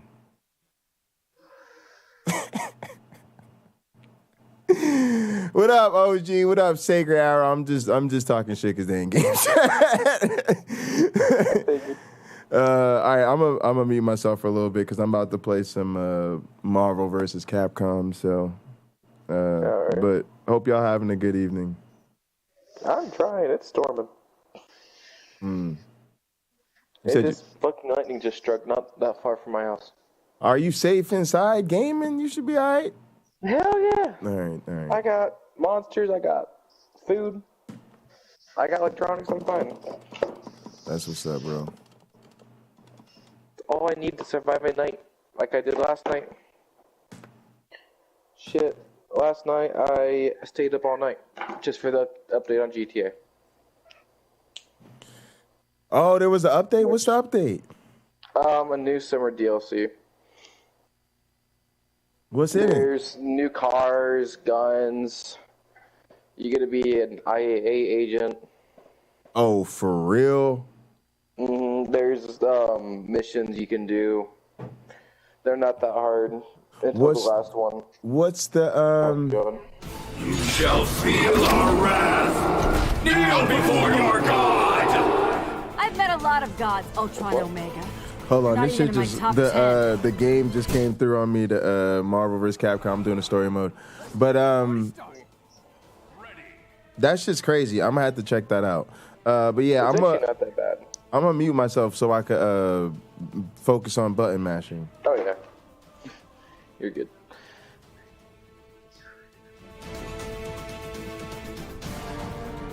All right, y'all. Here we go. Oh no, I can't. I don't know what to do with this motherfucker. Oh my goodness. Oh my lord.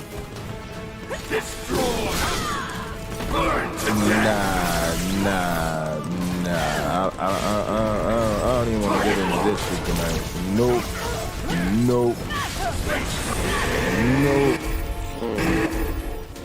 Nope. I am not dealing with his ass. I am not dealing with his ass tonight. Nope.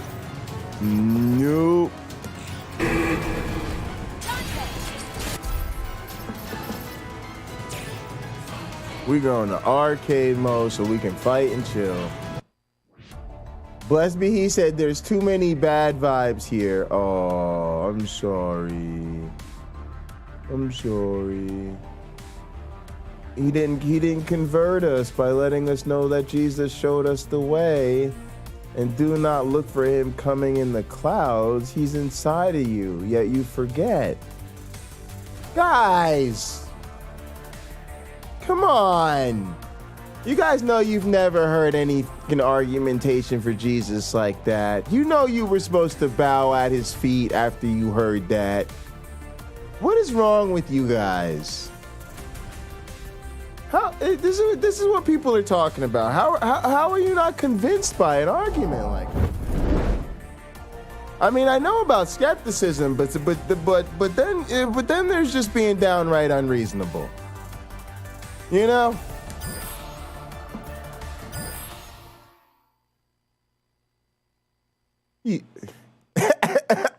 Cameron's like, did I consent to him being inside of me? You know what I'm talking about? Oh man. Listen, Christians, I don't want Jesus inside of me, you know? I never miss. I'm taking randoms. I'm fighting as randoms against randoms in an arcade battle, okay? I'm Hawkeye and Thor with the soul thing because I literally picked random so I could work with different characters, okay? Welcome to Button Mashing for Bipolar. I'll be your host, Pocket Locker. I'm really bad at this video game. But hey, if you press exclamation point charity in the chat, you can donate money to a good cause. Oh, let the button mashing begin. What's up though?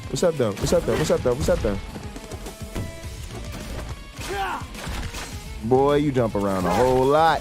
Oh, look, getting him though. Oh, he got me with that though. Oh, really though? Oh, nah, I ain't feeling that. Nah, I ain't feeling that. Nah, I ain't feeling that. Wasn't feeling that. Bruh, no.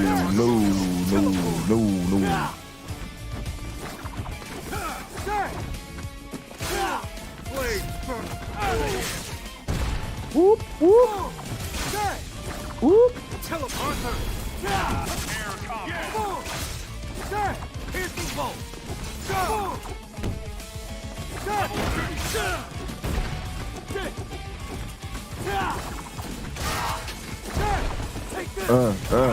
Yep, what up though?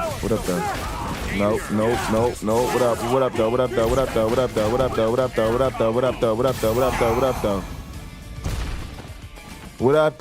What up though? What up? Are you ready? Oh, you want this? Oh, you ready for this work right over it? Whoop! Oh, come on now. Oh, what you really got though? What you about though? Come on, come fight me. Stop being a coward. Stop putting me. Nah, I ain't with that. Oh, damn, good shit. He got me with that. Nah, I ain't with that. I ain't with that. Get it. What you gonna do? Nah, I ain't with that. Nope. Ooh, he got me with that. Ooh. Whoop. Uh-oh. Ooh, you done fucked up now. Oh, shit. Oh, what? Are we gonna try to come at me with a comp? Nigga, what? Though? Hold up. Nah, you done. You're burnt. Oh! Bundy wins! The king cannot let himself be defeated. Hamanda ata raka dede baka sanda ata ambo osa kata rite eke banda ata rike didi ashata. Woo! Make a nigga want to speak in tongues up in this piece. We are butt Only mashing. one king will be left standing. Bye, YouTube punk. You'll be missed. I love this. I don't think that's what anybody's talking about, but I'm about the soundtrack and this game. This game is my vibe right now. Defenders, Thunderbolts. I'm into it. It's fun. I got my arcade stick going. Oh, it's so much fun. Jay, you know what I almost called this stream, y'all? Tomorrow I'll call the next gaming stream Stuck at the Mall. Somebody gave me that idea in chat the other day. Stuck at the Mall. Jay's stuck at the mall right now, y'all. Except I own the motherfucking mall, because the mall's the goddamn internet. I'm taking that shit over, and I'm at the arcade, because it's my motherfucking spot in the mall, and I ain't gotta wait for no sweaties at the motherfucking game. I'll be like, get the fuck up off the game I'm playing right now. Get the fuck up out my way. Nah, you don't got next. Nah, you don't get on this shit next. Nobody gets on this shit next. There's no next. Nobody got next. I got now, nobody got next. Whoop. Whoop. I'm sorry, Hawk. I'm a huge Hawk fan in this game, actually, but Hawk. Nah, ooh, that wasn't good. Ken, don't take that. Don't do that. Don't let him do that. Don't let him do that to you. Oop. Get out of there. Gotta get out of there. Nope. Come on, Thor. Nope. I ain't with that. Oh, that was a bad idea. Oof. Woo. Yeah, we got to take care of Hawk.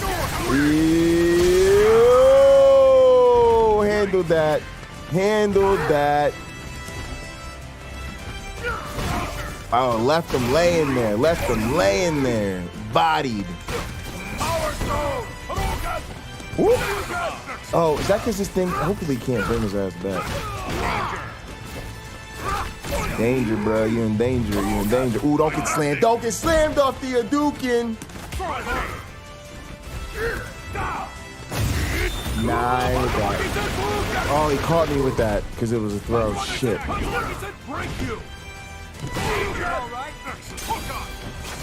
Whoop. Got him. Oh, damn, he got me. Shit. Oh, shit. Nah, bro. Nah, I ain't with all that. Always is on the mark. Whoo, Bundy's on a roll. Somebody stop him. Oh shit, what is going on with the wood here? I used to put on my shoes.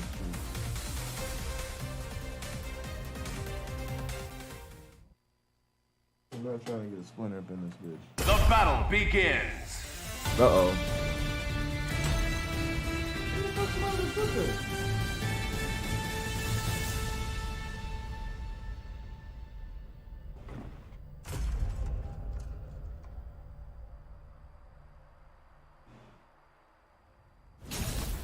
I've got an arrow with your name on it. Y'all behind like a motherfucker. I see it on the stream. I want you, body and soul. Who will come out on top? Ready. Fight.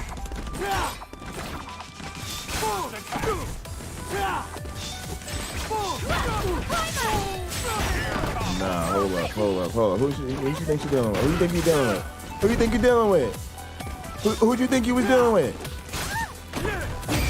Nah, I ain't feeling that. I ain't feeling that. Nah,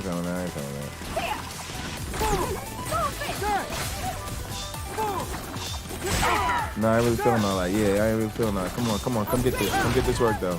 Come get this work, girl. Come get this work, though. You got a big booty, but come get this work. Come get this work. Come get this work. Whoop. Nah, I ain't feeling all that. Oh, shit. Ghost Rider? Nah, I ain't feeling all that neither. Come on. Come get this. Ooh, counter that. Let's go. Cancel that. Let's go. Whoop. Nope. See you. Let's go. Come on. What you got though? Nah, nope. What? Where you at? We ain't ready. You ain't ready. You're in danger. Nope. Get out of here. Get out my way. Got my way. No, I'm not feeling that. Nope, not feeling that. Nope, sorry. Come on, ain't about to get the throw. Ooh, shit. Oh, shit. All right, here we go. Third time.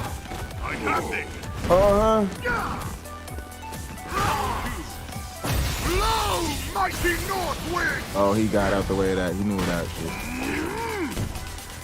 I don't really be knowing that. I'm just learning it. All right, here we go.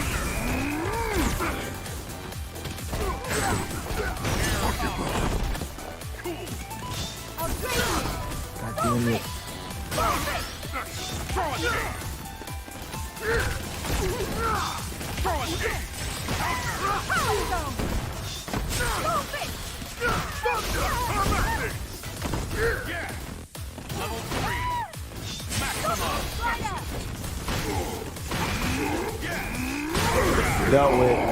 Dealt with. Come get dealt with. Where you at? Come get dealt with. Oof.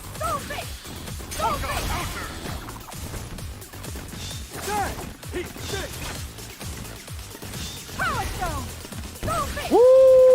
Oh, come on, let's go.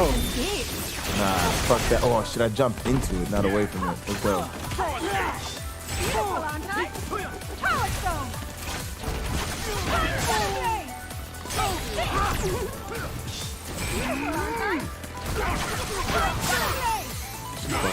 You fucked up. Good job. Yes. Let's go. A king cannot let himself be defeated.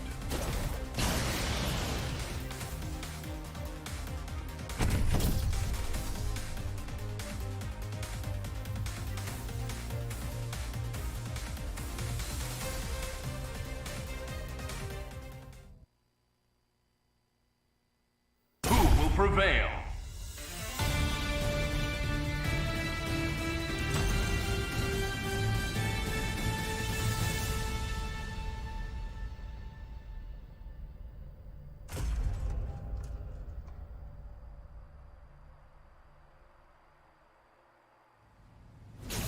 World's greatest marksman, at your service.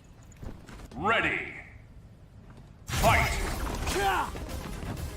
Resometric pull! Resometric pull!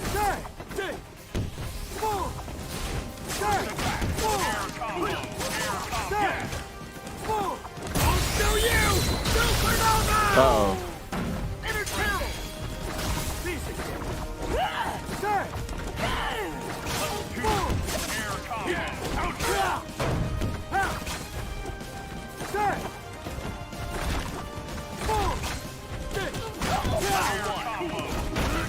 Oh, come on, let's go.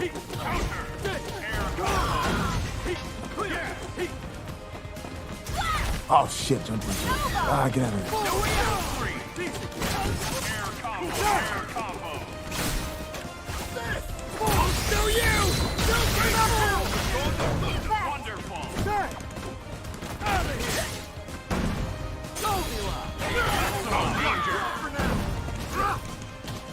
I gotta learn how to follow that up. Ooh, throw that bitch. Well, I'm trying to throw that bitch. Throw that bitch. Shit. Yeah, it does. Not the way you want it to. Come on, let's go. I ain't playing with you. Yeah, you think you gonna walk me down? I ain't playing with that. Doop. Doop. Deal with that. Come on. Fucking with y'all.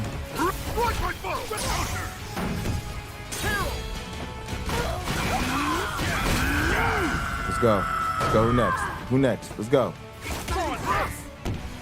You stupid motherfucker. Let's go. Woo! Ate him up. Ate him up. Ate him up. Ate him up. Ate him up. Finish him. Finish him. Oh. Counter what? No, I ain't fucking with you. I ain't fucking with you. We ain't fucking with you. Thor and Hawkeye, random and random, up in this bitch together, putting in that W to the O to the R to the K for your viewing pleasure.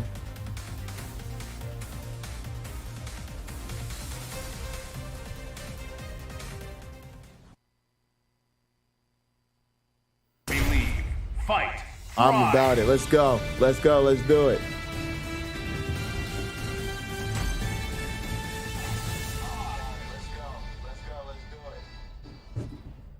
I don't know what's going on.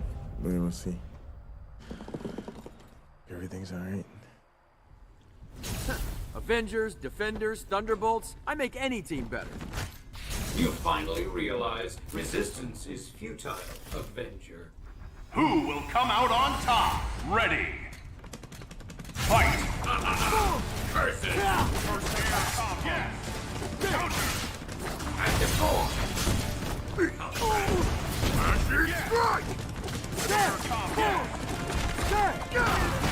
Oh shit, shit. Alright, bang. Alright, here we go. Let's get some Thor going.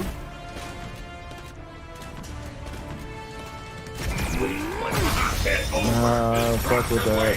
Fuck that.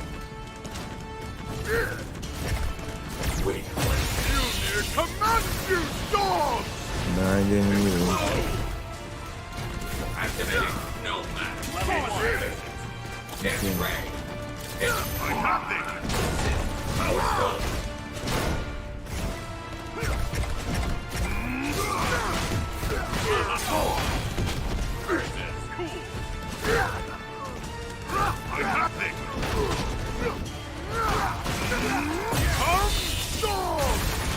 Got him. Oh no, I didn't hit him. He fucking blocked it.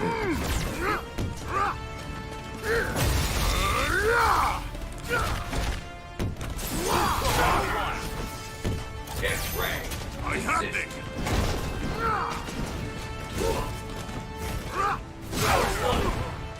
Get over destruction wave. Oh, why did I get up into that? I thought I was pressing away so I could defend it.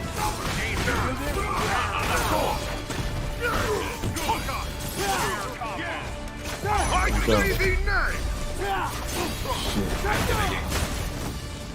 Damn.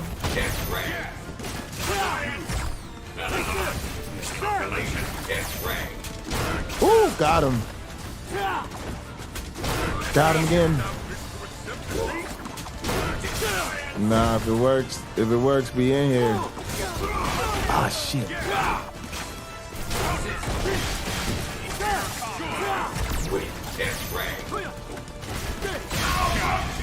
Let's go.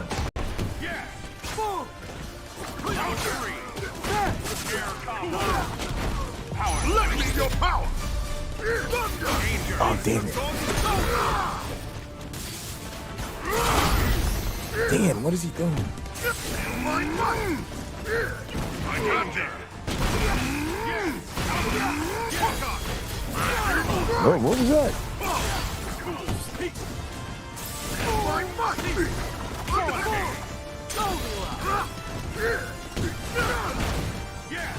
I got this.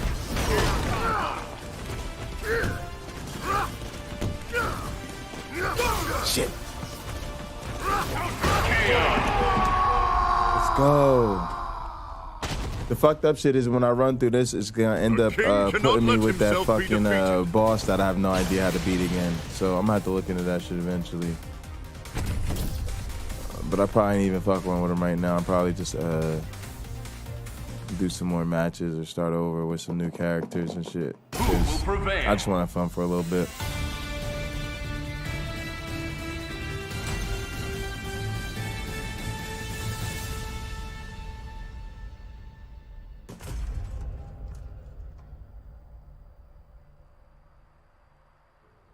You got all dressed up for me? Then I'll be honored to kick your shiny metal butt. Those who control the stones control the universe.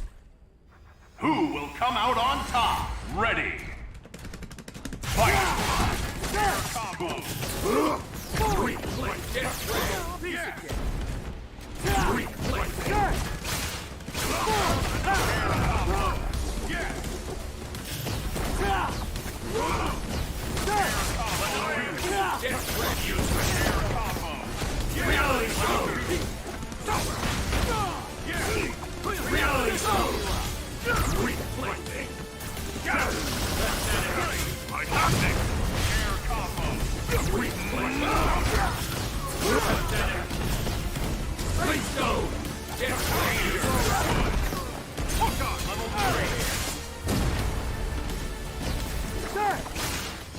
Activating Nomad.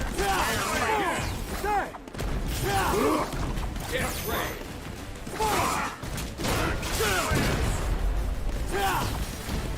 This is your end. I'll obliterate you.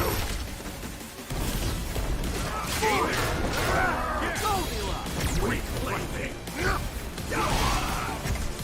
Blow, mighty north wind. I won't count because he's down there. Get ready. Get ready. Let's go. Get ready. Useless. Curses. Get ready. Let's go.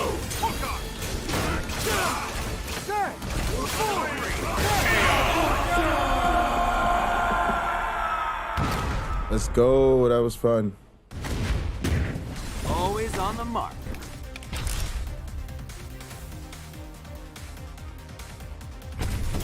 Yeah, I don't know. All right, let me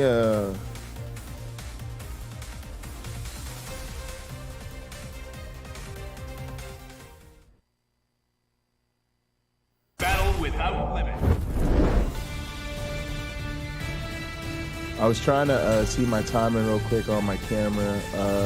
It looks okay on my end, I think. I'm gonna try to pause this real quick and just take a second and switch over and look at it. But I'm trying to make sure that I don't screw up the game. Like I pause it. Yeah, it's at the boss battle.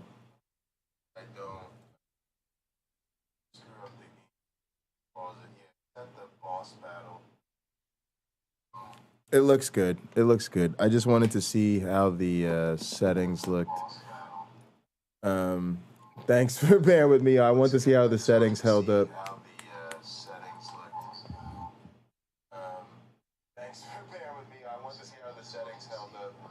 Yeah, we look good. We look good. I did a couple tests. I did a test stream before I went live, but I still wanted to check the timing of my camera.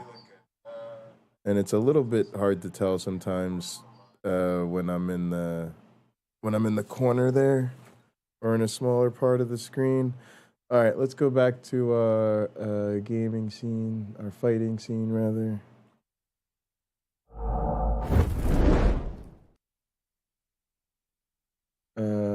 Newly unlocked items, whatevs, nobody cares. Oh yeah, actually I do care. That's good. All right. Do battle, I guess. I don't know what this is. Maybe we'll just get single battles or something, or I don't know what we're gonna do. Let's see. Where do we want to go?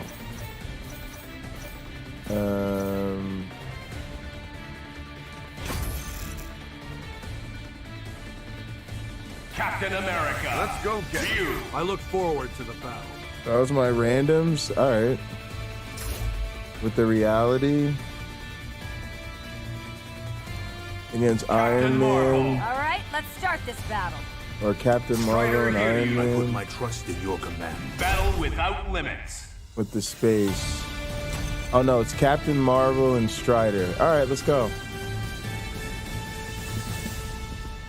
Let's go. Yeah. I actually enjoy the stream. I think I did my test stream earlier. I was checking it out, and I thought everything actually looked pretty good. It looks great on my tablet. All right. Oh, I noticed it's got my club's. Who will come out on top? Ready. Guys, one of the reasons that 100 subs is a big deal is it allows you to open up like some channel customization stuff. And one of them is the little watermark you see on the video. And yeah, I made it the patch for my club. It's a little small, but I don't know. I'm happy to see it there. It's cool. It's a sign of a little bit of a YouTube accomplishment and a little bit of customization we get. It's kind of cool.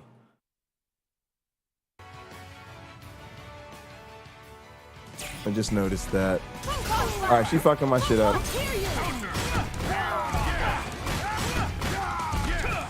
And fucking Bio was telling me moves with this shit before, but I don't know where his ass is at. I'm fucking his shit up though. Bro, I don't play around. I like to be aggressive. I want to press buttons. I don't know. Oh shit. Oh, he comes out of defense so well with that shield. So smoothly in and out of the defense with the shield.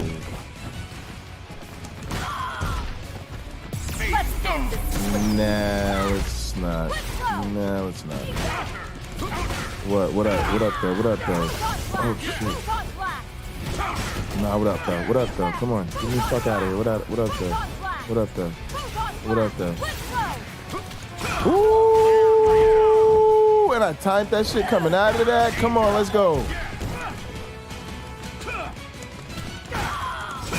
Come on, let's get it then. Let's get it 2-on-1. Let's go. Captain America ready to go. Can I just keep continuing? Like more people, more justice. I will fight. This nigga was ready.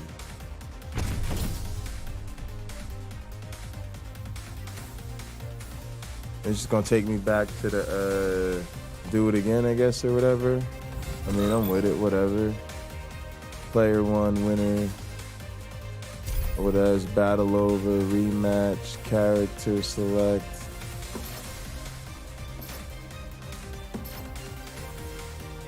I guess we go character select. Oh, like we in the arcade, right? Then we just keep taking on new people, but I'll just keep going random. Just sit back and watch old Rocket handle this. Yeah, I'm with it. This is fun. It's just because I'm just trying to explore different characters, have some fun. Good old arcade style. I don't know who I want to main or anything like that yet. First, I've got a lot of people in my head. X, the Rocket Raccoon, even Ryu, come at me with all Hulk. your power. God, I'm really not sure yet. Get in my way, and I'll put you down. Arthur. I like a lot of characters in this game. Fight! Get it!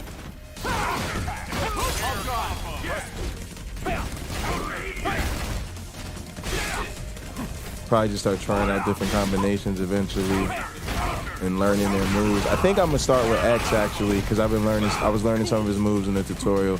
But there's tutorials for everybody, I think, so. Damn, I fucked this up. No.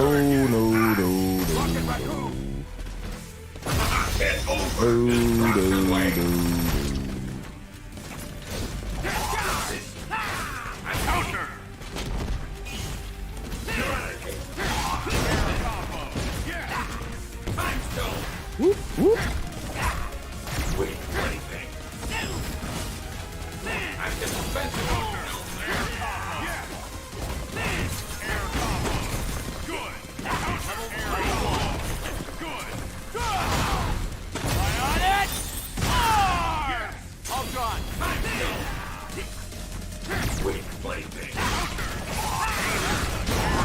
I love this raccoon.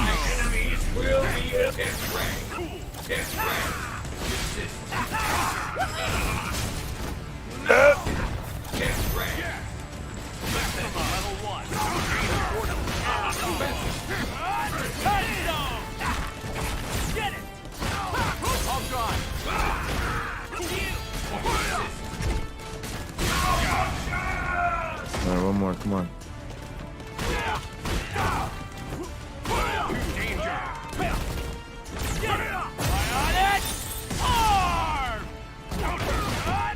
Oh, damn.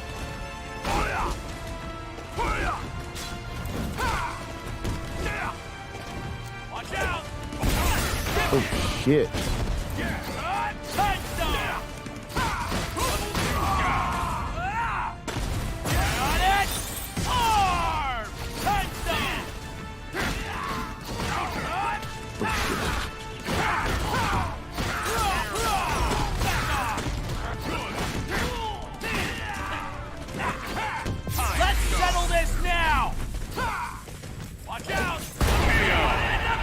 Oh, he got me with that? God damn it.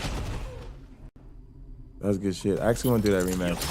I'll run that back and then change characters probably.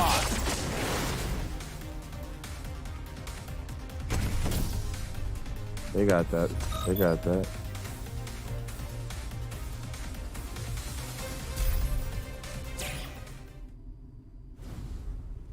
Good night, Cameron. Ready. Appreciate you, man. Thank you so much for all your help, Cameron. Miscalculation. Oh yeah.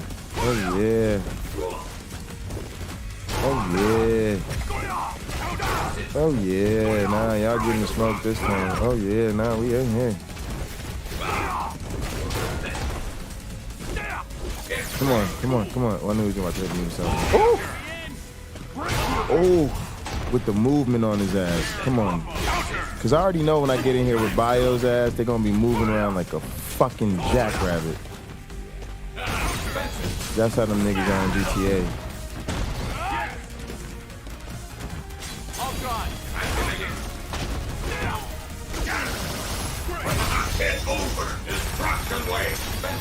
Nah.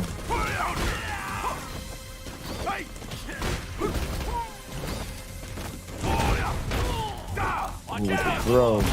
Oh shit. He's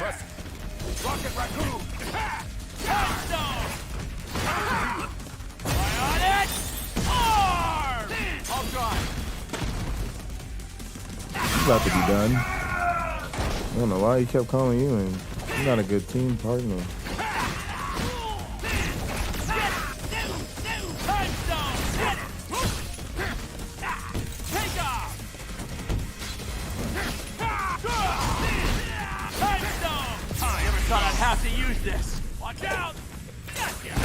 Oh shit, I thought I was gonna bounce under it.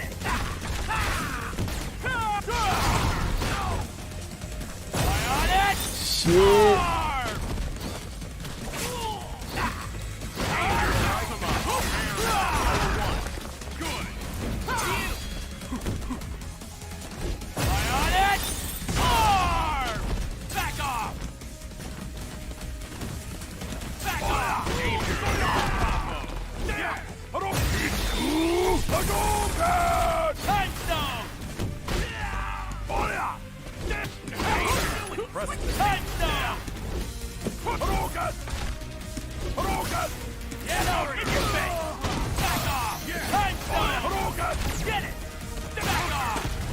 Watch out! Rocket Raccoon! Get here! Time stone!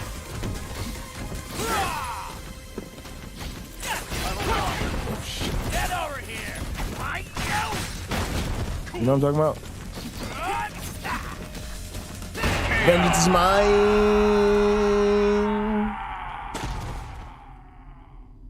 He who has the best toys wins. All right, I gotta go heat up my oven real quick.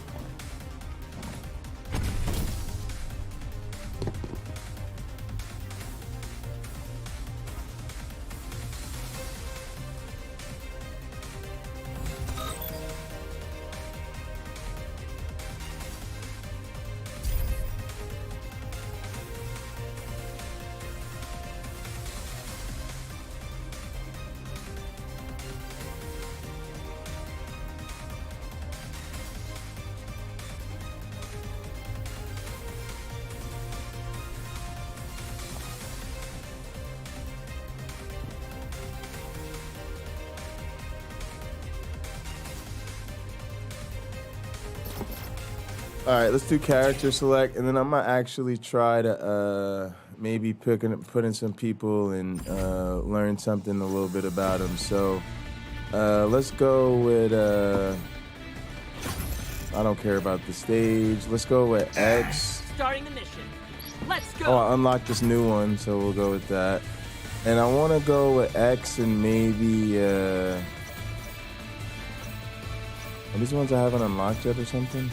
I was thinking about Hulk, like, so I have a smasher, a dasher, and a smasher. But then sometimes I was thinking about going to little dudes. I could go with the weird one like Ghost, or I was also thinking about fucking Chun-Li. Chun-Li's a badass in this game. But I like this guy. I like this guy. I'm telling you guys, I don't know. I like so many characters. Frank, give me a smile. And I think I like Soul. And then I'll go against randoms because I won't. So it's like I'm just going up against whoever.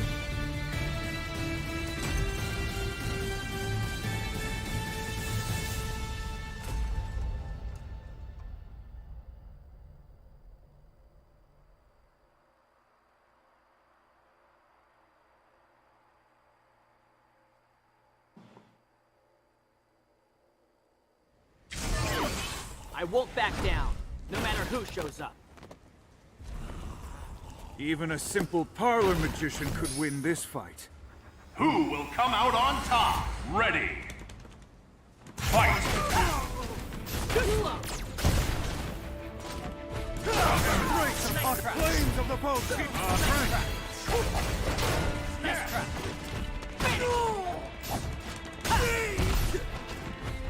Too slow! Yes! Level 2! Finish! Level 2, yes! Settle down! Rising fire! Rising Let's fire! go to town! Yeah! Hold on! And it's out of here! Oh my goodness. Good! Settle down! Wait, oh, I mispressed the wrong button. Agamotto will cut you this!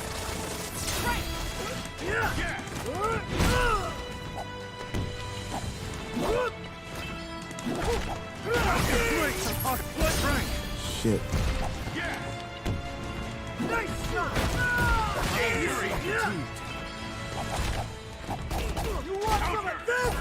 Nice shot!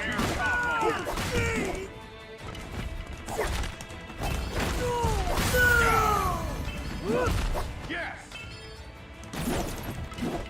Teleport! Dagger of the neck! Can you keep Let me borrow this! Oh! Good! I Reality am the show. Sorcerer Supreme! I am Agamotto. Can you keep up? Flames burn bright! Flames burn bright! Flames of the Shit. bolt teeth counter! Flames of the bolt teeth! Agamotto! Interesting! You want some of this? Let me borrow this! Got it! Beautiful.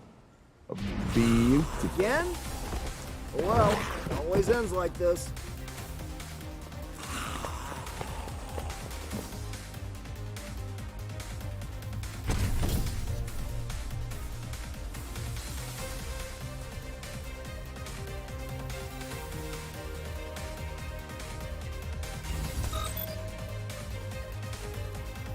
All right, all right, all right.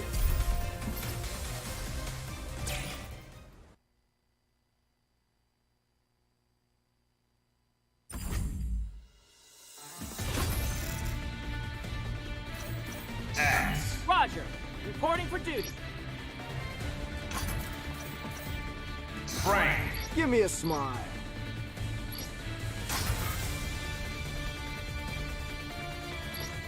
I didn't even use it yet, so we'll see what's up. I still don't know that much about the resources and shit in this game, but did I get Frank again? Battle without limits. All right.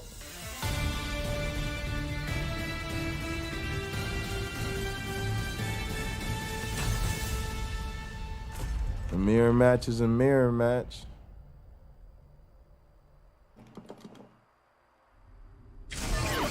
Teleport But complete. yeah, I wanna Ending transmission for now.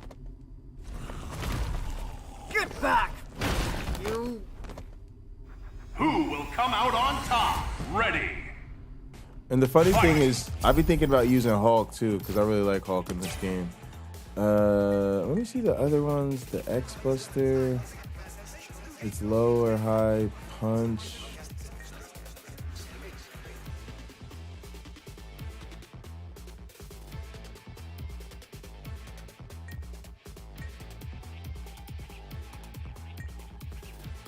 Sonic Slicer.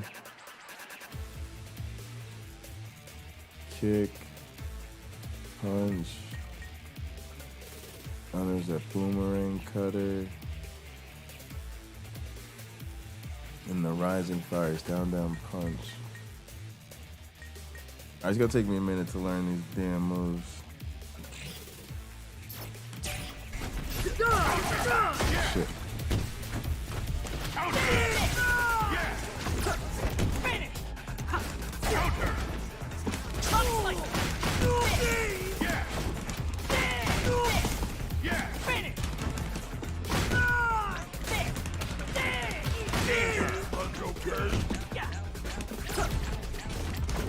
Let's go to town!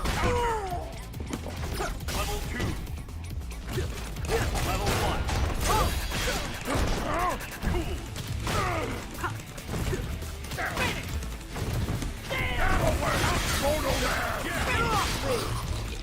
Oh shit. Frank on Frank violence.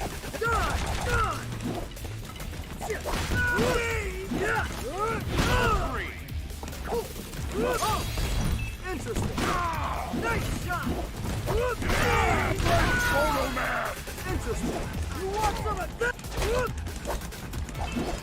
Nice shot. Oh shit.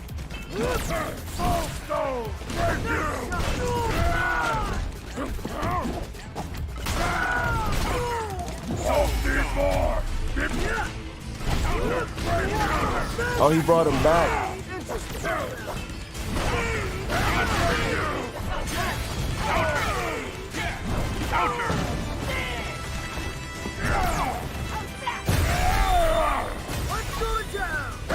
The fuck is that?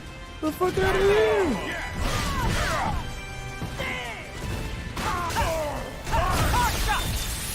Got him! Oh shit, I stood in the way of that.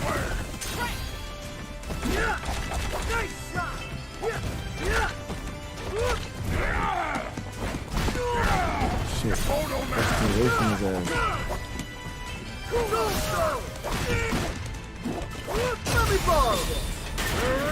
Damn it!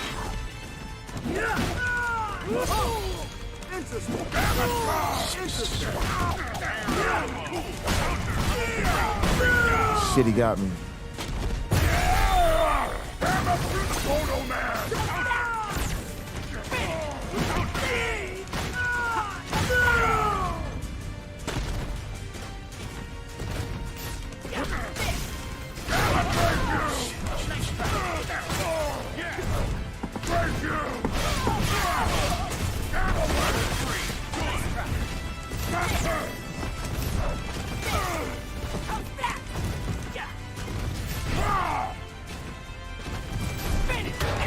Got him. Oh my goodness, that was close. Look at how much life I had left.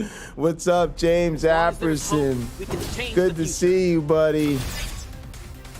We are out here button mashing for Bipolar, celebrating 200 subs and 3,000 views.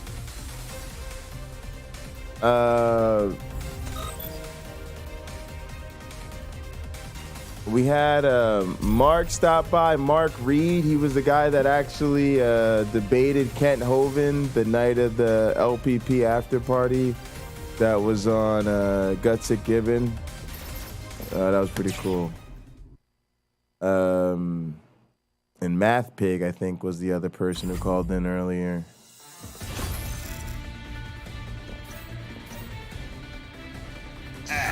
Starting the mission.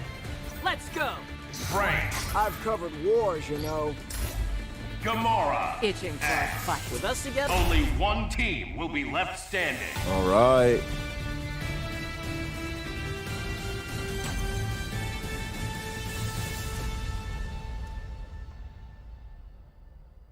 And yeah, I think Mark Reed and I are going to go over that debate on Saturday night for Late Night Counter-Apologetics, so that should be dope. James, feel free. You could call in if you want to, if you want to chat, or if you want to do that like during that show or whatever. I'll be live all weekend, man. So, or all week and the weekend. So whenever, man. Oh, come on.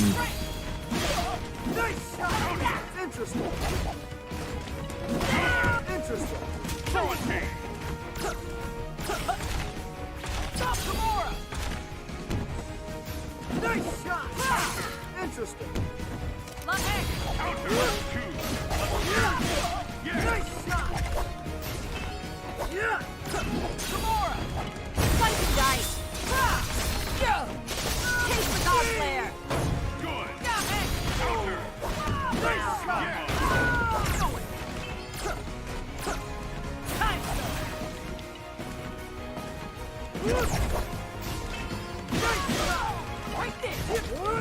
Oh, yes.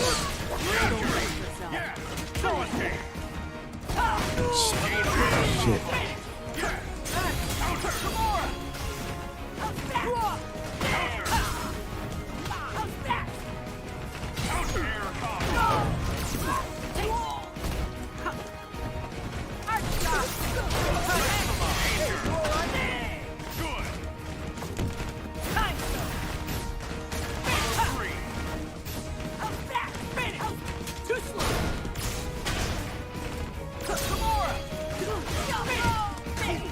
Shit, what are they doing? This is your end! Oh! Nice shot!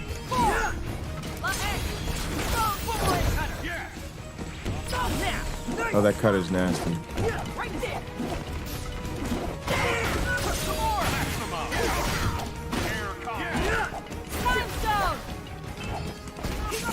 Shit.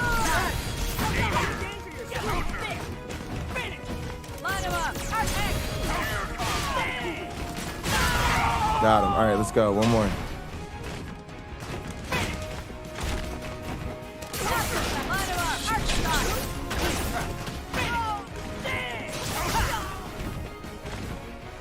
Whoop! Get up there.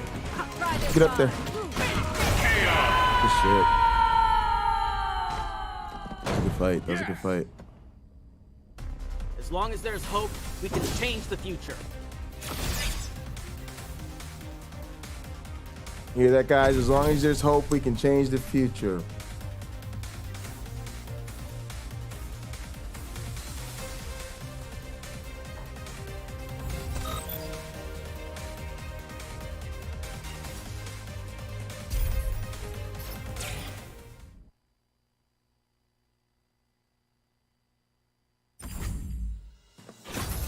We're gonna rock with our mains for the evening. Let's go. Frank. Oh yeah, there's a story brewing.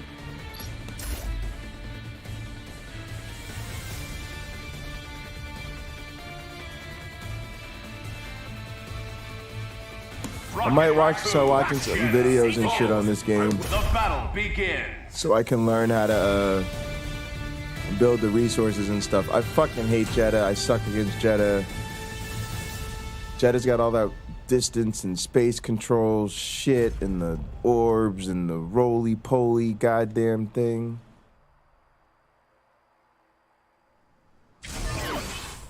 The galaxy needs more than raw strength.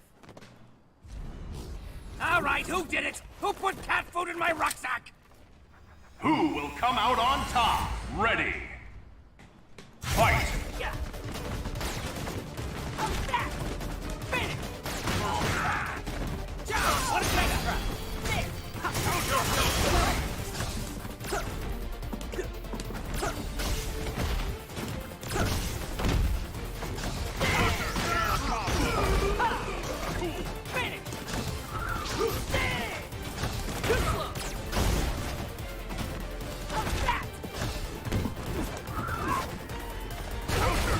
Shit.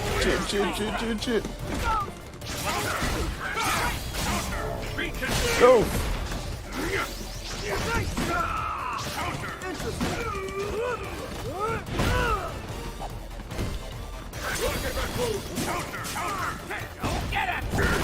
Damn it. That Groot thing.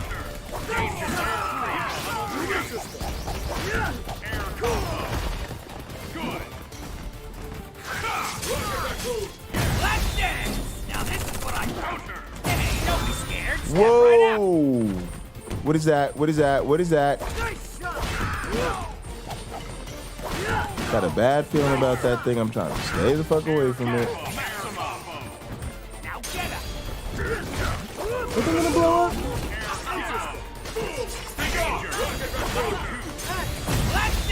Shit. Shit. I'm here to murder you, he says to me.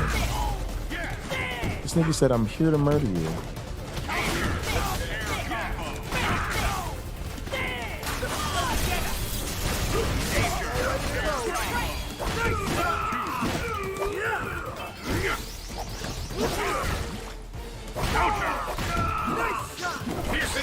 Oh!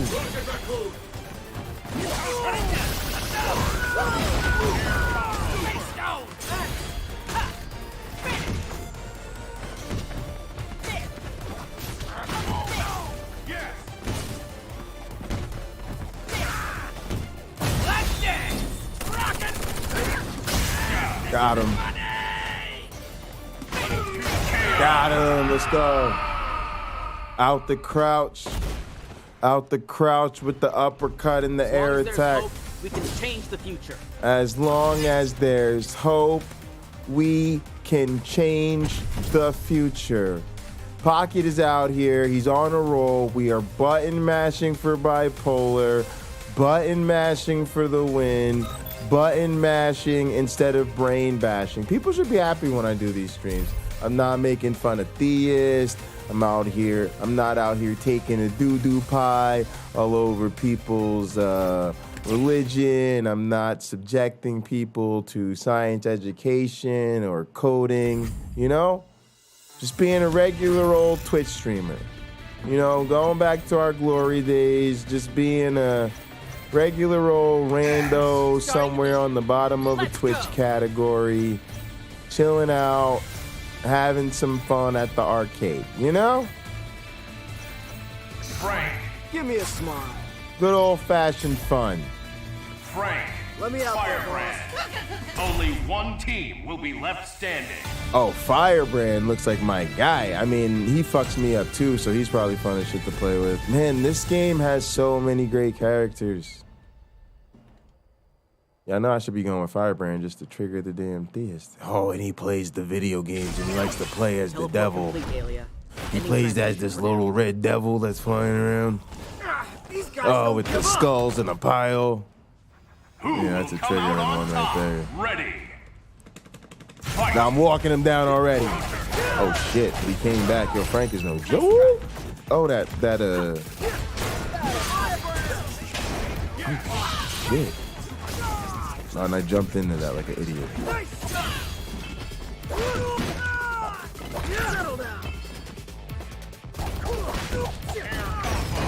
Come on, let's go. Batter up.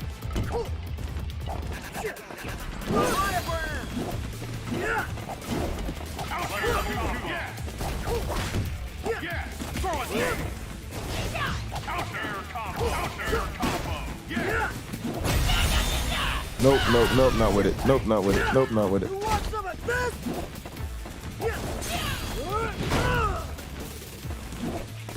Nice shot. With the leg. Nice shot. Nice shot. Level 3. Yeah. You done.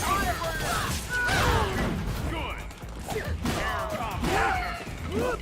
Nice shot. Yeah. Done. Enter mine.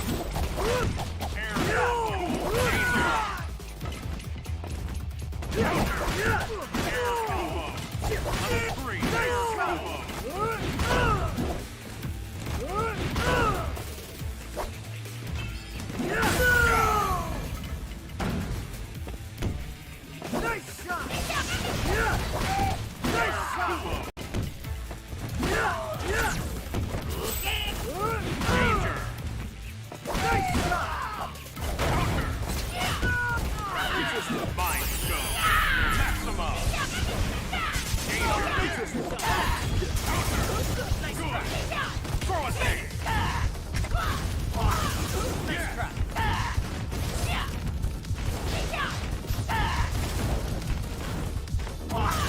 Shit.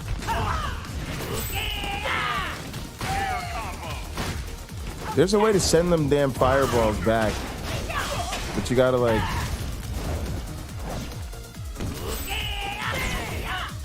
I forget what to do. You gotta like time it when it's hitting you.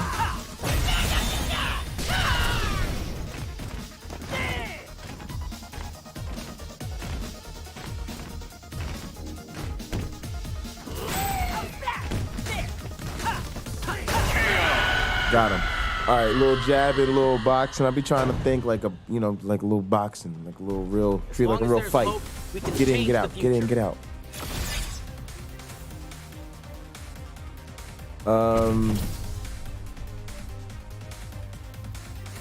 I'm thinking about whether or not I should be using an 8-button layout or a 6-button layout. I'm kind of leaning towards 6 actually, because I'm realizing that there's less movement, and then instead of I could just hit the one, instead of having buttons 5 and 6 be both kick and both punch buttons, I could just press both kick and both punch and then use 6 buttons instead of 8. I don't know, I've been thinking about it. Which I think, I was gonna look into, like I was gonna look it up and see what they say online, you know, see what the YouTube perverts think.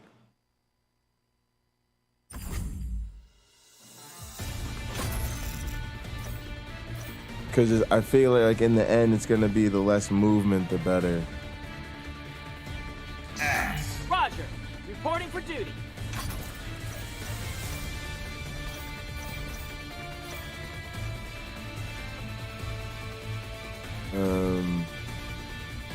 Let me. I could try it.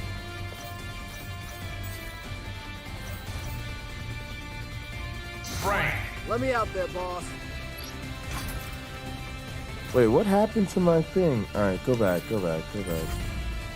Do that. That's... Roger. Reporting for duty. Frank. Oh yeah, there's a story brewing. 0. I'll show no mercy. Hagar. Kind of like who will prevail? Let's get it.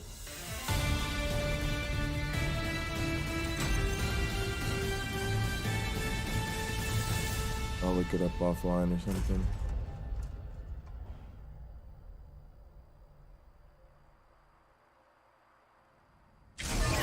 Zero? Who's controlling you this time?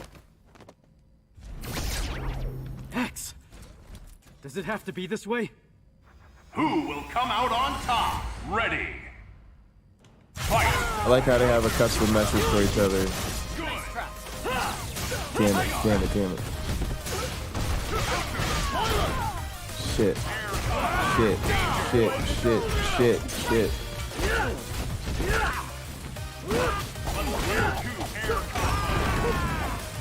That pie in the face is so fucking useful. Tombstone! Nice shot! Let me borrow this! Oh, you blocked that shit? Tombstone! You didn't block any shit. You blocked that? Let me borrow this! Got him that time. Nice shot!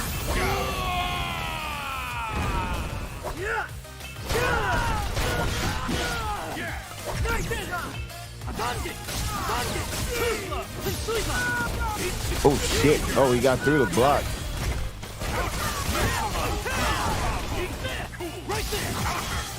I'll win this now! What the fuck is he about? Whoa, this guy's wild.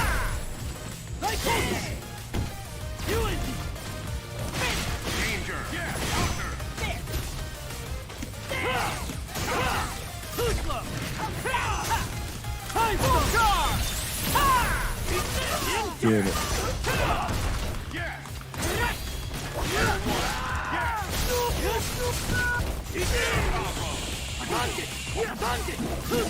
Damn it. Too slow is right. Holy fuck. Got it. Let's go. Let's go. Let's go. Good night, No Name. Again? Oh, you said night cam. Hey, James. All right, so yeah, I'm probably seeing that shit late. That's what's up. That's what's up. Yeah, Cameron Dip. James is in the house. Mr. Mayor, I won. So I get an exclusive interview, right? Is that how it works? Should be. Should be. We out here getting it, y'all.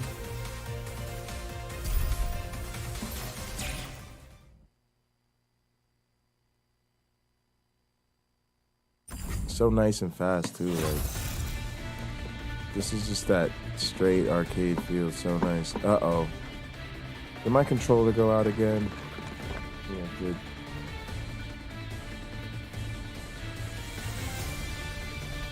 It was doing so good too.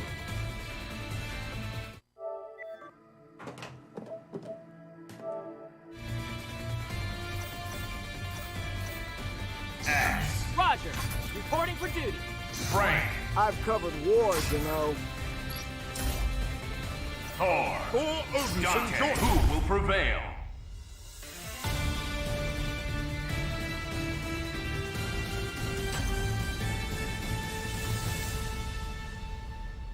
Umbrella Laboratory Pathway.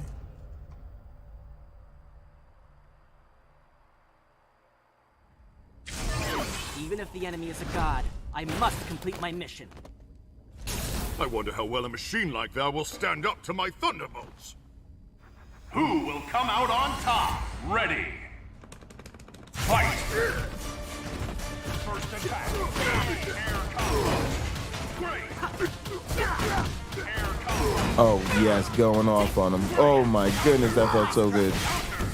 God damn, got me shocked with that damn Thor shit. Woo!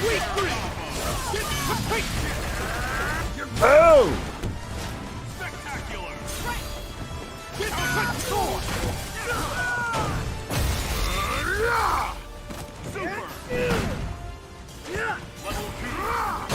Oh shit, don't say too close to Thor.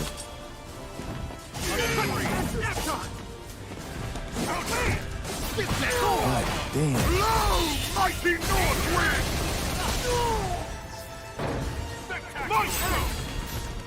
Oh, I had him from behind.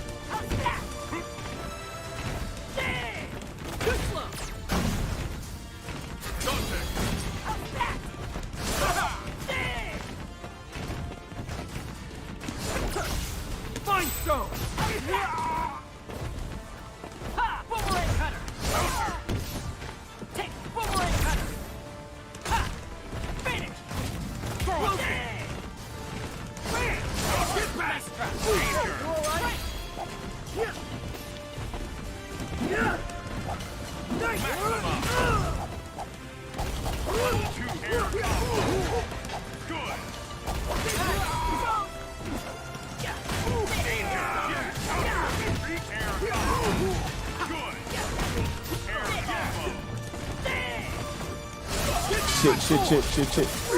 Shit.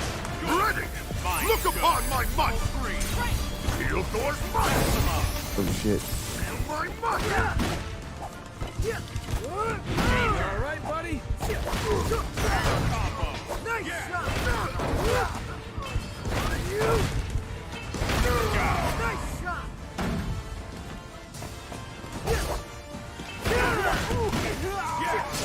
Interesting.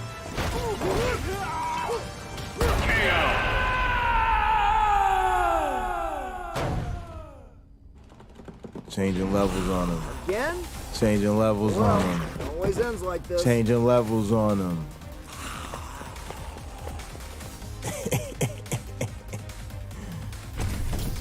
Yeah, appreciate you, No Name. No Name, thanks so much, man. Like, fucking congratulations, bro. We started at 2 and we had 200 and counting, man. Fucking crazy. Man, take yourself some Tylenol and go to bed. I'm actually gonna go to bed soon myself. I want to get a good night's sleep. I'll probably do just a couple more matches. But yeah, man, thank you so much for all your help building this channel up, man.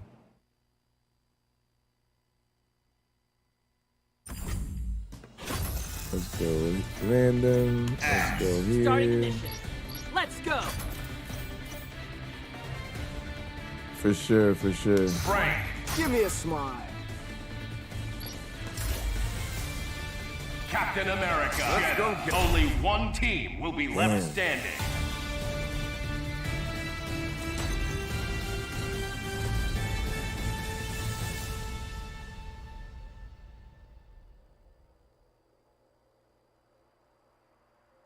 It's been a crazy couple of weeks.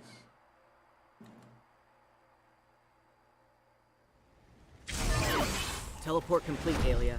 Ending transmission for now. As long as there's hope, I won't lose. Who will come out on top? Ready. Fight. First attack. Oh, it's a bonus too. I want to get that. That's what's up. No, not Jetta. Jetta and Captain America. That's a Diesel team, actually. That's a squad. That's a squad. I ain't even gonna lie.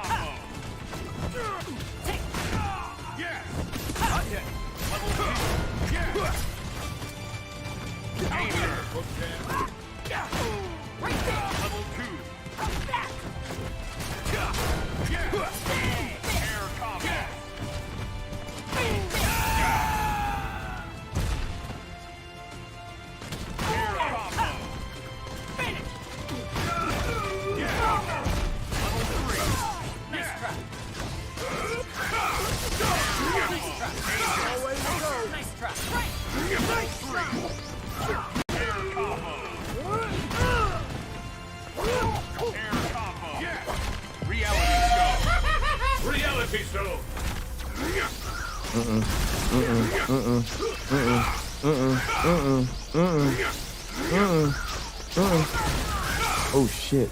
Oh shit. Ooh. Nope. Damn it. See, when this shit starts, it is so hard to get up on this motherfucker.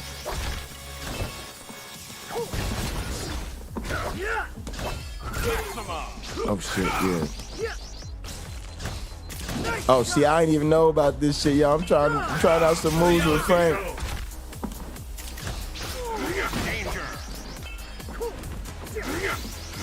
He can hurt you with his camera. Are you watching me? Oh shit! Woo! Come on. Let's get it. Damn it.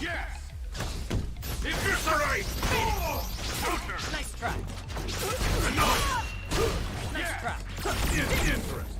Nice try. Oh, nice. Full charge!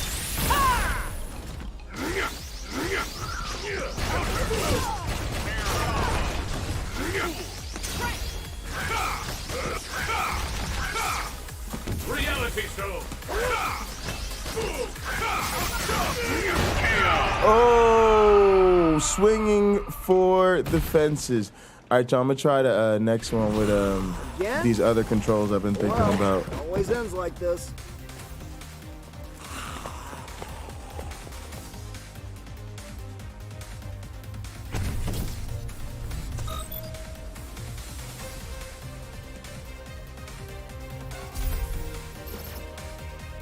All right, let me actually try it from the menu just to be a little bit safer. Get used to not doing these things in match.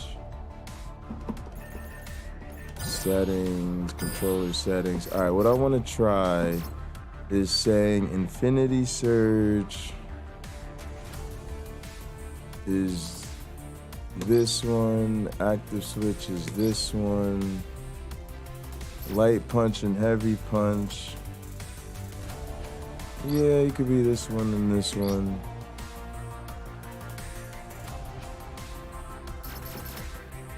And what it's gonna do is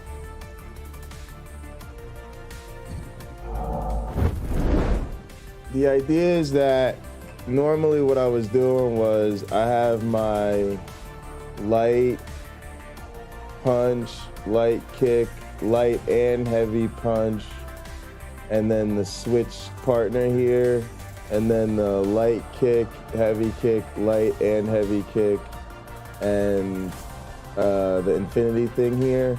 And instead, I'm gonna just go to light and heavy punch, light and heavy kick, and then switch here, infinity here. Keep the other two over here kind of open. I probably won't use them. And then if I want to hit both punch or both kick, I'll just press them at the same time. It should actually be more accurate and less hand movement, which should actually help me trigger buttons faster and stuff. We'll see. Try it out once and see how it goes, and then try rocking with it. Battle, there's CPU.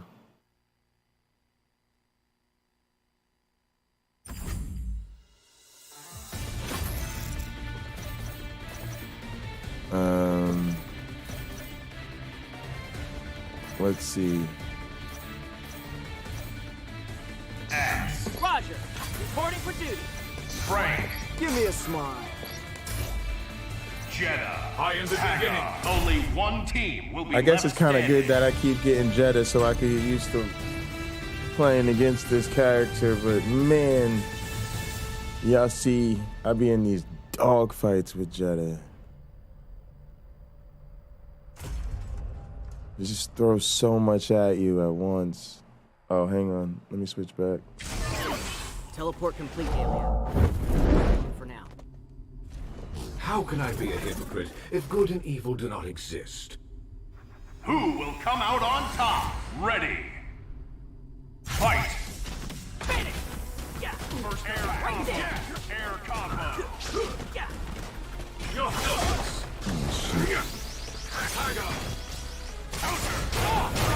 Damn it. I was about to do that. Holy shit. Get the fuck out of here.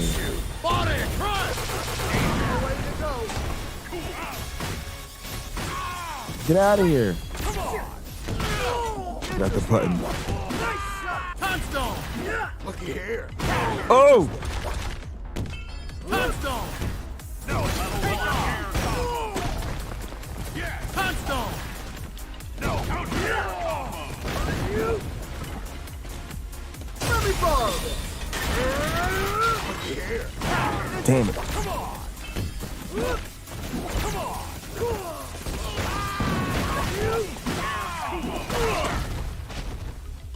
Come on!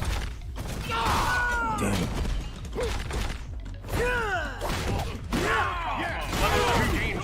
Keep this up. We're trading.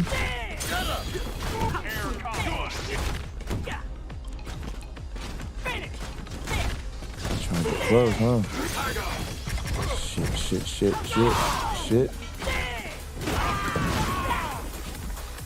Tombstone!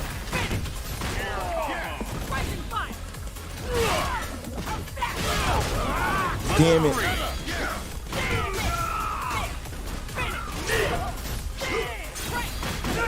Time stone!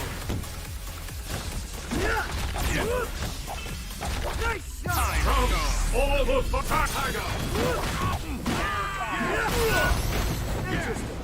Nice shot! Now, crush you! Shit. Body, try! Let me borrow this! Level 3. Damn it, I got punished for that.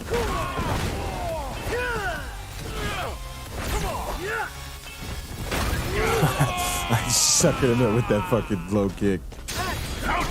Damn it. Oh, damn it, I'm fucked. Fucking Jedi, of course.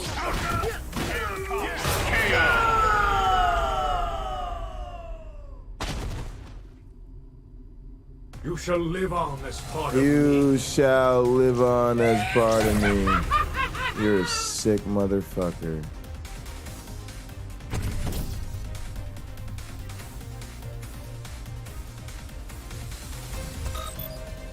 Loser. Let's run that one back. I guess there's no way to settle this peacefully. Nope, guess not. Let's fight. My salvation is the answer to all. Ready. It's fucking Jedi, man.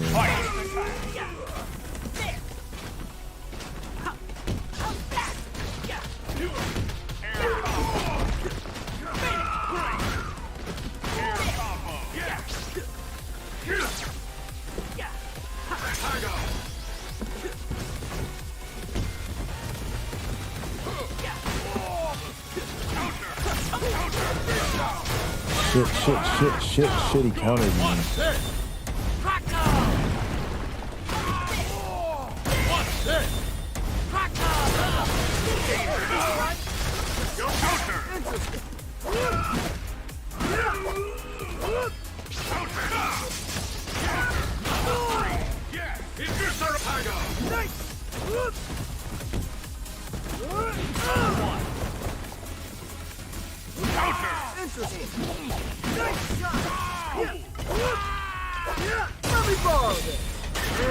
Oh, we wanted him to fall down into it. That's happened a couple times. I didn't time it right there.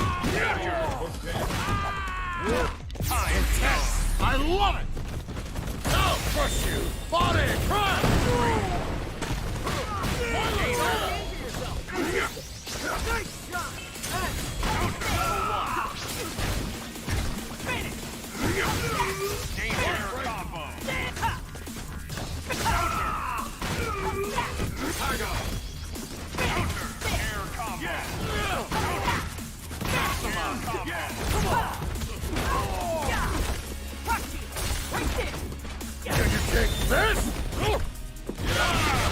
Shit, I let it go. Why'd I do that? I had him and then I let it go.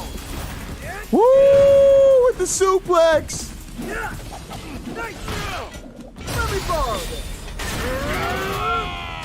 Got him! Oh my goodness, ran him through with it.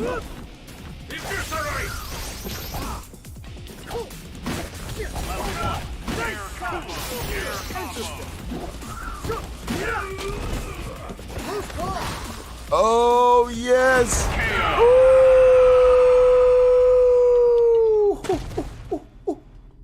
That felt so good. I got to do one more. Again?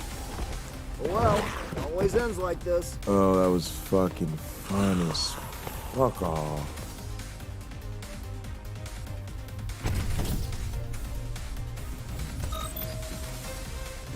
Tied on up. Nothing wrong with that. Nothing wrong with that. We out here getting this work. Let's get another one.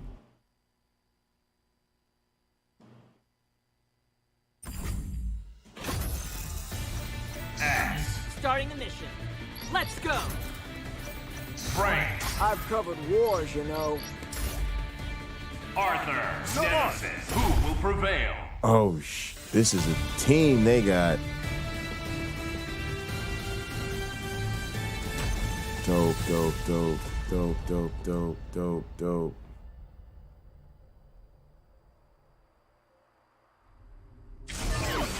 I won't back down, no matter who shows up. If I were to go easy, I would be breaking my oath as a knight.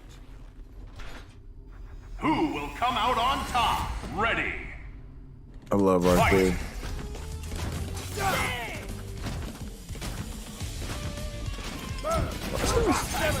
Oh, he just creates hella space and then just throws shit at you. Shit.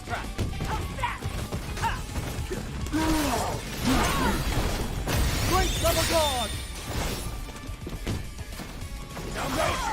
Too slow! Ha! Like 7. Shit. Yeah! Nice shot! Level 2, level 1.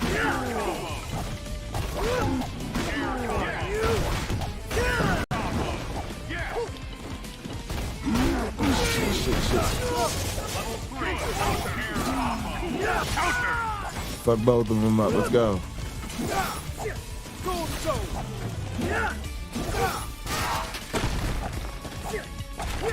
Oh, he's running around without his goddamn suit on? This is amazing. Arthur is the guy.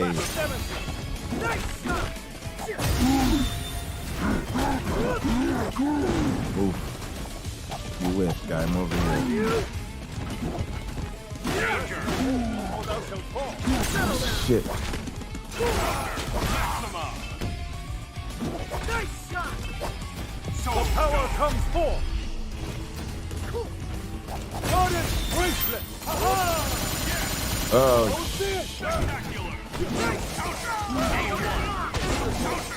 Give me strength! Nice try. Finish!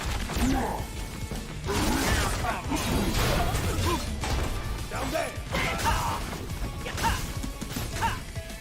Stand back! Danger! Air combo! Fine, time to suit up. Finish! Go level 1! 7! Shit.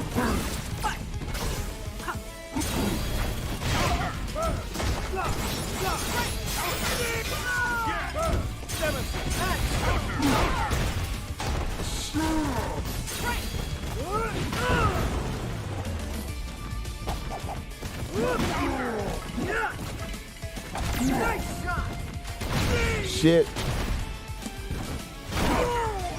Interesting. Shit.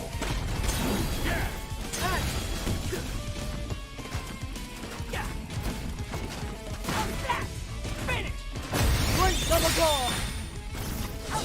7.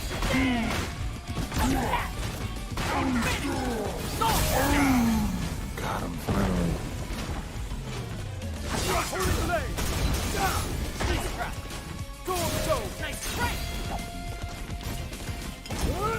Got him.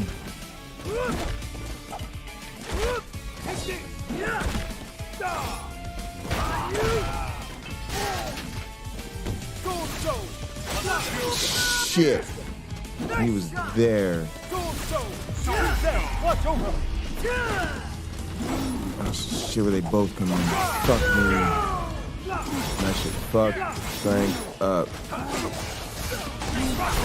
God damn it. Give me strength. Got him.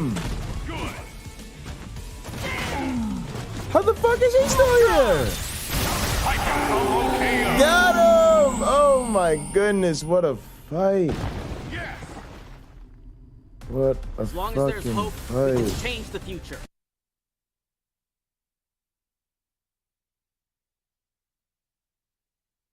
What a fight. Hey everybody, I want to thank y'all so much. Thank you, thank you, thank you. I want to thank all of our viewers, all of our subscribers, all of our mods, all of my co-hosts, my advisors, my lab, my mentors. Special shout out to the mod squad, the ushers, my co-pastors and all of that. Can't thank y'all enough. All of our guests. Special shout out to Derek from Myth Vision, Gutsick Gibbon, Doug from Pine Creek, Nate and Danny, LPP, Bible Research Tools. Where would I be without you? Thank y'all all so much. We'll keep at it. I'll be back tomorrow. 1 p.m. Eastern, Science Time with Cliff. I'll be live after that later on in the day working on an educational video. We'll just keep on going from here. Thank you all so much. I'm so grateful for all of you. And so excited, so excited to see what's to come. In the name of the Darwin, the Dawkins, and the Christopher Hitchens, science bless you all. Poof.